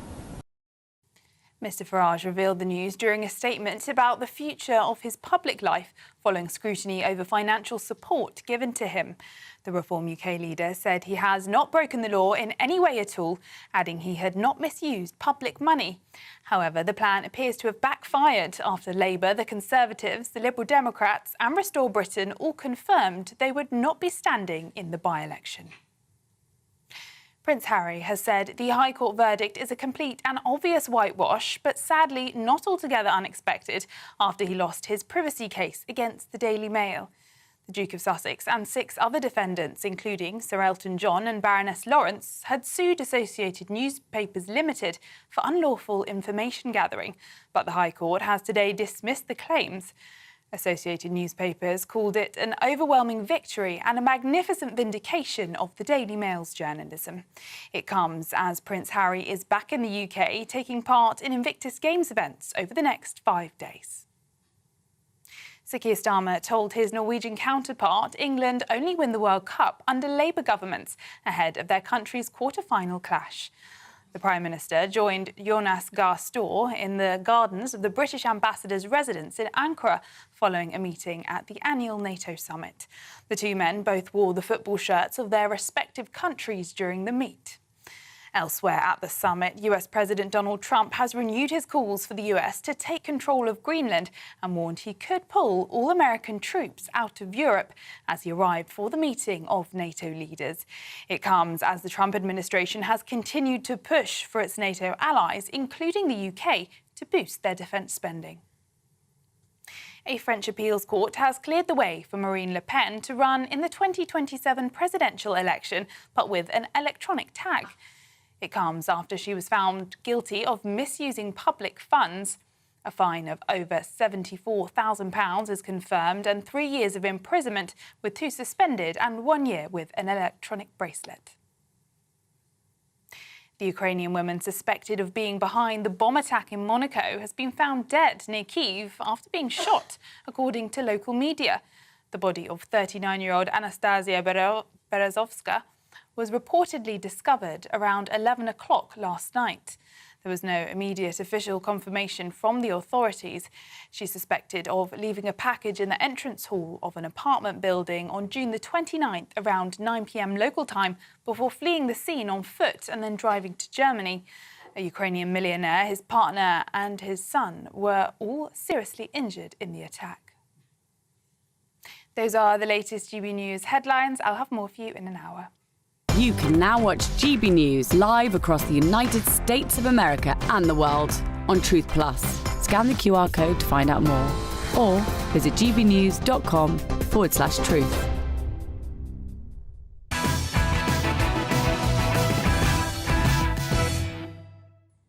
Good evening.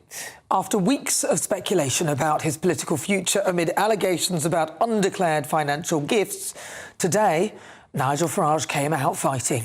Thought about it hard, and I've decided today I will resign as a Member of Parliament for Clacton-on-Sea, thereby forcing a by-election, which should happen, I hope, in short order. No, I've decided that the people of Clacton should be the judges of my actions. This will be a people versus the establishment by-election. It's a chance to stick 2 fingers up to the entire establishment, to frankly tell them where to go. And that is why I will be putting my name forward to stand in this by-election. I will fight to win. Listen very carefully to this part of the speech. I've decided that the people of Clacton should be the judges of my actions. This will be a people versus the establishment by-election. The people versus the establishment. Well, the by-election hasn't even begun, and already the establishment seem to be stitching him up by refusing to take him on.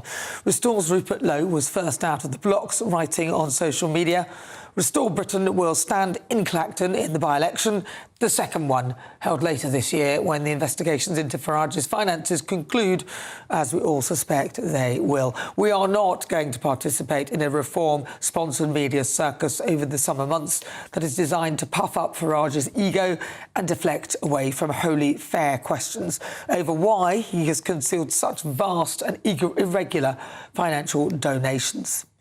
The Liberal Democrats then refused to take part. Sir Ed Davey wrote on social media, "The government must block Nigel Farage's resignation until the Standards Commissioner finishes investigating him. The people of Clacton deserve the full facts. If a by-election does go ahead, all parties should stand aside. We cannot give oxygen to this vanity project." Then Kemi Badenoch ruled out fielding a Tory candidate. We will be standing a candidate in the real by-election, which will follow the Standards investigation. We're not standing a candidate in the fake by-election, which Nigel Farage is causing to distract people from what is happening. We need to let that investigation run its course. And I think the reason why Nigel Farage is doing this is because he is very worried that he's going to be found to have done something wrong. The best thing for him to have done would have been to call a press conference and explain what he did with the money, apologise if needs be, and that would have been the end of it. And in the past few hours, the Labour Party has also run away from the contest. A Labour Party spokesperson said Nigel Farage is engulfed in a sleaze scandal and he's desperately trying to change the subject. It's pathetic and the Labour Party is not going to indulge it. Labour's ruling body, the National Executive Committee, has decided not to stand a candidate in this circus. Instead, Labour will remain focused on delivering for working people and holding reform to account. Farage should let the parliamentary investigation into his finances run its course and face the consequences. So as it stands, the only candidate with the balls to take on Nigel Farage is the ever-reliable Count Binface. Nigel Farage has already faced smears from the mainstream media. He's been hounded by the press, slammed by Labour and the Tories, the Lib Dems Restore, but now he's facing the ultimate establishment stitch-up. None of them have the courage to take him on and let the people of Clacton decide. But let's get the thoughts of my panel. GB News contributor Will Kingston, Conservative MP Esther McVeigh, and political commentator Kai Wilshaw. I've got my wings on, I'm flying. Super Nana. Oh, that's great. There you go. Easy, easy. I was here really quick. You didn't even say Do you always have that sense of dread that I do on live TV when you're walking, that you'll trip over? I had my handbag there as well. I could got my foot hooked in the handle. You know that happened. That would have been really bad to catch my wig as it comes on. No, seriously. Let's look at this. I mean, they don't want to fight him. They don't want to take him on. And they're kind of poo-pooing the fact that he's trying to do this before the investigation. Yes, and I think it is clear that he would have factored this in. They would have gone through all of the permutations, they would have done the polling, they would have been well aware that in all likelihood they would have said probably this is the most likely option anyway. So you have to think, well, why have they gone ahead with it? What does it do? Well, A, he can still do all the rallies, he can still do the door knocking, he can still do the campaign even without a credible opponent, and that's when Farage is at his best. And he probably won't be targeting the people of his electorate directly. He'll be speaking to the nation. I think for a period people have gone, he needs something to really energise the base, which feels like the energy's dropped maybe a tad over the last 6 months. He needs something maybe to energise himself, and again, he's at his best in these moments. So in many respects, he probably was expecting this, but still he will use this as a way to re-energise and reinvigorate the reform movement. But they're trying to get the Parliamentary Standards Committee to stop him from being able to call the by-election. Now that seems a bit much, seeing as Andy Burnham, I mean, there was all the shenanigans with the NEC trying to block Andy Burnham from standing, then somebody stepped aside for him. So there's always shenanigans around by-elections anyway. Well, he's already stood down, so they can't stop him standing down because he's already done it. So the by-election is in motion. So they might be calling for that, but I don't see how that is an option. But what I will say, and you did say, oh, Nigel's come out fighting, and he has come out fighting for his political career, because when he did have that fabulous council elections victory, 1,500 seats, if you remember at the time, the only thing people wanted to talk about was the £5 million donation. He's not really been able to get away from that. So he has decided, I've got to change the narrative. And he has. He's leading the media, and so everybody's decided, well, we're not going to stand against you because we're not going to give you what you want. It's a bit like a naughty child who's, taking a tantrum. We're not going to give you what you want. Now, where it goes from there, he can, as you say, choose it for whatever he wants to. Does he want to get back to immigration? Does he want to talk about defence? Does he want to talk about a relationship with America, net zero? Because remember, he doesn't in Parliament. There's only at PMQs, which is the piece of the week. It is, Keir Starmer will be for another one or two, and it is Kemi Badenoch. He's never really got a look in, and I think he's never like that. So now, how is he going to save his career, because he wants to push this, and get back the political limelight? It's exactly that, isn't it? It's a look over here. It's a distraction, and it's a tactic. And I think people can see through that.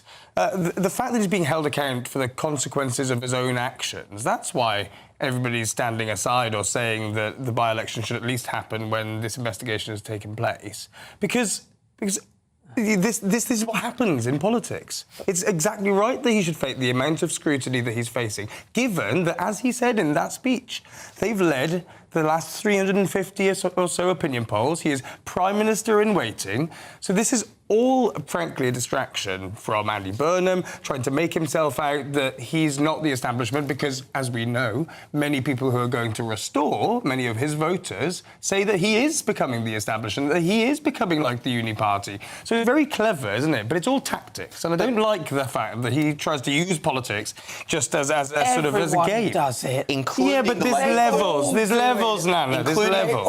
Including the Labor Party, who gave us the first tactical, non-essential by-election of the year only, a few weeks ago, but for, again, completely political reasons. I get that, but there's a difference between having a by-election because you want to become Prime Minister to change the country and having a by-election because you want to distract from the fact that you're taking money from dodgy people.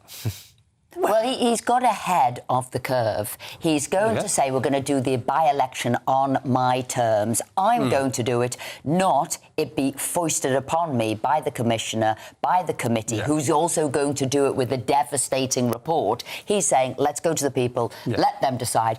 Should there be another one, actually it might not happen, the recall, the public might said, gosh, we're bored of another election. We might not hit the target of 10% of the local constituents to give you that next recall. So it's a clever move that he has done. But whether the public forgive him, I don't know. But it is a clever move. Well, the best card he could have played. Well, the fact that no other party will get involved might mean that they might get the 10% for the second potential election because people feel they haven't had their voice heard and there was no opposition to him. So you're saying if they don't take this one seriously, if nobody comes out to... So it's not going to take much. It'll be Green supporters, Lib Dems, all of them together will get 10%. The other thing which...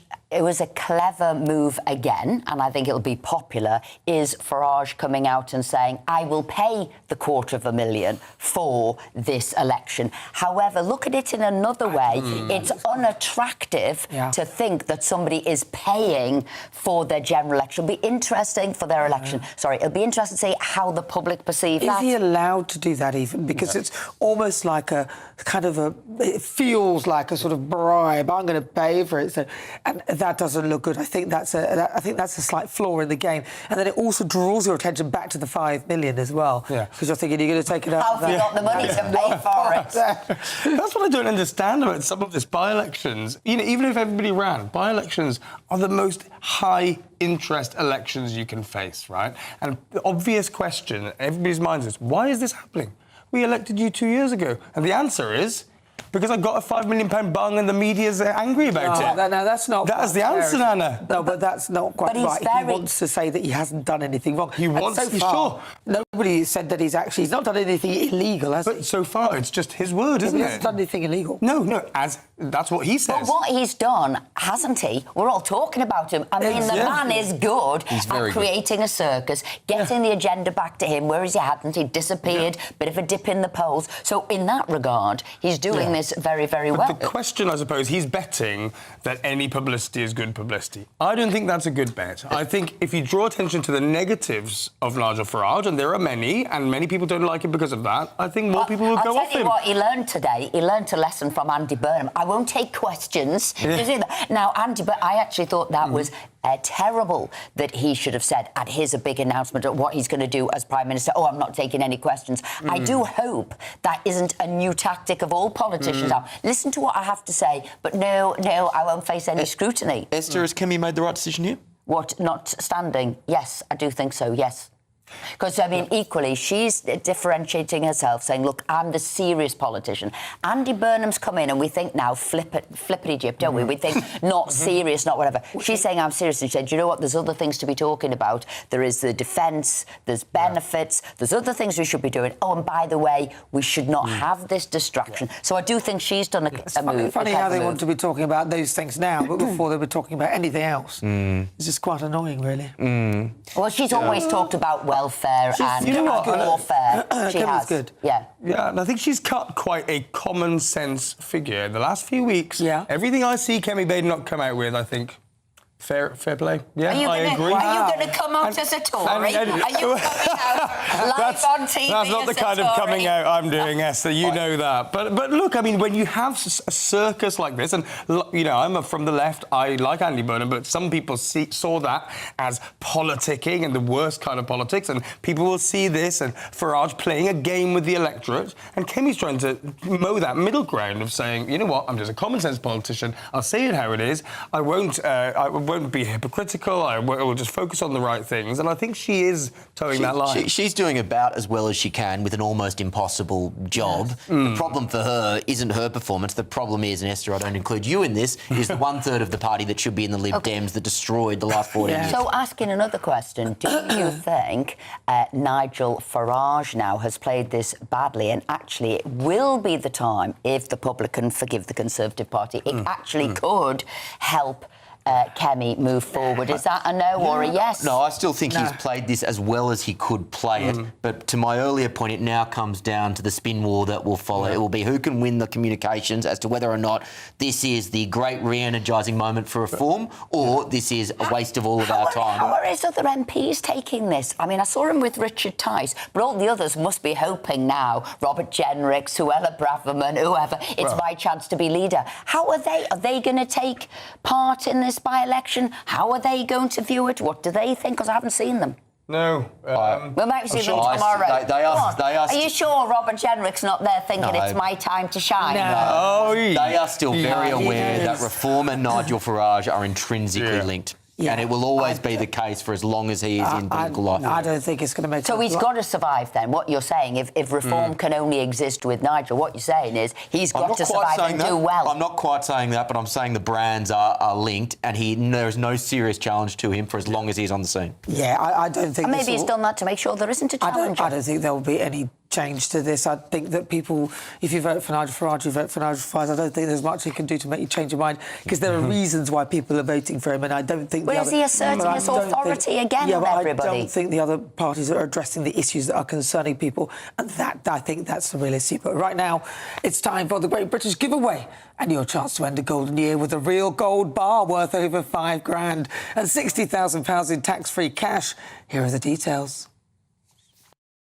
What would you do with £60,000 cash? What would you do with a real gold bar? Well, both have to be won in our Golden Summer celebration. First, there's £60,000 in tax-free cash to bolster your bank account this year. You can spend it on treats, splash out on the family, or just save it for a rainy day. It's entirely up to you. Plus, we'll also give you a fine gold bar worth over £5,000. That's genuine gold that you could gift to a loved one or just lock up in your own personal vault. The gold and the cash really could be yours. For a chance to win £60,000 in tax-free cash and a real gold bar, text GOLD to 63225. One entry costs £2.50 plus one standard network rate message, or text BONUS to 63225. 5 entries cost £5 plus one standard network rate message. Go to gbnews.com/win. Entries start at £2.50. Call 0903 686 3232. Call Calls cost £2.50 plus your network access charge. Or post your name and number to GB22 PO Box 8690 Derby DE1 9TT. UK only. Entrance must be 18 or over. Lines close at 4 p.m. on the 21st of August. This is a network giveaway. Entries will be pooled. Please check the closing time if listening or watching on demand. Good luck.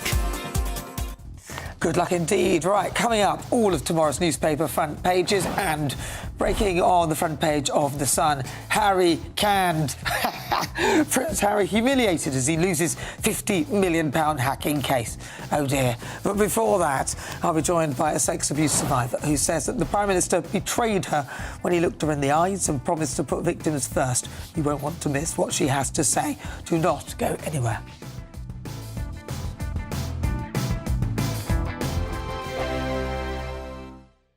From court mornings to warm family brunches. From football to tennis in the car. In the kitchen. GB News Breakfast is there with the stories you need and the conversations that matter. Anyway, let's talk business. Well, it has been a historic night in British politics. It's astonishing, isn't it? We're here again to start your day just right. GB News Breakfast. Every morning from 6 a.m. Only on GB News. Britain's news channel. Breaking news, live updates, stories that matter. From the heart of the GB newsroom to every corner of Britain, with our team of dedicated journalists across the UK. GB News bulletins are there to deliver the latest news that matters to you. Bulletins on GB News, the People's Channel, Britain's news channel. You want to know what's really going on in the corridors of power? Labour don't know what to do with you half the time, and that makes you quite lethal in the chamber. Get behind the headlines with Chopper's Political Podcast. Join me, Christopher Hope, as I sit down with the great and the good of British politics. We'll see where this ruling takes us. These are the stories shaping our nation. Chopper's Political Podcast, available now on all platforms. Listen in and stay ahead.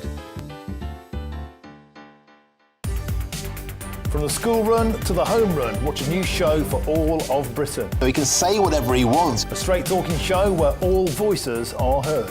And, you know, when are we going to stop talking about smashing the gangs and actually do it? With the stories that matter from every part of our country. There's a bit of a crash landing there for your Chancellor. Bold, fearless and standing up for you. That's me, Martin Daubney, 3 p.m. till 6 p.m. weekdays here only on GB News. The People's Channel, Britain's news channel. Hi, I'm Michelle Dewberry and my show is your opportunity to cut through all the noise and dive in headfirst to some robust debates. Ideas clash. Situation, isn't it? Because the failure is... You're deliberately avoiding my point. Nothing's held back. And if you think this is the end of it, wait for more. And we do not shy away from the difficult stuff. Sometimes I want to shake people and say, if only you understood. So join me on Jubes & Co. weeknights at 6 p.m. only on GB News, Britain's news channel. At GB News, we love to hear from you, our loyal community. So drop us a line at gbnews.com/your say. There you can talk to each other and also to the presenters live on air. gbnews.com/your say, because GB News is your channel, Britain's news channel. Join me, Nana Akweer, for an informative, interactive news programme with a difference. It's fun. No, he didn't say that, though. I'm so surprised. I think there's an element of truth to that. Join me from 3 p.m. every weekend, only on GB News, Britain's news channel.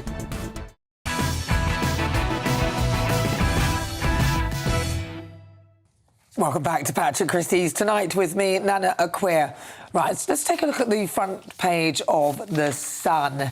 Harry canned. I think it's Harry caned. Oh, that may be a World Cup reference, that's I what think. they're doing. Yeah. Canned. Oh, it's caned, actually. I think it's caned. It is caned. Harry caned. Because there were two ends. Yeah. So it is caned. Yeah. You see, this is obviously about Prince Harry. He's lost his £50 million hacking case. He launches an astonishing whitewash rant about the judge, basically. So he's sort of alluding to the fact that he thinks that he's been stitched up, when in reality it did seem as though they were never going to win the case. The judge spent 11 weeks looking at all the details there. Yeah. And he's just whinging now because he's lost. He's lost. You've lost, Harry. Sorry. Yeah, sorry, mate. The reality is, I think he fails to realise that whilst judges are disliked in this country and the media is disliked in this country, he's delighted disliked considerably more than those two groups. Yeah. So, mate, you're not getting any sympathy. And I don't know the details in intimate detail, but there was no smoking gun by the looks of things. Like, if you're going to accuse phone hacking, you would need to see the little gadgets or the actual technology that was used. He basically is suggesting, well, they couldn't possibly known this, so I must have been hacked. And he fails to realise that his friends probably aren't as loyal as he thinks they are, and they're more than happy to get a few easy bob by speaking to the Mail. And that, to me, sounds much more plausible. Well, I mean, there's no evidence that his friends did that, but at the end of the day, he, as Charlotte, who was talking earlier, he's the editor-at-large of the Mail on Sunday, she said he was in his sort of throes of youth at the time. He was going out drinking, partying. That was the time he wore the Nazi suit. Do you know what I mean? All that kind of stuff.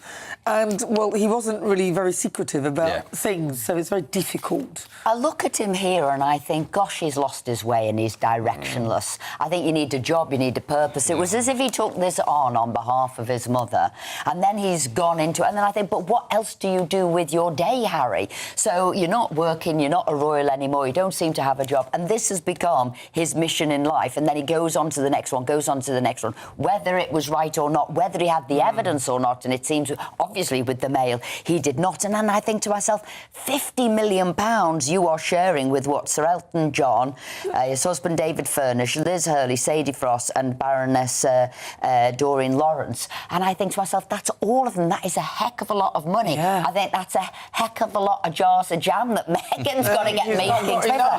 And so I think, so when he says, I'm fighting on, well, what else? What for? What for? Well, absolutely. What for, but what else is he to do with his days? I think he's a lost man. I agree with you, and I think lots of these people are sort of rerunning the noughties and the 2010s when the press were a bit of a, they could be demonised having done some wrong things in the past. But this is just a total nonsense.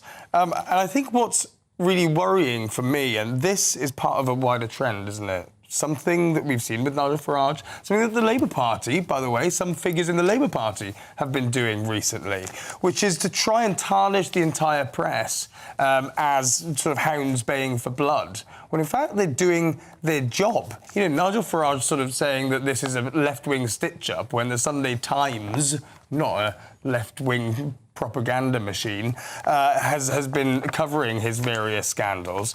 It doesn't do us any good to try and poison the well of public discourse by making out that the press is all a bunch of rogue dealers. Frankly, this is part of a wider story, I just don't think he's got a job. How does he earn his money? What does he do if he isn't in the papers? And then he brings his royal family in. All of this, is he going to come here to the UK? Is he not? Will he see, his dad? Will his dad, the king, ever get to see the grandkids? Will they, won't they? So it has been like a tussle, and then bringing the royal family into it, so to then question the judge, the king's court, wanting to stay in the palace last minute to try and get some great balcony shot with him on, again, to just make some more money. I don't know. I do, in some respects, feel sorry for him because he seems like a lost soul. Oh, you've gone soul. soft. I'm not. I'm just doing it. Come after people so bad. I'm struggling here. I'm glad you didn't say lost. Say something. Yeah, well, yes, if he's lost, I do feel sorry for him then. If he doesn't, there you go, I'm being nicer. If he doesn't know what he's doing, and then Meghan seems to be directing him. Rubbish. I'm sorry. How old is he now? Is he, 38, 39? He's a middle-aged man. He's got a family. He's had every single advantage you could possibly hope for. Yes, I'm incredibly sad. Very sorry his mother died. But, mate, move on. Go out and actually find a purpose with your life. He doesn't have any talent whatsoever, which is why he goes from project to project. Hang on, have you tried those jams or whatever he does? I haven't tried jam, but I don't even think he had anything to do with the jam. We don't even know whether his taste testing. Wow. That's slanderous. Sorry, he bought the strawberries. Or did they grow them? Oh, yeah, they grow them and then, that organic garden, yeah. So, look, I think we sometimes still treat him as the 14-year-old sad child as opposed to the man that he now is. And I'm sorry, as everyone does, you need to take personal responsibility, and he's got every opportunity to do so, and he fails to do so. Well, you know what? I mean, I hope that he'll take this as a sort of thing and just give up on this. It's just not worth doing it. You're wasting all your money, Harry. It's just not worth doing it. I don't think you're going to win on any of these. It's time to stop and just go and have a wonderful life with your beautiful wife and your beautiful children, for goodness sake. Why are you wasting your time on this? Because he needs the money. No, he doesn't need the money. His dad will help him. His dad will help him. Whatever he needs, I'm sure his dad will help him. I mean, come on. All right, anyway, I did my best. You did marvellously. Thank you. Coming up, all of tomorrow's newspaper front pages and breaking news on the front page of The Telegraph. Farage gamble turns to farce.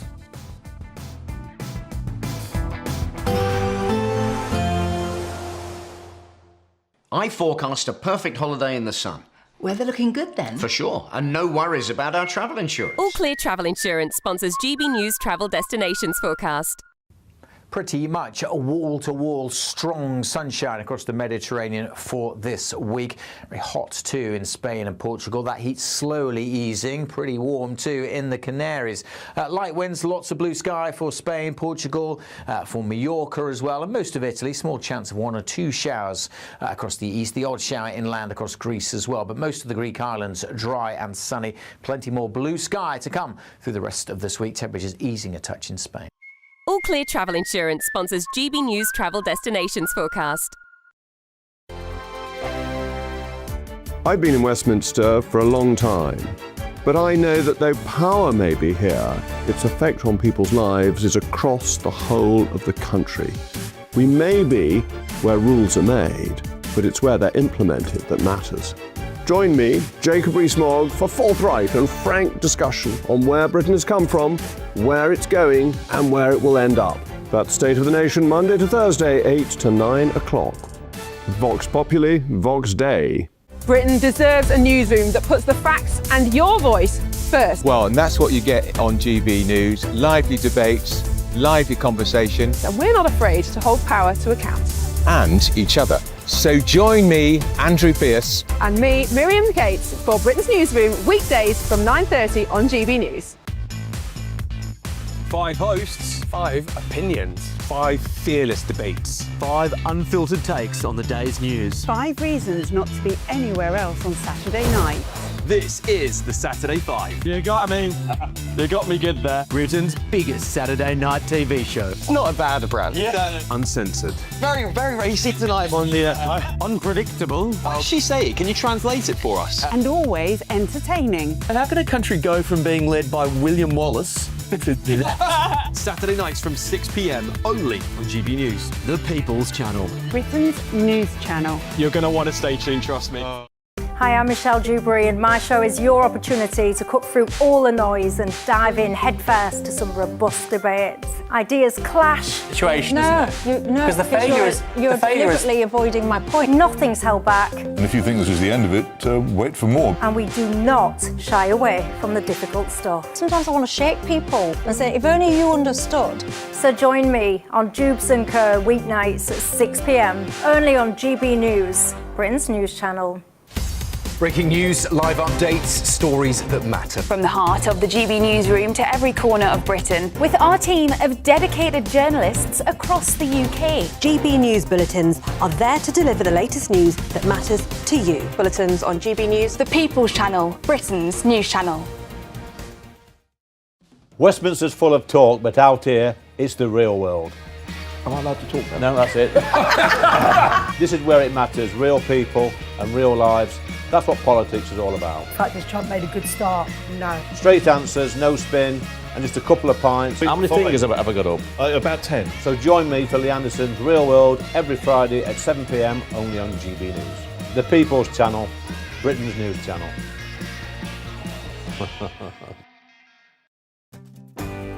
I'm Stephen Dixon, and thanks for joining us on GB News, Britain's news channel.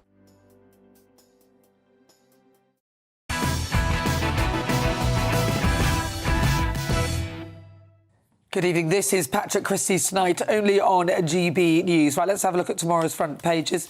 We'll start with the Metro. Farage's big by-election gamble. The Telegraph, Farage gamble turns to farce. Even the Telegraph is saying that. Wow. Yeah. Express, let the people be the judges of my actions. No.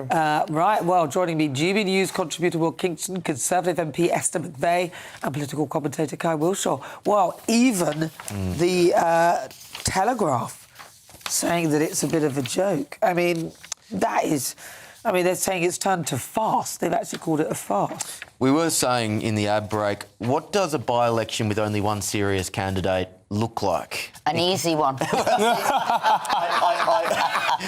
don't think there will be much. I don't think there will be much excitement when it comes to counting the votes. But now the Reform have to think: how do we still make this useful for us for our political purposes? So I think they will probably still treat it as a proper by-election. They'll still do the speeches, they'll still do the door knocking, but they will still make this about the "we are fighting the establishment" story, and they'll probably gloss over the fact that there isn't any jeopardy in the actual result itself. But there's another thing he's done there. Usually, over the summer holidays, there's no political stories, there is no Parliament sitting, so he will absolutely steal all the headlines for a full month over August. So look at the timing, what's happening, who else will be talking about things, so he can, which he has already, taken the headlines. It has been a gamble. He has sort of made a calculated gamble, I think, but these headlines from the Telegraph are not helpful to him, calling it a farce. This is what he's got to be careful of, ridiculed by his own. I'm not sure I believe all this. I think he thought that at least some of the main parties would stand. Some of them have a lot to gain from it. Andy Burnham is going to be leader of the Labour Party. Maybe he thought that this is an early place where the Labour Party want to put a marker in the sand and say, look, this is a new party, we're going to fight this, we're going to lose because it's a safe seat, right? But we'll fight it. The Tories, they came second in this election in 2024, right? Yes, Reform has risen up the polls since then. But Kemi, similarly, she's starting to come into her own. So can he use that media well to say, Burnham is weak and he runs away? Can he, will he use that? Well, that's what he might try and do. But I honestly think that he will not command the attention, even though it's a by-election. Even though it's Nigel Farage, even though there's nothing happening in the summer, I do not think this will command the attention of the Westminster Circus as much as they thought it would. They thought they'd have the kind of interest that you've had twice this year, right? And we've had two big by-elections, and it's been crazy, not least for the people who live there. So, I don't think this is going to be the same at all. What's the countdown for Burnham's inauguration? What are we? 20th of July. 20th of July. As Prime Minister. So how does this impact that? It steals his thunder a little bit, I guess. Yeah, and I think that would have factored in, for sure. But at the same because time... Nigel Farage, as I say, this is me. Well, it's all or ego. does it? I mean, has it done that? Or now people might have been able to, not that they were, but they could have challenged Andy Burnham. It probably makes it a dead cert that nobody is now, last minute finding 81 people. So he's definitely ensured a coronation as well of Andy Burnham. Yeah. Isn't it the same sort of thing, though? Andy Burnham's come in and now he's literally got no competition or no opposition to be leader. And Nigel Farage is doing a by-election and there's no opposition. So it's kind of...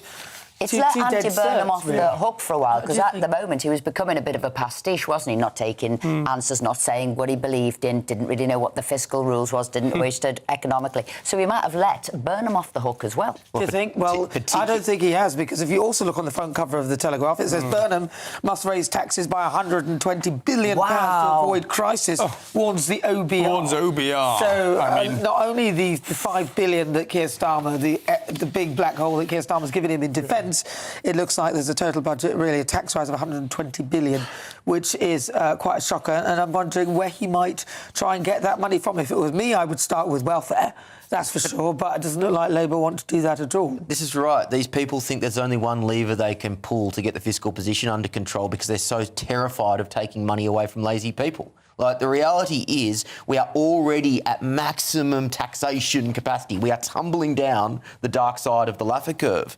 But because Labor's institutional DNA is to just tax, they don't have the guts to, as you said, address welfare or the $30 billion odd a year that goes towards net zero, either in direct spending or the losses associated with net zero. And so as a result of that, this country is just going to be taxed further into oblivion. We'll start drilling in the North Sea and get a little bit of money in, extra money in.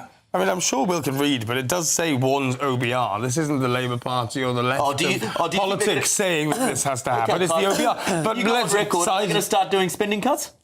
Yes, of course they are. Of course they are, Will. So I think the reason they're saying the 120 billion is saying, Burnham is saying, well, it is all things to all people, so he's going to keep to the Chancellor's fiscal rules, he's going to bring down debt, but he's also wants to take into public control water and housing, and ease the squeeze on families. Where is he getting all that money from to support all these people and do all these things? And they say wealth taxes, but they're saying without making cuts, the country economically will end up in a crisis. Well, there you go. So what is he going to do? He's, again, promising all things to all people, and I agree with you, he's not going to cut welfare. If he gets Ed Miliband in the Treasury, he's not going to be cutting the net zero, and he won't be drilling in the North Sea to give him money. That's where he needs to start.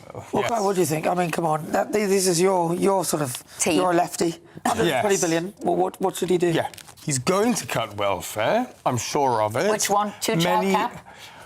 Well, I wouldn't say pensioners because I get lots of abuse on Twitter. But no, I think there's a way through. As I've said on this channel before, I think that the fact that he's a new face can manage the politics of the Parliamentary Labour Party differently. He can build those relationships. When this was first tried, the Welfare Rebellion happened after a series of missteps by Keir Starmer and his number 10. I think Andy Burnham can get those through. But it has to be a combination of things. I think there's some sort of war bonds and stuff like that, as well as some new... War bonds? Yes, as well as some different types of...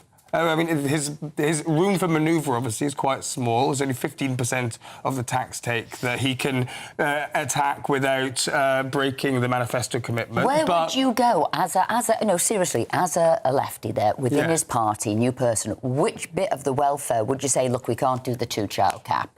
Would you say we're going to get more people into work? Where would you start? Well, I think Pat McFadden has said, hasn't he, in the last few days, that they need to clamp down, ahead of the Timms report coming out, that they need to look at the vast amounts of people who are receiving PIP for things like ADHD. And anxiety. And start there. That would be the first thing I would do. Yeah, I can find $3 billion for you there with PIP payments for psychological conditions. $10 billion that goes towards welfare for non-citizens. It's absolutely ridiculous. Like the people like me can get welfare from this government. That's an easy $10 billion there, right there. And yours back straight away. Yeah. And the council house, thanks. Yeah, definitely. Yeah. So there's $13 billion straight away, which is low-hanging fruit, I would have thought. Well, all right. Well, let's stay with us because coming up, all of tomorrow's newspaper front pages and breaking news on the front page of The Telegraph. Farage gamble turns to farce. I've been in Westminster for a long time, but I know that though power may be here, its effect on people's lives is across the whole of the country. We may be where rules are made, but it's where they're implemented that matters. Join me, Jacob Rees-Mogg, for forthright and frank discussion on where Britain has come from, where it's going, and where it will end up. That's State of the Nation, Monday to Thursday, 8 to 9 o'clock. Vox Populi, Vox Dei.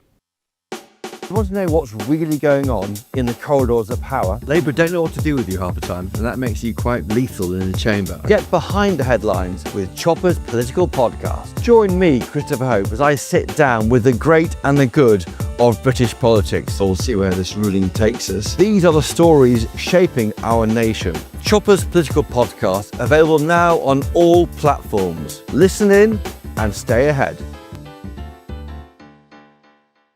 Hi, I'm Michelle Dewberry, and my show is your opportunity to cut through all the noise and dive in headfirst to some robust debates. Ideas clash. Situation, isn't it? Because the failure is... You're deliberately avoiding my point. Nothing's held back. And if you think this is the end of it, wait for more. And we do not shy away from the difficult stuff. Sometimes I want to shake people and say, if only you understood. So join me on Jubes & Co. weeknights at 6 p.m, only on GB News, Britain's news channel. From court mornings to warm family brunches, from football to tennis, in the car, in the kitchen, GB News breakfast is there. with the stories you need and the conversations that matter. Anyway, let's talk business. Well, it has been a historic night in British politics. It's astonishing, isn't it? We're here again to start your day just right. GB News breakfast. Every morning from 6 a.m. Only on GB News. Britain's news channel. Some people enjoy lazy Sunday mornings, but not me. What's the truth of the matter? So that's a very live question. Would you support him if he waters down these plans? Before the spin sets in, I'll be getting to the truth. This is personal. No soft questions, no easy answers. It's one thing if the state has rules in this country. It's another thing whether the police and others actually police them. Setting the agenda and holding those in power to account. You can't really blame her if the system is set up this way. You will not want to miss it, trust me. The Camilla Tominey Show, Sundays from 9:30, only on GB News. At GB News, we love to hear from you, our loyal community. So drop us a line at gbnews.com/yoursay. There you can talk to each other and also to the presenters live on air. gbnews.com/yoursay, because GB News is your channel, Britain's news channel.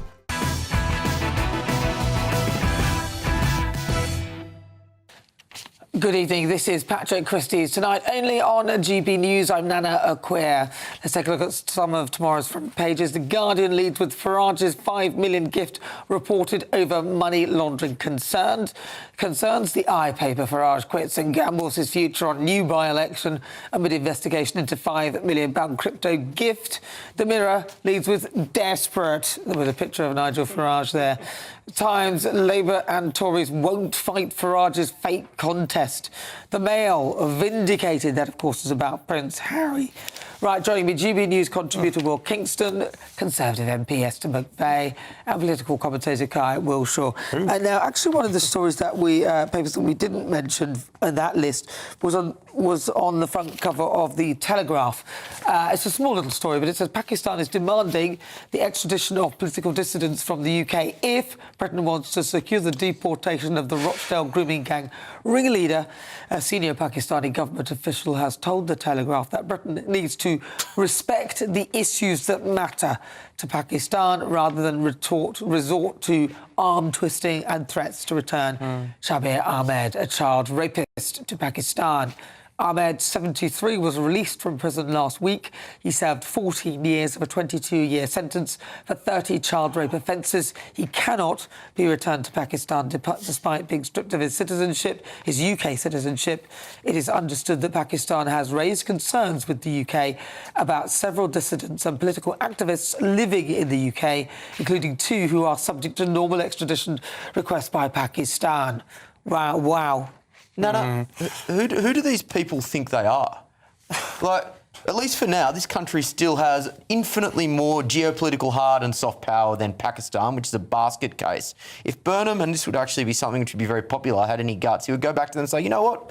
Take your demands and stick them where the sun don't shine. Here are our demands. Take back the people who have done so much damage to this country, who are your citizens. If you don't, we're going to tax the remittances which prop up your failing economy. We're going to stop all visas from your country. We're going to stop all tourism from your country coming over here. We're going to make your lives very difficult from a defence and strategic perspective geopolitically. So basically, get on board. I find it staggering that they think they can push Great Britain around. Well, I mean, a lot of people have, and we look weak to the rest of the world. True. I mean, we don't even know how many ships we have. It's just so embarrassing. I mean, you could also point out to Pakistan, why are you holding out for one man? I mean, let's be honest, we've got trade worth $4 billion. As you say, they're going to put at risk visas, aid to the country, all the other support. For one man who is a horror bag, a criminal, a rapist, just take him back. Say, you're right, we want to remain friends with the United Kingdom. We get a lot off you. Take him back and we're going to put him in prison for the rest of his life. And you know what? Both countries would come out well from that, wouldn't they? Yeah, I mean, look, I do think that what this story shows a little bit is the shallowness of some of the reform and the restore lot who say that it's so easy. It's so easy. You just send them all back. And the fact is, it's not that easy. Because every other country across the world have their own interests, domestic and international. They have something maybe they want from us. And it's not as easy as just saying, well, you're going to do as we want because we have a problem that we want to solve. Now, what Will outlined sounds very good. but it's the nuclear option. Why? There's plenty. Why? Similarly to what Esther was saying, why would we die on a hill for one person? Why would Pakistan similarly die on a hill for one person? No, I think this is good diplomacy. You say, no, take the man back. He's a wrong un. We can both win out of this because you get a lot from us. So we don't need to make it explosives. It's obvious. Take him back, chuck him in a prison. I don't think they pay that much for their prisons over there. This isn't just one man. If there is to be justice for rape game victims, there'll be thousands of Pakistani Muslim men who will need to be deported. Fine. Yeah, that's a bigger conversation. Sure. But the issue is one man at a time. Then one man at a time, and take them back. And I've got no doubt if you were to do all the things I said, and I don't think I mentioned also take away the aid that we currently give this country, there's no doubt they would take him back. This is just an exercise. This is an exercise in relative power. This is the one thing that Trump does incredibly well. He recognises the US is more powerful than other countries, and he leverages that power. In this instance, the UK is more powerful than Pakistan. Leverage that power. Legal immigrants, what's it, about 10%? The vast majority are from Pakistan. You look at the money, what are we paying in benefits to them? Maybe about 400 million a year. So there are things that you can negotiate all the time with them. So and I think it should be a much easier negotiation. Don't pitch people against each other. Say, how do we have a win-win? And remember, they're getting a lot from the UK. I would actually change it so that if anyone applies for a visa from Pakistan for the UK, as part of that condition of the visa, if they break the law, they will be returned. I think Pakistan must agree to accept them in order for that visa to be issued. And I would start it there to make sure that that can't happen again. And the condition of that visa is if you break the law, then you leave, and Pakistan must agree that the person must be sent back. That to me, I think and that's still a win-win, isn't it? They need to start doing clear rules of engagement. Yeah, I think they need to start putting something in place. Anything else? You've got anything else to say about that? No, I think Labour is making it more difficult, isn't it? Easier, rather, to deport foreign criminals. To come into the country illegally. Yeah, no, not that, Esther. I think you'll find the opposite of that, actually. But no, I do agree with Will to a degree, right? What we've seen with Trump is this willingness to use all the levers at a country's disposal, right? And so, for instance, tariffs. The amazing thing he did with tariffs, especially with Mexico and Canada, is use an economic lever that hadn't been used properly by countries since the 20s and 30s in order to achieve political goals. In Mexico, it was about stopping the drugs trade. In Canada, I don't remember what it was. It was just something really odd. Yeah.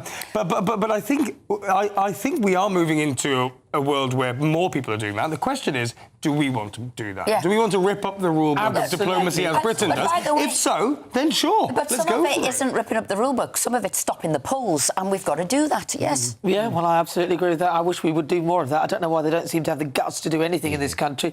And everybody who gets sent away somehow finds their way back here, which is the other problem as well. Even if we did get rid of him, he'd try and come back.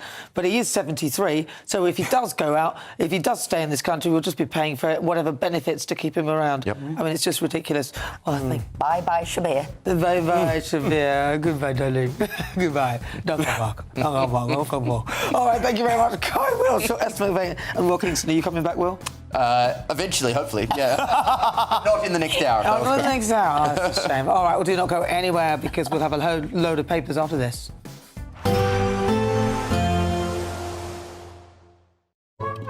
Today's outlook: cool, calm and completely horizontal. Boxed Aircon sponsors the weather on GB News. Good evening. Welcome to your latest weather update from the Met Office here on GB News. Tomorrow, another hot and sunny day across the south as the heat wave continues, and the heat is spreading north. The sun is very strong. UV levels going to be very high tomorrow. Pollen will be high in places also. Been a bit of rain around today in western Scotland. Still some outbreaks of rain going here. Quite cloudy and on the coolish side across much of northern Britain compared to the heat across the south. As we go through the night, that cloud will continue to break up more across northeast England and eastern Scotland. Largely clear skies across the south, and the heat sticking, particularly in the southeast. In London, we may not dip below 18 or 19 Celsius. On to Wednesday, and again, another hot sunny day across the south. Again, like today, some of the coast could be a little bit misty at times. May see some mist and low cloud coming into eastern coast, for example, but basically hot and sunny from the word go across the south. Further north, still a fair bit of cloud to begin with for Northern Ireland, northwest England, certainly in western Scotland, where the cloud will be thick enough for a little bit of showery rain to come and go, particularly through the morning, but should see some sunny spells in the east of Scotland. A brighter day here, and for northeast England, I think a brighter day compared to today as well. Gradually, the cloud will break up a little more for Northern Ireland, south of Scotland, and northwest England as well, which will lead to higher temperatures here. Always keeping thicker cloud in the far northwest of Scotland, but overall, a dry day.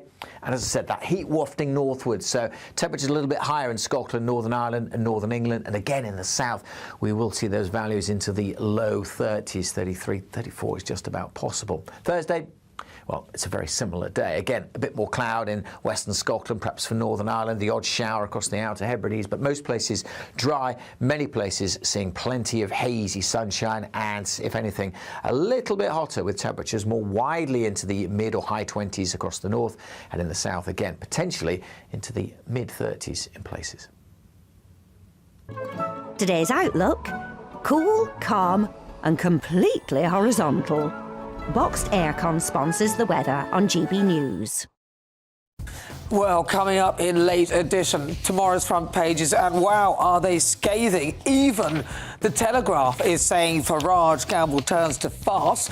And the reason they're saying that is because the other political parties are saying that they will not stand in the by-election at all, and they're going to wait for a second election later on. Also, Andy Burnham, not only has he got a £5 billion black hole, it looks like he might have to also find 130 billion. Stay with me, tomorrow's front pages on the way next.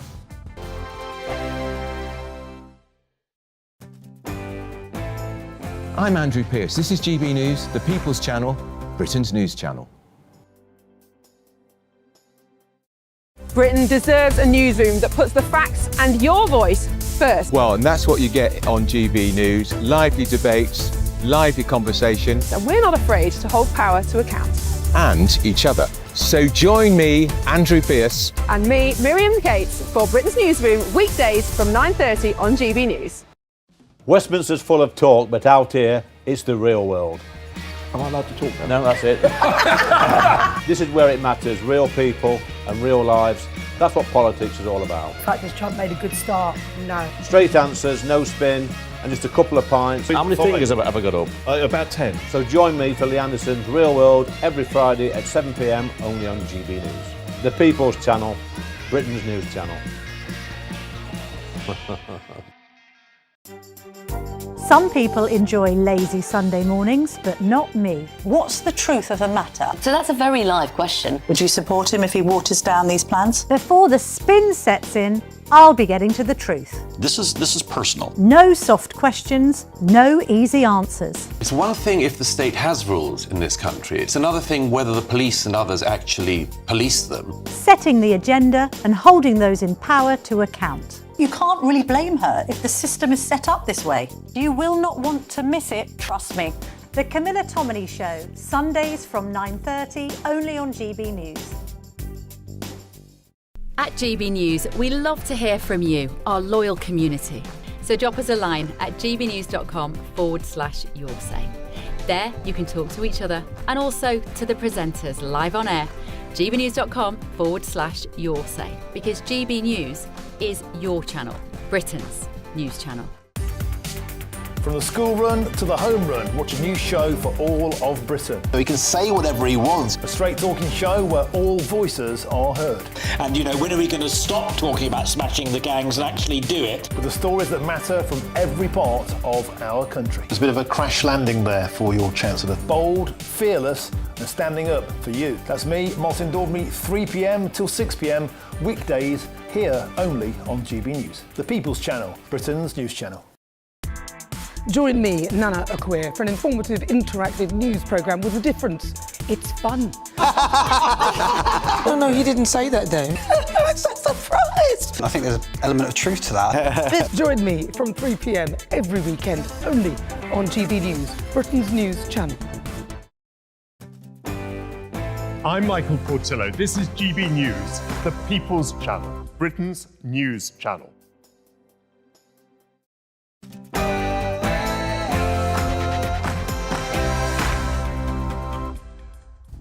Good evening, I'm Nana Aquia. This is Patrick Christys Tonight Late Edition.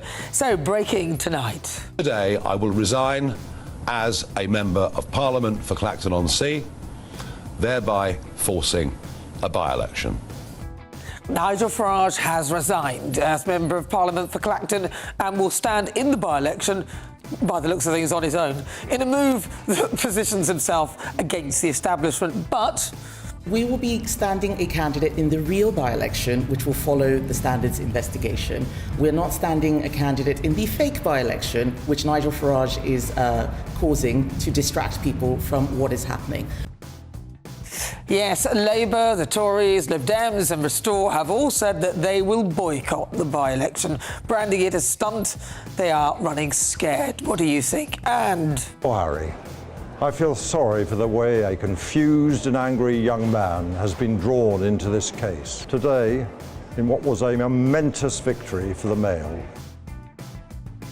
Well, Prince Harry, he's attacked the judge that ruled over his loss to the Daily Mail's publisher in a £50 million court case. And look, I want us to get rid of this. I want this man to be out of our country. I think we all want him to be out of our country. And I know that the Home Secretary, the Foreign Secretary will be doing everything they can to make sure that happens. Pakistan has set out some demands for taking back Rochdale rapist Shabir Ahmed, saying that Britain shouldn't resort to arm twisting. But will the grooming gang leader ever be deported?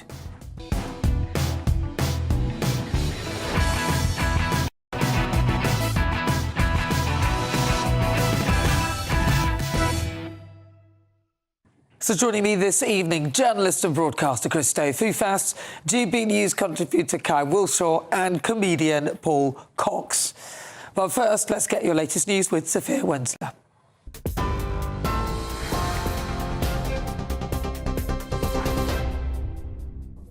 Nana, thank you. Your headlines at 2 minutes past 11. Parties from across the political spectrum have refused to stand in the by-election triggered by Nigel Farage. Today, I will resign as a Member of Parliament for Clacton-on-Sea, thereby forcing a by-election. The Reform UK leader quit as the Clacton MP and vowed to fight in the by-election. Mr Farage revealed the news during a statement about the future of his public life following scrutiny over financial support given to him. The Reform UK leader said he has not broken the law in any way at all, adding he had not misused public money. However, the plan appears to have backfired after Labour, the Conservatives, the Liberal Democrats and Restore Britain all confirmed they would not be standing in the by-election. Some breaking news tonight. The US has launched a series of powerful strikes on Iran. US Central Command said the attacks were against Iran to impose heavy costs for targeting and attacking commercial shipping crewed by innocent civilians in an international waterway in the Strait of Hormuz.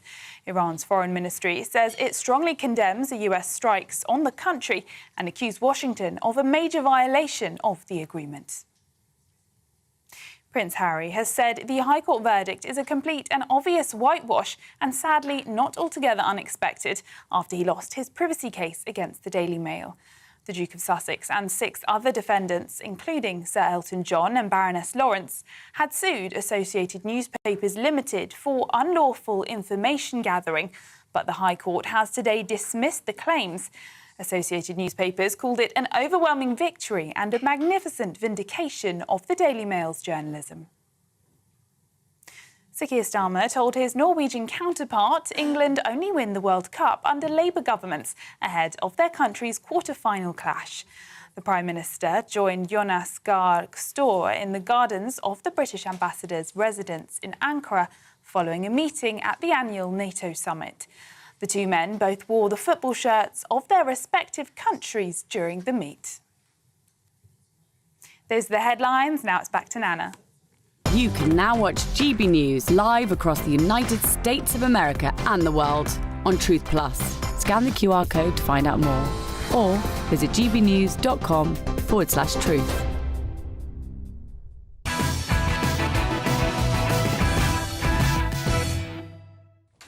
Good evening. Welcome back to the late edition. Right, let's get Wednesday's front pages.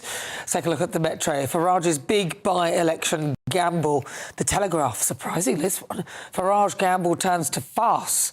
Express, let the people be the judges of my actions. Sun, Harry caned. Very good. The Guardian, Farage's £5 million gift reported over money laundering concerns. The Eye leads with Farage, quits and gambles his future on new by-election amid investigation into £5 million crypto gift. The Mirror, an image of Farage and then just the words desperate. Times, Labour and Tories won't fight Farage's fake contest. And the Mail, vindicated, that is, of course, Prince Harry. Right, let's get the thoughts of my... No, he's not vindicated, they are, just to be clear. Right, let's get the thoughts of my panel. Journalist and broadcaster Christo Fufas, GB News contributor Kai Wilshaw and comedian Paul Cox. Well, I have to start with you. I'll start with you, Paul Cox. I do, because here we are, Nigel Farage has called a by-election. He has. I genuinely think this is a genius move. I know there's a lot of talk about this, and some people really dislike it. Even people that you might consider on the right dislike it as a farce, as said in the Telegraph. But I see no lose from this, from Farage's perspective. He takes back the narrative in the media. He's able to garner all of that attention once again. He's going to win the by-election in Clacton. The Parliamentary Committee may still rule that he broke previous rules.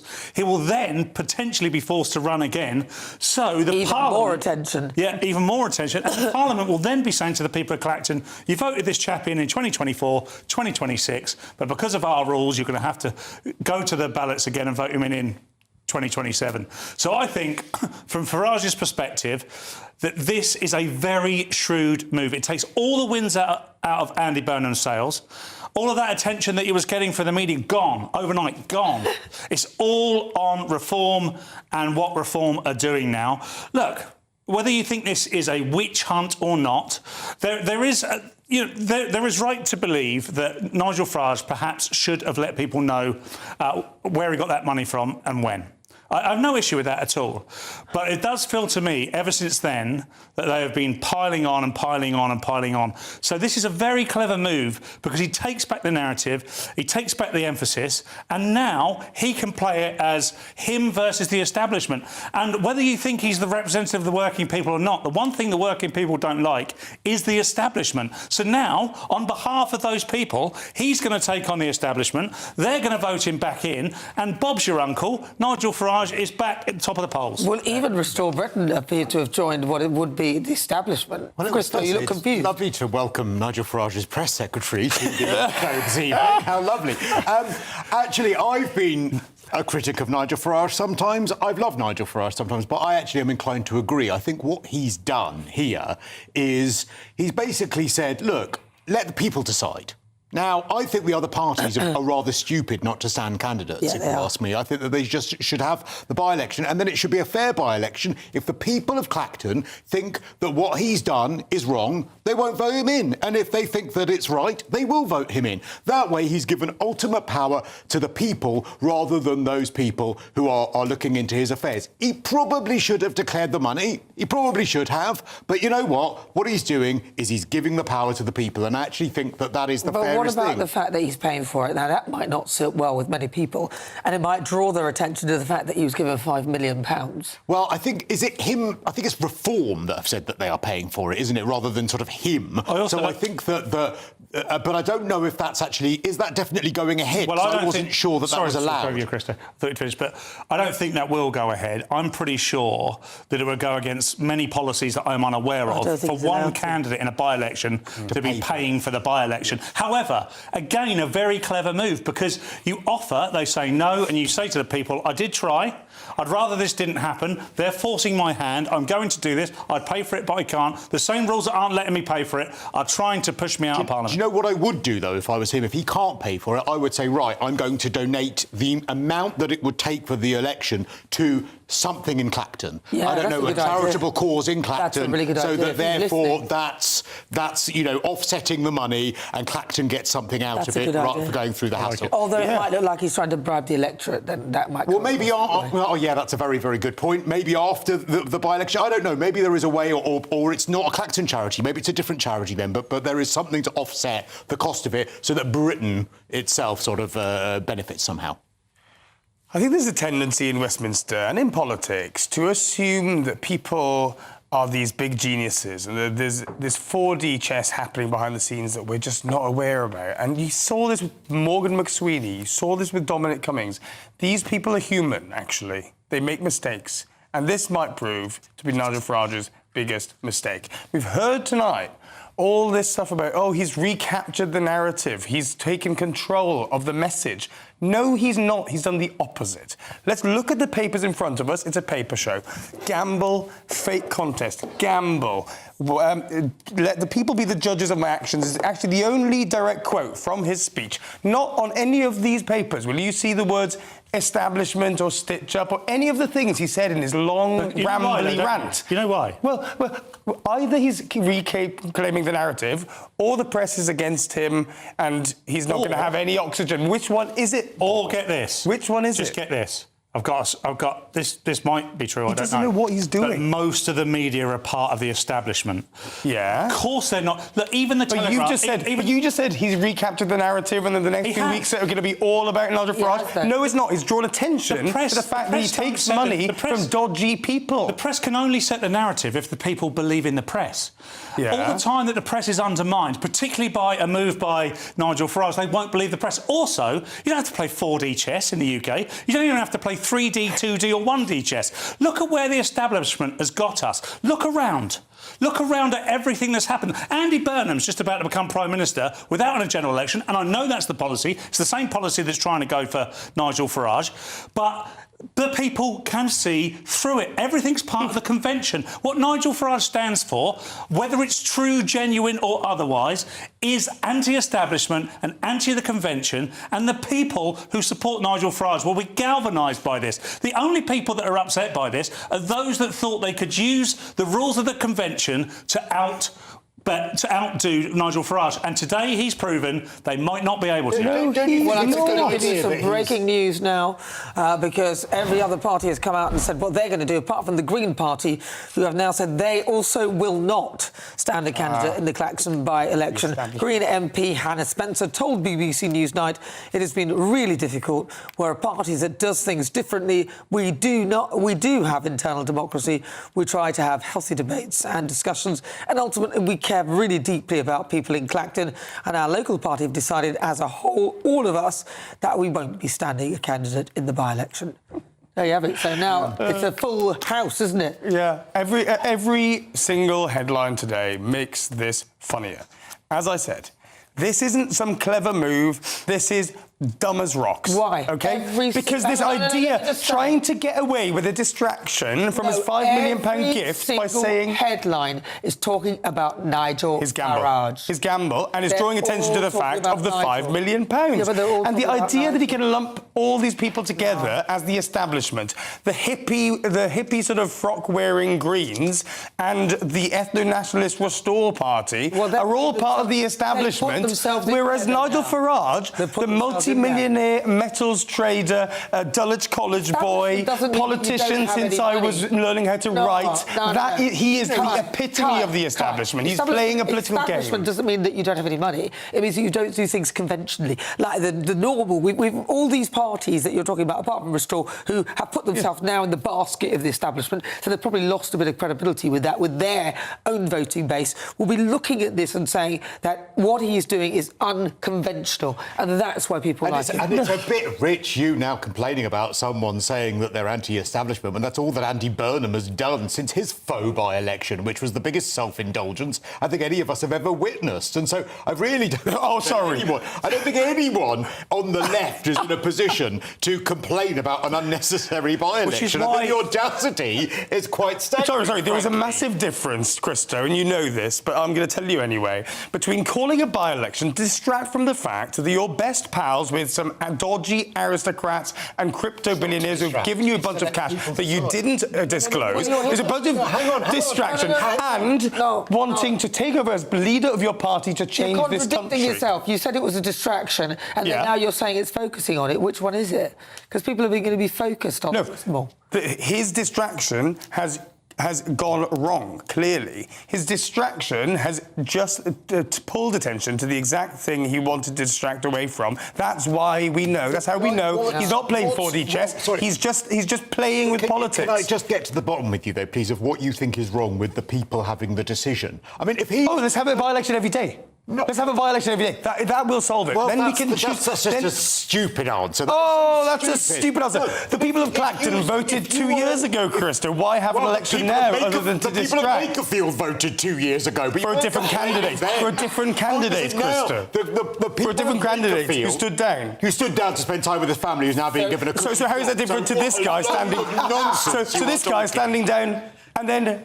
He's coming back. Yes, because he's coming back. I actually agree that it is a gamble. But what he's saying is, look, if you either back me or sack me. If you think I did something wrong, then don't vote for me. If you think I did, then don't. Gamble turns to farce. Well, it's Telegraph. It's turned to farce. His gamble has backfired, hasn't it? Actually, luckily, he wasn't playing with his own money. I think that they look like they're running scared.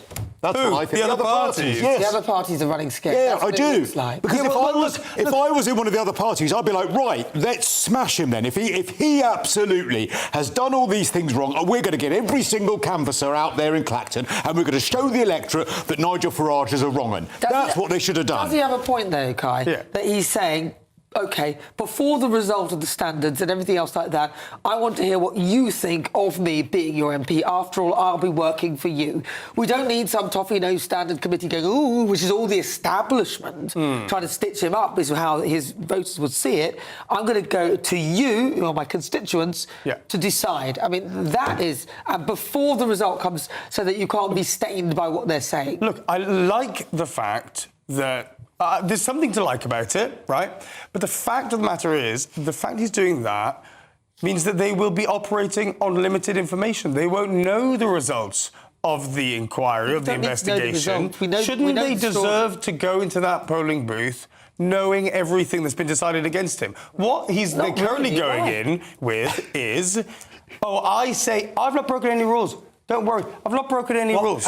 Believe me. Why should anybody believe him? You don't need to believe him. I just want to point something out here. You keep talking about rules, in particular, and process. Rules and stuff that's been set out by the convention that I keep talking about. So you're saying, we've set these rules and he seems to have broken them. We don't like it. The people of Clacton and the greater GB News audience, as it probably turns out to be, are saying, we don't care for the rules. I don't care how much money he's taken and how dodgy the aristocrat was. If it means that we get change in our politics and they save our bacon instead of votes. Exactly, stop the votes. But if they do care, they would have had the chance to vote. Exactly. That's the whole point. Christo's You're giving ultimate sovereignty. No one's saying he's automatically going to win. Decision. And you know what? Yes, they won't have the result yet. Hang on, they won't have the result yet of the investigation. But what they will be able to go into the polling booth knowing is that 5 million exists, that the story is out there, and they can say whether they care or not care. And I'm telling you now, they probably know more about Nigel Farage than they did about Andy Burnham going in the polling booth, because we still don't know what he stands for and anything. And also, with all the other parties not standing,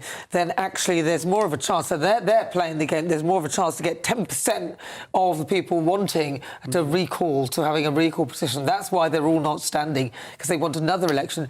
But I don't think they'll even win that. But coming up in just a moment. Oh, Harry, I feel sorry for the way a confused and angry young man has been drawn into this case. Today, in what was a momentous victory for the Mail. Poor Harry, so sad. Prince Harry has attacked the judge that ruled over his loss to the Daily Mail's publisher in a £50 million court case. Stay with us. This is Patrick Christys Tonight, late edition.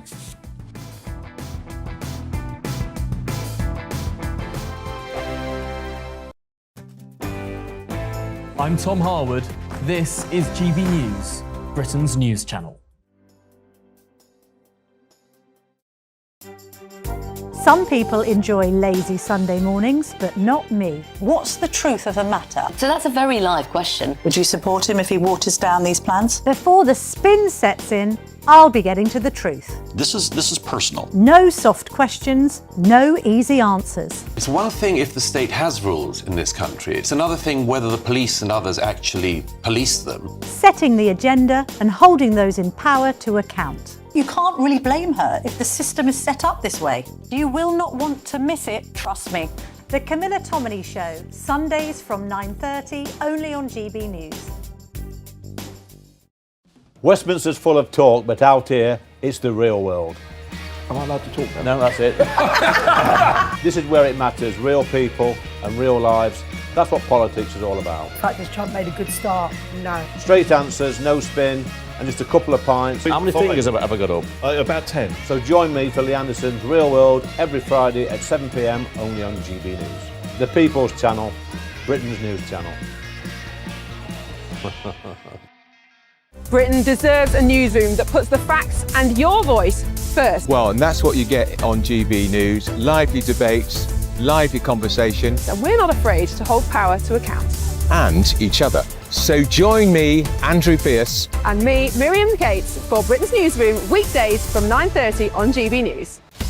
Breaking news, live updates, stories that matter. From the heart of the GB Newsroom to every corner of Britain, with our team of dedicated journalists across the UK. GB News bulletins are there to deliver the latest news that matters to you. Bulletins on GB News, The People's Channel, Britain's news channel. From the school run to the home run, watch a new show for all of Britain. He can say whatever he wants. A straight talking show where all voices are heard. And, when are we going to stop talking about smashing the gangs and actually do it? With the stories that matter from every part of our country. There's a bit of a crash landing there for your Chancellor. Bold, fearless and standing up for you. That's me, Martin Daubney, 3 p.m. till 6 p.m, weekdays, here only on GB News. The People's Channel, Britain's news channel. Join me, Nana Akweer, for an informative, interactive news programme with a difference. It's fun. No, he didn't say that, though. I'm so surprised. I think there's an element of truth to that. Join me from 3 p.m. every weekend, only on GB News, Britain's news channel.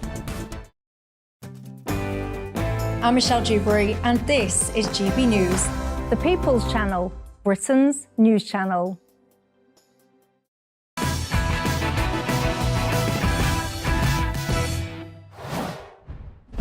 Welcome back to Patrick Christys' Late Edition. I'm Nana Akweer. Now, there's been a lot of talk about how Westminster and the political parties are reacting to Nigel Farage's decision to resign as an MP. But what do the people of Clacton think about the upcoming by-election? Well, I'm pleased to say that we can speak to one of them now, writer and commentator and fourth-generation Clactoner, Ted Newson. Ted, all right, so how do you feel about this? Good evening, Nana. Well, first of all, I think it's such an insult to the people of Clacton that not a single other major political party has even come forward to stand in the by-election. And there's a reason for that. It's because Reform is Clacton. Clacton is Nigel Farage. It's a stronghold. And they know that they're not going to win. But look, if this was Runcorn and Helsby, where Reform only won by 4 votes, you just know that every single political party would be piling in. And now we've got ourselves to this state of confusion in Clacton, where I was scrolling social media before I came on, and the local branch of the Green Party over here was saying we're mobilising the membership, we're getting ready to stand and bring down Farage. And now Central Party have got involved, and they've said, no, sorry, you can't. And then they've essentially said, oh, we reached an agreement with the local party. I mean, the established parties have said that there's a better alternative to Reform. Why won't they stand in my constituency if there is? Yeah, so does that make you feel more loyal to Nigel Farage? Does that make you feel like actually the kind of establishment pressure that he's had to be put under is just typical of how he's been treated? That actually makes you feel closer to him and actually you're more likely to vote for him as a result? Well, he's the only candidate, by the way. Well, I mean, I put out a Facebook post to one of the Clacton community groups. We're a very tight-knit community around here. And the opinion is split. Personally, I think the establishment has attacked him like no politician we've seen in a long, long time, doorstepping his daughter, interfering in his personal space as soon as he gets off the plane from America. I can tell you the jet lag must have been awful. We've never seen this kind of stuff before. But at the same time, there's also Clactoners saying, yes, Farage seems to be hiding something. We want a chance to vote.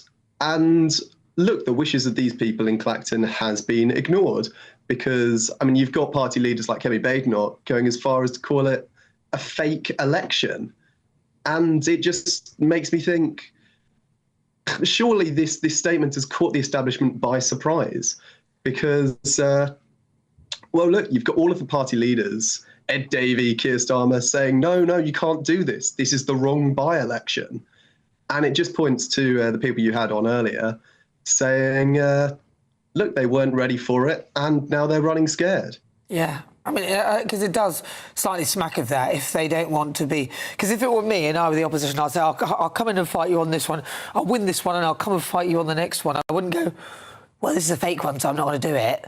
You know, and in any other by-election for any other thing, everyone usually stands. So it's a bit strange, really, on this occasion. But does it put you off about the fact that there was this talk of this 5 million? When you hear about that, do you feel a little bit annoyed by Farage for doing that, or do you not give two hoots? Well, I mean, personally, in speaking to a lot of people around Clacton, they don't care. They understand what Farage stands for. And the opposition can say he stands for big crypto billionaires or whatever. But you look at the kind of message and the campaign that he's launched, and it's about stopping the boats, and it's about making these places, constituencies like Clacton that have previously been left behind, feel valued in this community. And for so long, we have felt like that end of the line town that no government will pay attention to. Reform comes along, and you get Nigel Farage coming down in a tank. I actually posted on Twitter today, Farage, after one of his rallies, stopped off at a pub. I had a 15-minute conversation with him. It was the first time I'd met him. And he was a lovely bloke. I spoke to him about freedom of speech in universities, which, as someone at university at the time, was very important to me. And he heard me out. Now, compare that with your typical experience of meeting a politician where they're running at 1,000,000 miles an hour to do everything, and they're always too busy to meet the constituents. And it's night and day. And I think it's not just me in the constituency that's had this kind of experience with him. And that's why, like I say, Clacton is reform and reform is Clacton. Interesting stuff. Well, listen, thank you very much, Ted, for talking to us about that. That's Ted Newson. He's a fourth-generation Clactoner. Those are his views. Right, well, let's get the thoughts of my panel, journalist and broadcaster Christo Thufas, GB News contributor Kai Wilshaw, and comedian Paul Cox. Well, Kai, he said that he doesn't really care about that. He only cares really about the issues, and most people are sick and tired of Clacton not being noticed. It's a bit like Andy Burnham and Makerfield, really. Yeah, look. Obviously, Nigel Farage has put Clacton on the map. That's why, as I said earlier, I think he'll do Kim Jong-un numbers in Clacton. He'll win. On both? Very well, just like Andy Burnham did. If there are two elections, you think with the same thing? You know what? He'd probably win the second one too. He is a generationally successful politician. Do not count him out. But the real race that matters, I think, right, isn't this by-election or the second by-election, at which point, by the way, all this 4D chess stuff will start to look even more of a joke than it did before. 4D chess. It's not 4D chess. But I think that what really matters is the general election, right? That's what he's gearing up to. That's what his life's goal has been. And I think that focus on this 5 million and so on, whether or not the Clactoners can accept that, and I'm sure they will, I don't think that extra number of basically Tories he needs to win over, the sort of traditional Tory types that he needs to win over to win a general election and win a majority, I think they will be looking at this and thinking, there's something wrong about this guy. I can't put my finger on why, but something's dodgy about it. You think? So the Conservatives would be thinking that, you think? The Conservatives in Traditional Conservative... No, not in Clacton. Did you listen to what I just said? Well, were you busy doodling? No, I was in a reading the general story. election. I sort of switched off. In a general election, right? You know that there's that tipping point in general elections, right? I feel like I'm in 4D chess. But you know I think it's like 34%, isn't it? Something like that, where you need to... That tips over in the first past the post system, where you need around that polling across the country to be replicated to win a majority, a good majority, right? And the key to that isn't winning over the Reform faithful. He's won them over, right? Maybe he's needing some to restore, I don't know. But the key to that is probably this outreach strategy, which is essentially trying to win over former Tories. But I think those are exactly the kind of voters that see things like this, that takes politics as a joke, that runs roughshod over institutions and so on, and they will think, I don't like that, I'm not going to vote for it. I don't know if he needs those former Tories, because I think the working class vote, well, I don't love that expression, but you get who I mean when I say that, and the former Labour voters, who Labour, being their sort of, middle-class North London wine bar elite that they are now, do you think that those traditional Labour voters are the ones that Farage will court? I don't think he needs many of those ex-Tories. And let's say that there are people in Clacton, by the way, who would perhaps be those ex-Tories that wouldn't be won over by him. What a shame that there's no one else that they can vote for. There isn't anyone else that they could possibly vote for in Clacton, because everyone else has run scared. And I will return to my original point. I just think that you've got some front talking about sort of unnecessary self-indulgent by-elections. No one in Labour, out of all the parties, Labour do not have a leg to stand on when it comes to this by-election. Well, you heard what the Clactoners said, that they are actually insulted by the other parties for not taking part in it. Of course they are.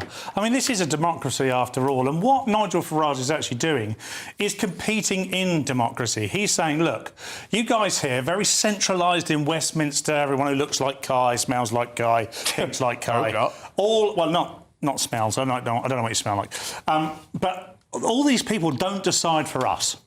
So Nigel Farage is going out to the us and saying, do you know what? I'm fed up with this. Are you fed up with this? If they all turn around and go, we think it stinks, Nigel, and you shouldn't be our MP again, then fair enough, that's democracy. But what should actually happen is that everybody should run, and then we really get to see, because what still could happen... By the way, the establishment will be so riled today. You only have to look at Facebook, Twitter, to see the left have lost their heads today. Some real... outrage, like you haven't just absolute, like we've run out of kale.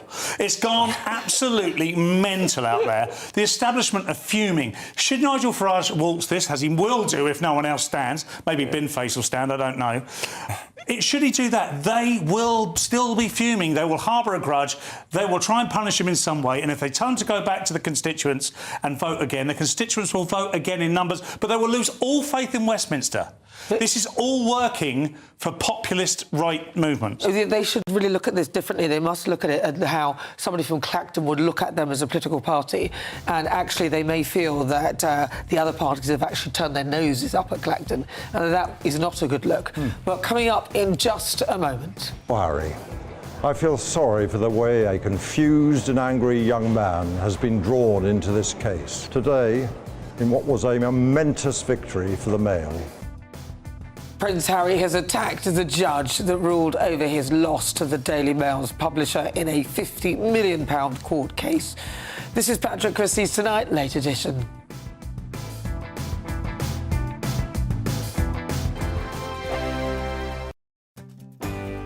I'm Stephen Dixon, and thanks for joining us on GB News, Britain's news channel.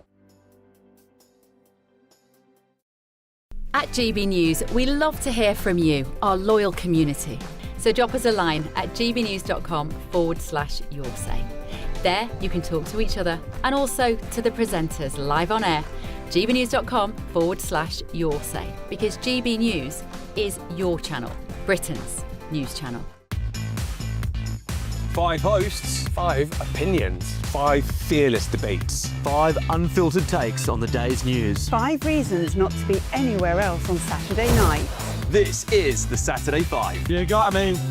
You got me good there. Britain's biggest Saturday night TV show. It's not a bad brand. Yeah. Uncensored. Very, very racy tonight on the unpredictable. What did she say? Can you translate it for us? And always entertaining. And how can a country go from being led by William Wallace Saturday nights from 6 p.m. only on GB News, the People's Channel. Britain's news channel. You're going to want to stay tuned, trust me.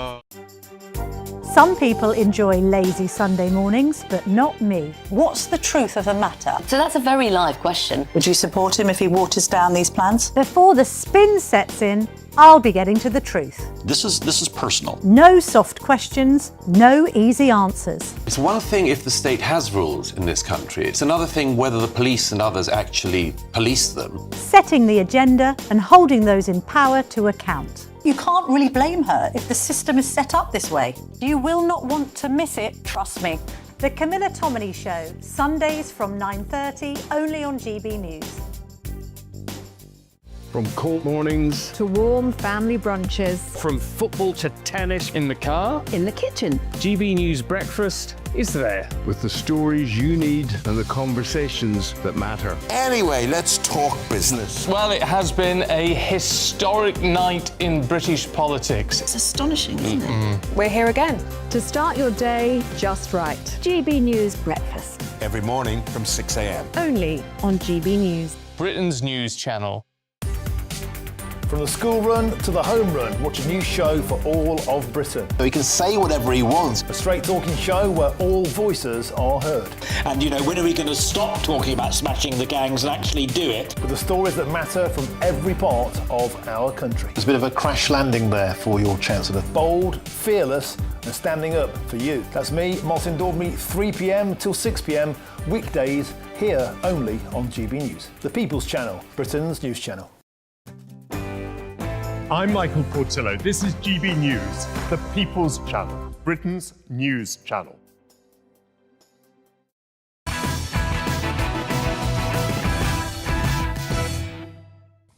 Hello, good evening. Welcome back to Patrick Christys Tonight, late edition with me, Nana Acquia.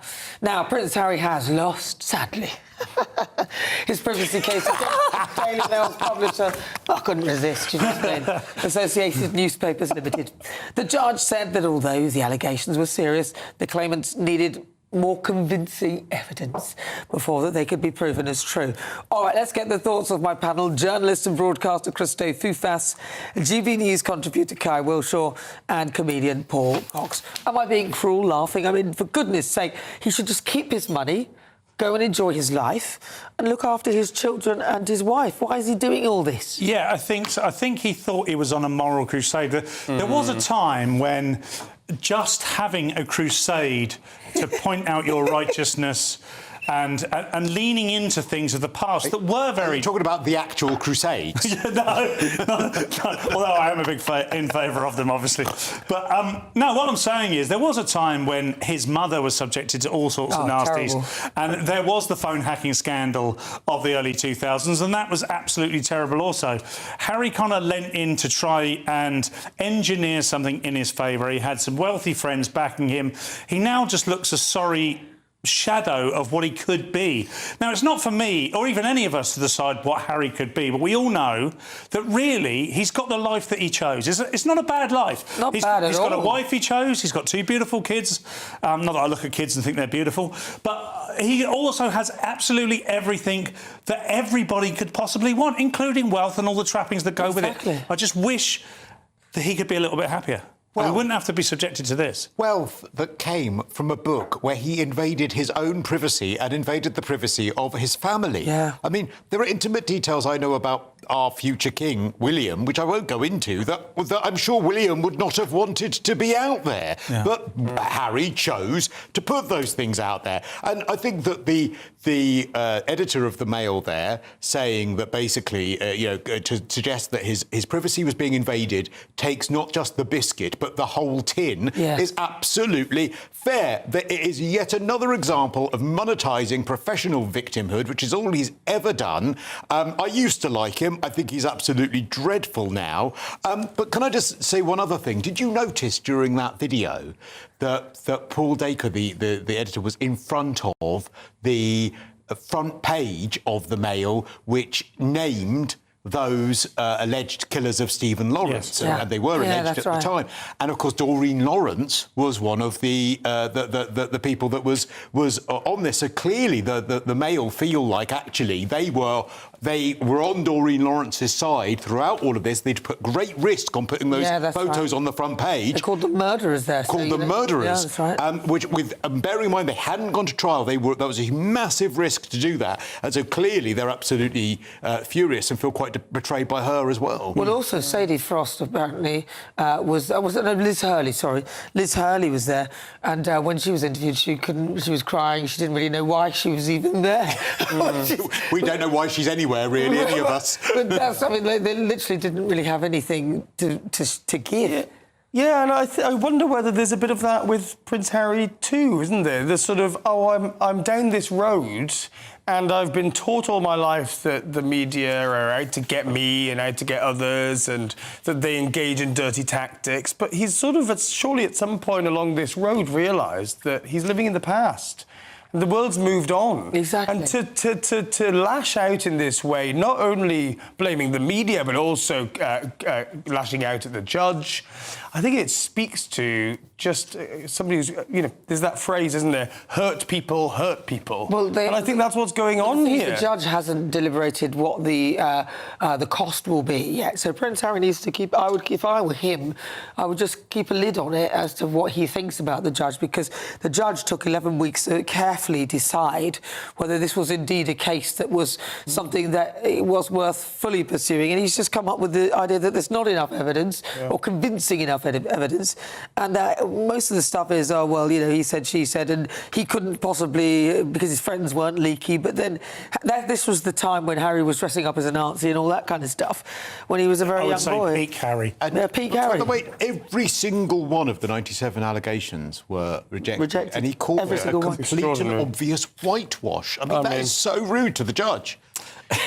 So rude. Nana's you're right, actually, before he's made a judgment, don't ever go at the bloke who's going to judge you, would just be my advice. We learn that as a kid, don't you? You start having a go at your parents and all of a sudden you're grounded for twice as long as you were before you said anything. So, exactly, I can imagine you get grounded in your household, Nana. Me, never. I'm such a good girl, I really was. Not you, your children. Oh, no, they're so cute. I'm worried I'll get grounded on this panel. Am I being well behaved? Not without a good reason. I think I'm the one. Not without a good reason. I'm the one on the naughty step, usually, aren't I? Well, that's because you don't like democracy, because you vote Labour.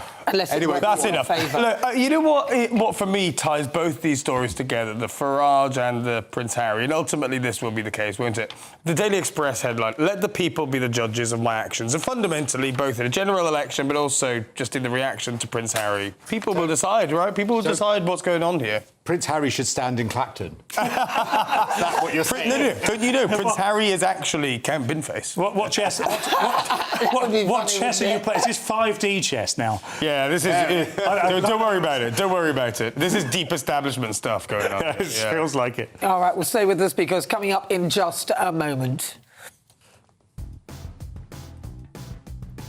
Well, look, I want us to get rid of this. I want this man to be out of our country. I think we all want him to be out of our country, and I know that the Home Secretary, the Foreign Secretary will be doing everything they can to make sure. Pakistan has set out some demands for taking back Rochdale rapist Shabir Ahmed, saying that Britain shouldn't resort to arm twisting. But will the grooming gang leader ever be deported? What do you think? This is Patrick Christys Tonight, late edition.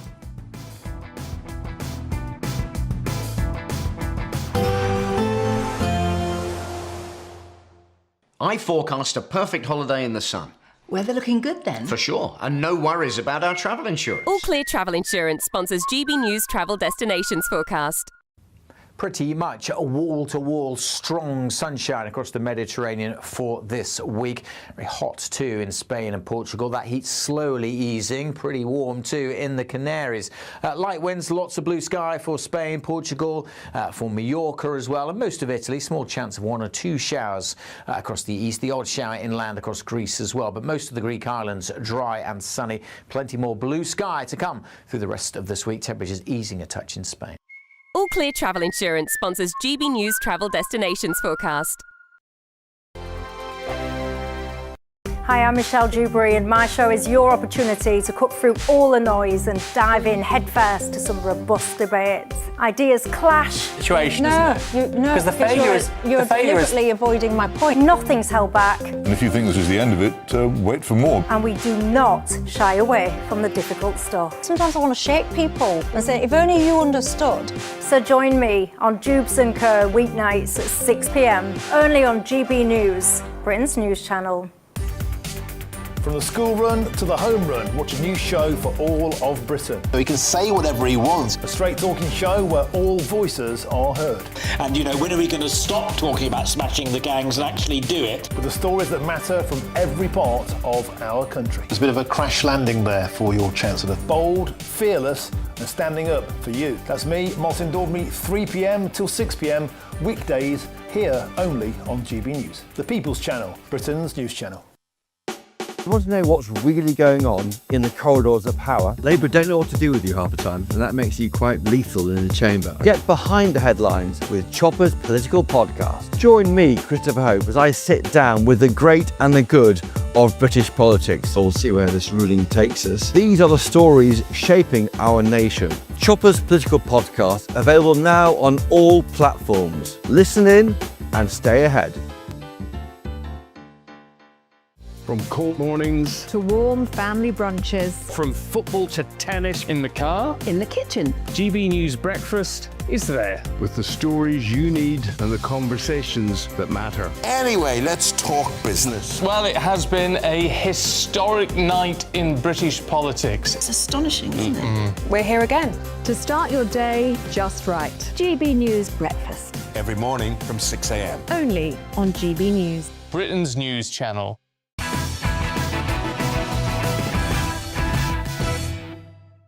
Good evening, this is Patrick Christys. Tonight, late edition with me, Nana Okoya.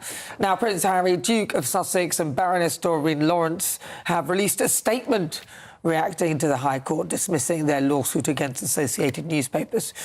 We came to court seeking justice and accountability, but we have received neither. Generic findings about various private investigations that were held by the courts and these parallel claims to have carried out unlawful activity at the very same time in relation to similar stories and well-known individuals have been wholly ignored.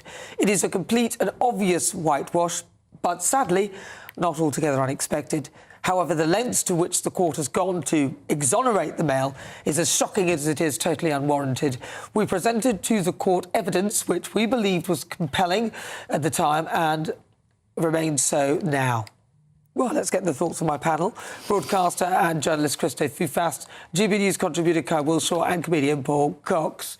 Paul Cox. Right, who wants to go first? Okay. Look, this whole thing is a sorry state of affairs. It's moments like this I genuinely feel a human pity towards someone like Harry because he's very lost. Kai pointed out earlier that, hurt people hurt. And it's right. It feels like he's got this huge void in his life. He doesn't really have a purpose anymore.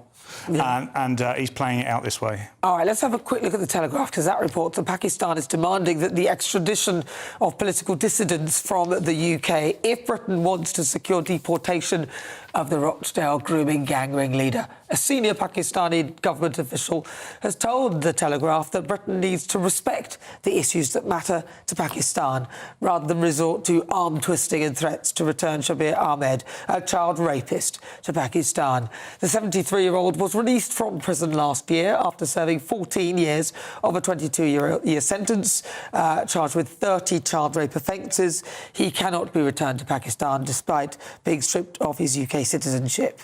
All right, what do you think about that? You're shaking your head. Can't we just dump him there? I mean, I mean, genuinely, why can't we just take him to Pakistan and just put him there? He can't come back into the UK then, and he's there. He's their problem. Done. Why does it need to be this arm twisting? Why does Pakistan get to set out demands?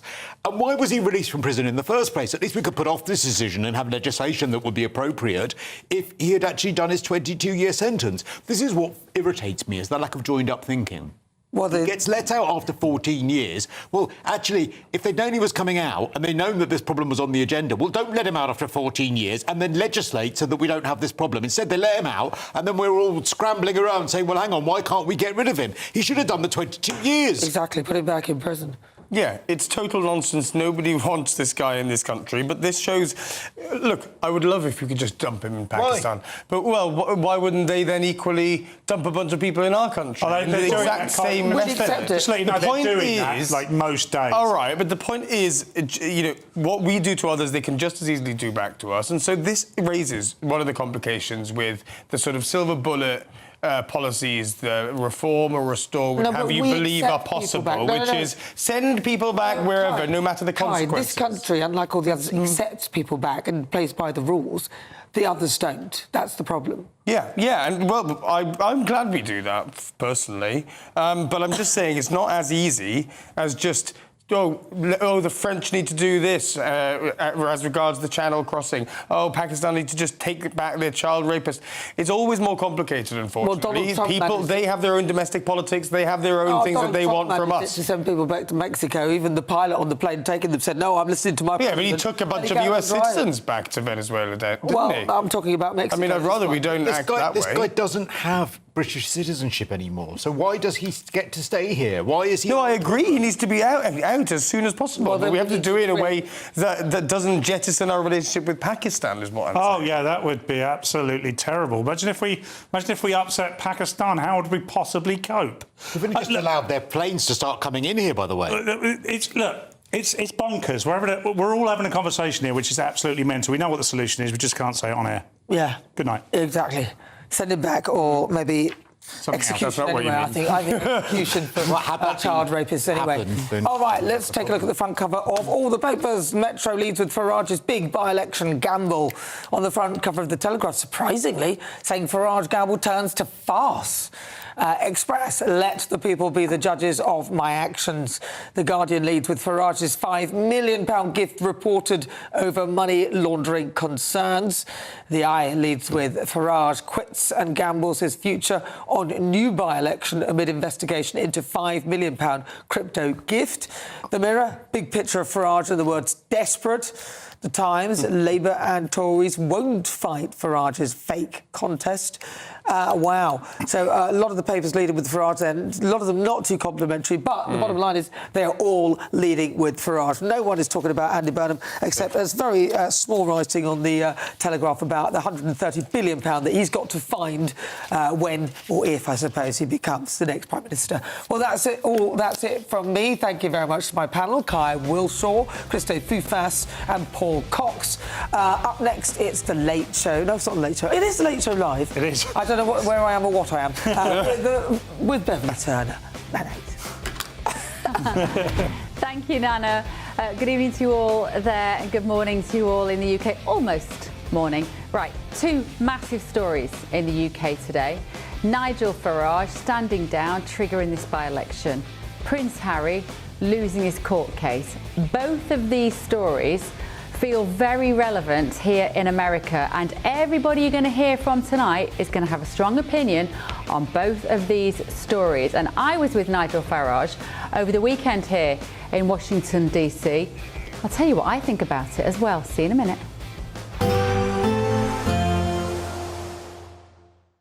Expect warm spells with the odd rude interruption. Box Boilers sponsors the weather on GB News. Good evening. Welcome to your latest weather update from the Met Office. here on GB News. Tomorrow, another hot and sunny day across the south as the heat wave continues, and the heat is spreading north. The sun is very strong. UV levels going to be very high tomorrow. Pollen will be high in places also. Been a bit of rain around today in western Scotland. Still some outbreaks of rain going here. Quite cloudy and on the coolish side across much of northern Britain compared to the heat across the south. As we go through the night, that cloud will continue to break up more across northeast England and eastern Scotland. Largely clear skies across the south, and the heat sticking, particularly in the southeast. In London, we may not dip below 18 or 19 Celsius. On to Wednesday, and again, another hot sunny day across the south. Again, like today, some of the coast could be a little bit misty at times. May see some mist and low cloud coming into eastern coast, for example, but basically hot and sunny from the word go across the south. Further north, still a fair bit of cloud to begin with for Northern Ireland, northwest England, certainly in western Scotland, where the cloud will be thick enough for a little bit of showery rain to come and go, particularly through the morning, but should see some sunny spells in the east of Scotland. A brighter day here, and for northeast England, I think a brighter day compared to today as well. Gradually, the cloud will break up a little more for Northern Ireland, south of Scotland, northwest England as well, which will lead to higher temperatures here. Always keeping thicker cloud in the far northwest of Scotland, but overall, a dry day. And as I said, that heat wafting northwards, so temperatures a little bit higher in Scotland, Northern Ireland and Northern England, and again in the south, we will see those values into the low 30s, 33, 34 is just about possible. Thursday, well, it's a very similar day. Again, a bit more cloud in western Scotland, perhaps for Northern Ireland, the odd shower across the Outer Hebrides, but most places dry, many places seeing plenty of hazy sunshine and, if anything, a little bit hotter with temperatures more widely into the mid or high 20s across the north, and in the south again, potentially into the mid 30s in places. Expect warm spells with the odd rude interruption. Box Boilers sponsors the weather on GB News.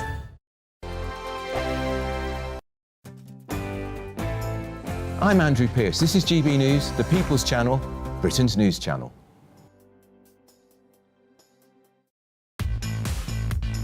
5 hosts, 5 opinions, 5 fearless debates, 5 unfiltered takes on the day's news. 5 reasons not to be anywhere else on Saturday night.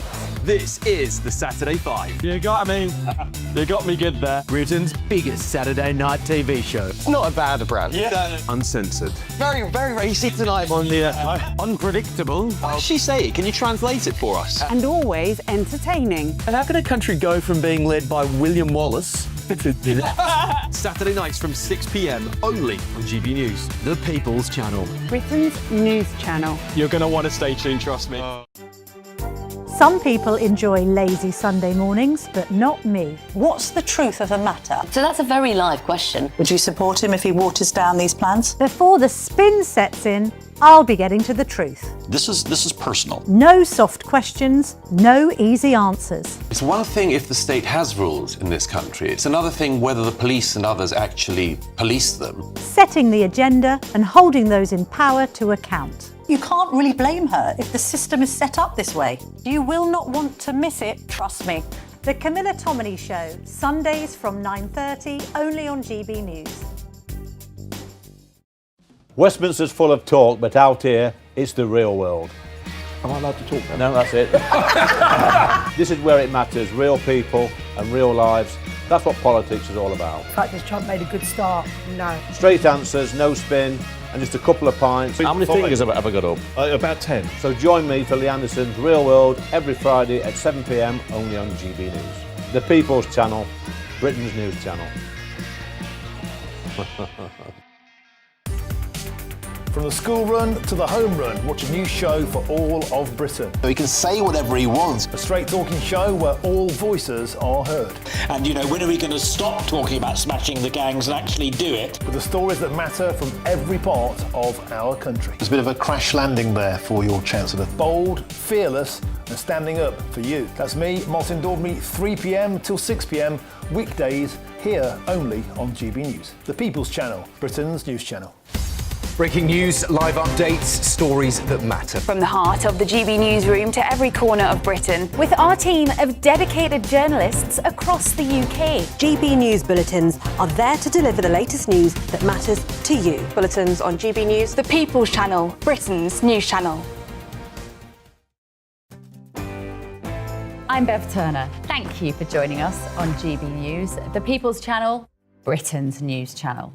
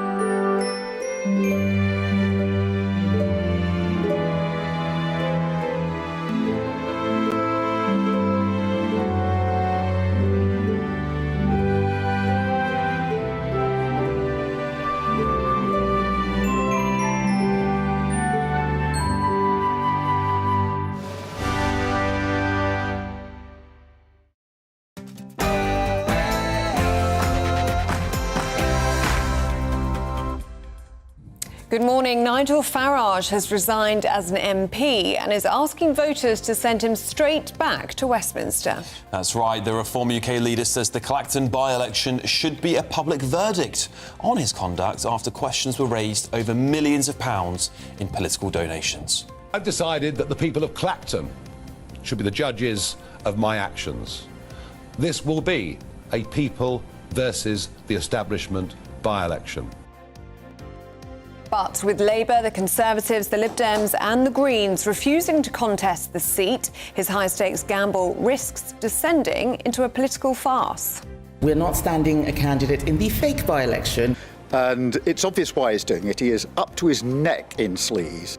Now he's been found out for the grifter he is. He now wants to get the people of Clacton to help him out. Yes, very high-stakes game, this, for Nigel Farage. At the moment, only Count Binface is definitely saying that he's going to stand. Meanwhile, here in Turkey, the Prime Minister will be having a very long meeting with Donald Trump and other NATO allies. Donald Trump already upsetting the apple cart here, talking about Greenland, and that he's pretty fed up with his NATO allies. Prince Harry has branded his High Court defeat a whitewash after losing his £50 million privacy claim against the publisher of the Daily Mail. And Associated newspapers say they have been vindicated. Britain's nuclear test veterans are urging the incoming Prime Minister Andy Burnham to deliver long-awaited justice with an apology, compensation and the release of their medical records. Yo, I'll tell you what I want, what I really, really want. So tell me what you want, what you really, really want. Tell me what you want, what you really, really want. That's 30 years after Wannabe topped the charts, while Britain is celebrating the song that launched the Spice Girls into global superstardom. There's only one sporty spice these days, I'll have you know. After being 2 down with 11 minutes to play, Argentina knock out Egypt and Switzerland beat Colombia on penalties. Novak Djokovic makes the Wimbledon semi-finals for the 15th time after a 5-hour marathon. And in cricket, record T20 win for England against India. Widely sunny skies for southern parts of the UK this morning, but that sunshine won't be restricted to the south. We're seeing fine weather develop more widely during the next few days. Full details in the forecast coming up soon. Good morning. It's just gone 6 o'clock. I'm Ellie Costello. And I'm Alex Armstrong, and this is GB News Breakfast.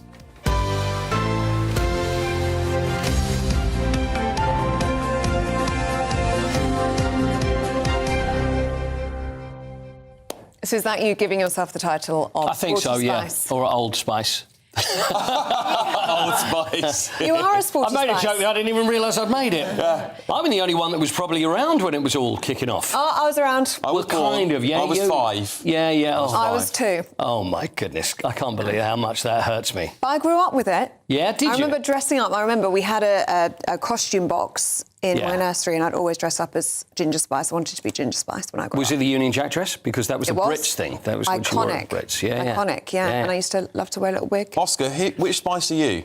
I said when you were running the clip there, Scary was my You'd be Scary Spice. Scary Spice. Yeah. Not posh actually, despite the accent. Oh, now come on, I don't believe that. No. Posh Scary. and Scary Spice. Scary. A hybrid. The ginger.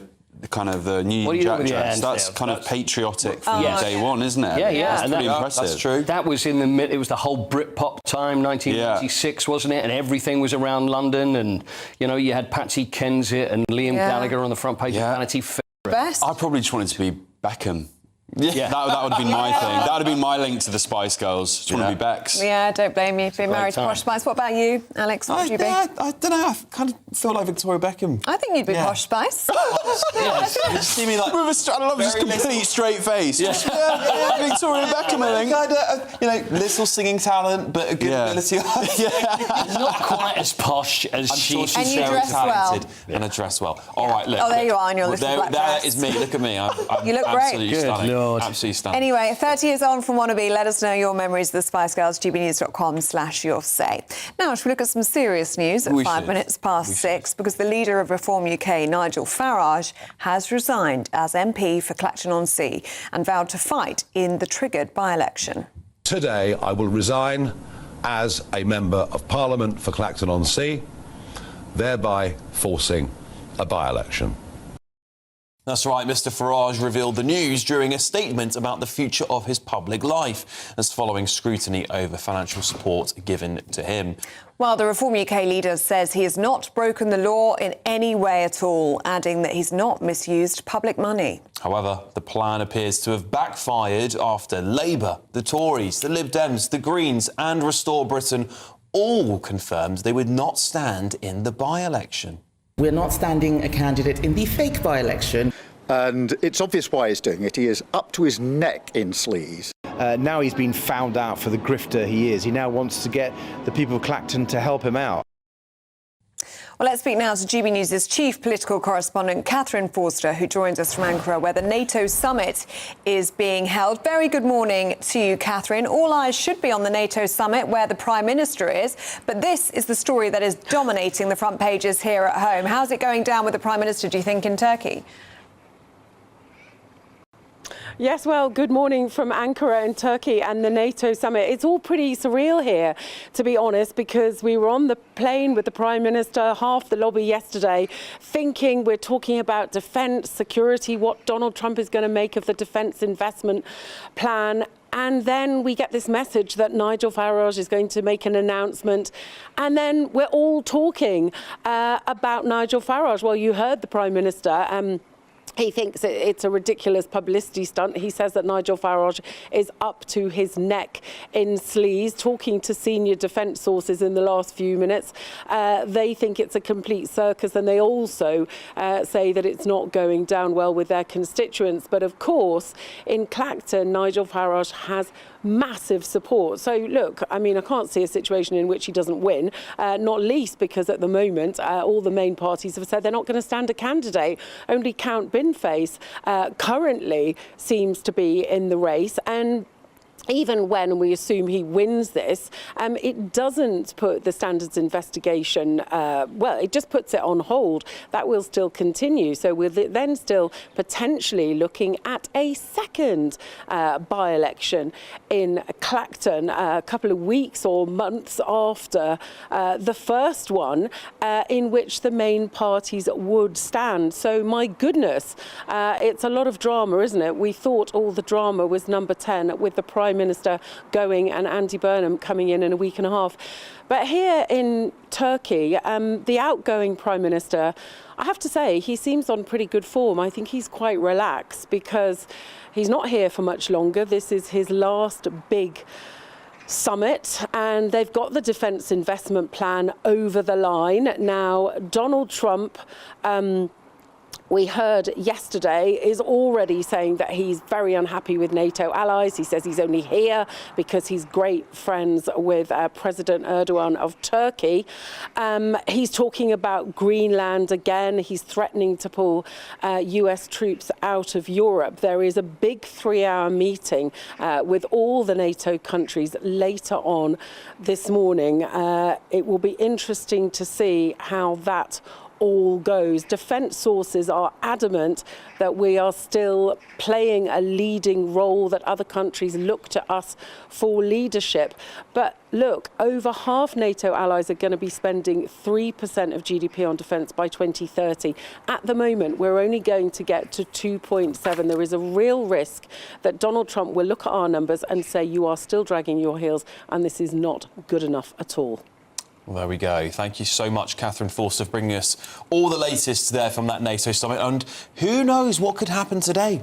Donald Trump is on form. Prime Minister's leaving. Maybe the PM might bite back for a change. You never know. Catherine, just a quick one. Any chance that you think Keir Starmer might bite back at Donald Trump if he has a pop at him? Well, let us see. I think what will be interesting, we won't get to see what is said in that meeting. I think what will be interesting is what Donald Trump says in the press conference later. I think any direct words between Donald Trump and the Prime Minister won't be for the media, though no doubt we might hear a little bit about what happens afterwards, I expect. Brilliant stuff. Thank you so much for being there for us. That's Catherine Forster there, live from Turkey, where that NATO summit is being held. Well, let's return to our top story now with former political advisor Oscar Redrop, who joins us now in the studio. Morning to you, Morning. Oscar. What do you make of all of this? A high-stakes gamble by Nigel Farage. Some papers saying this has descended into a political farce. Do you agree? I think, look, pros are that Nigel Farage, clearly, when he's in fight mode, is a more powerful politician. I think that's always been the case with him over many decades. I think, to a degree, he has taken a bit of ownership over the narrative that was escaping him.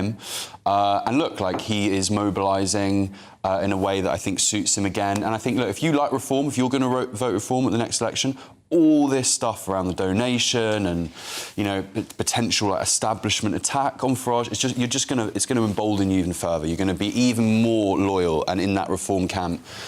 The cons, I think there's a whiff of desperation about it. I think it doesn't strike me as particularly a confident move. It's almost that wounded animal dynamic going on here. It feels like he was kind of lashing out a bit. In fairness, if he really truly believes that the kind of harassing, if you like, of his loved ones and family has gone a bit too far, then I kind of get it. And actually, I think there's something almost quite noble about pushing back against that. However, the fact that no one is going to stand in this by-election, I think, I'm quite surprised that Reform couldn't see that step ahead in the chess game of this. And if they could see that actually all the other parties might turn around and say, you know, Farage, this is just a gimmick. We're not going to stand anyone.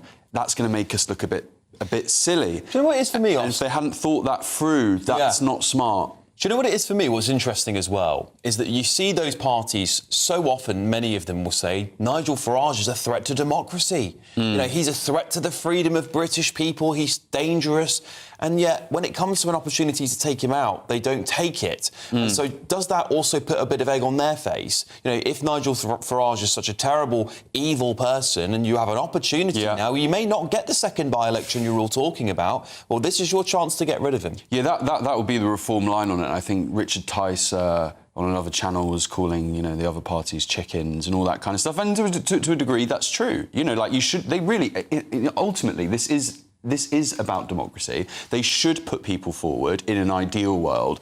I think the handling of this donation has been wrong from the get-go, though. Look, yeah, there's a process, OK? So that's going to have to take hold. And, you know, everyone's saying, oh, you know, he's going to fall foul of it. No, he's not. We don't know, OK? And there is a subjectivity even within the rules itself, in a sense. So who the hell knows? But if we rewind a year ago with Reform and Farage, I don't quite know what's happened. Every single week, There was a press conference. There was a big announcement. There was policy development. They were taking, you know, the news agenda from Labour, from the Conservatives, certainly. There was momentum. It was proactive. There was fight. There was energy. That would have been the way to deal with this donation when it first got out there. Just keep on keeping on. That's how you bash back against the establishment. And they tried a few things. They kind of went a bit underground on it, thought, let's just see if this slips away. That didn't happen. Then they came out quite front foot on it. That didn't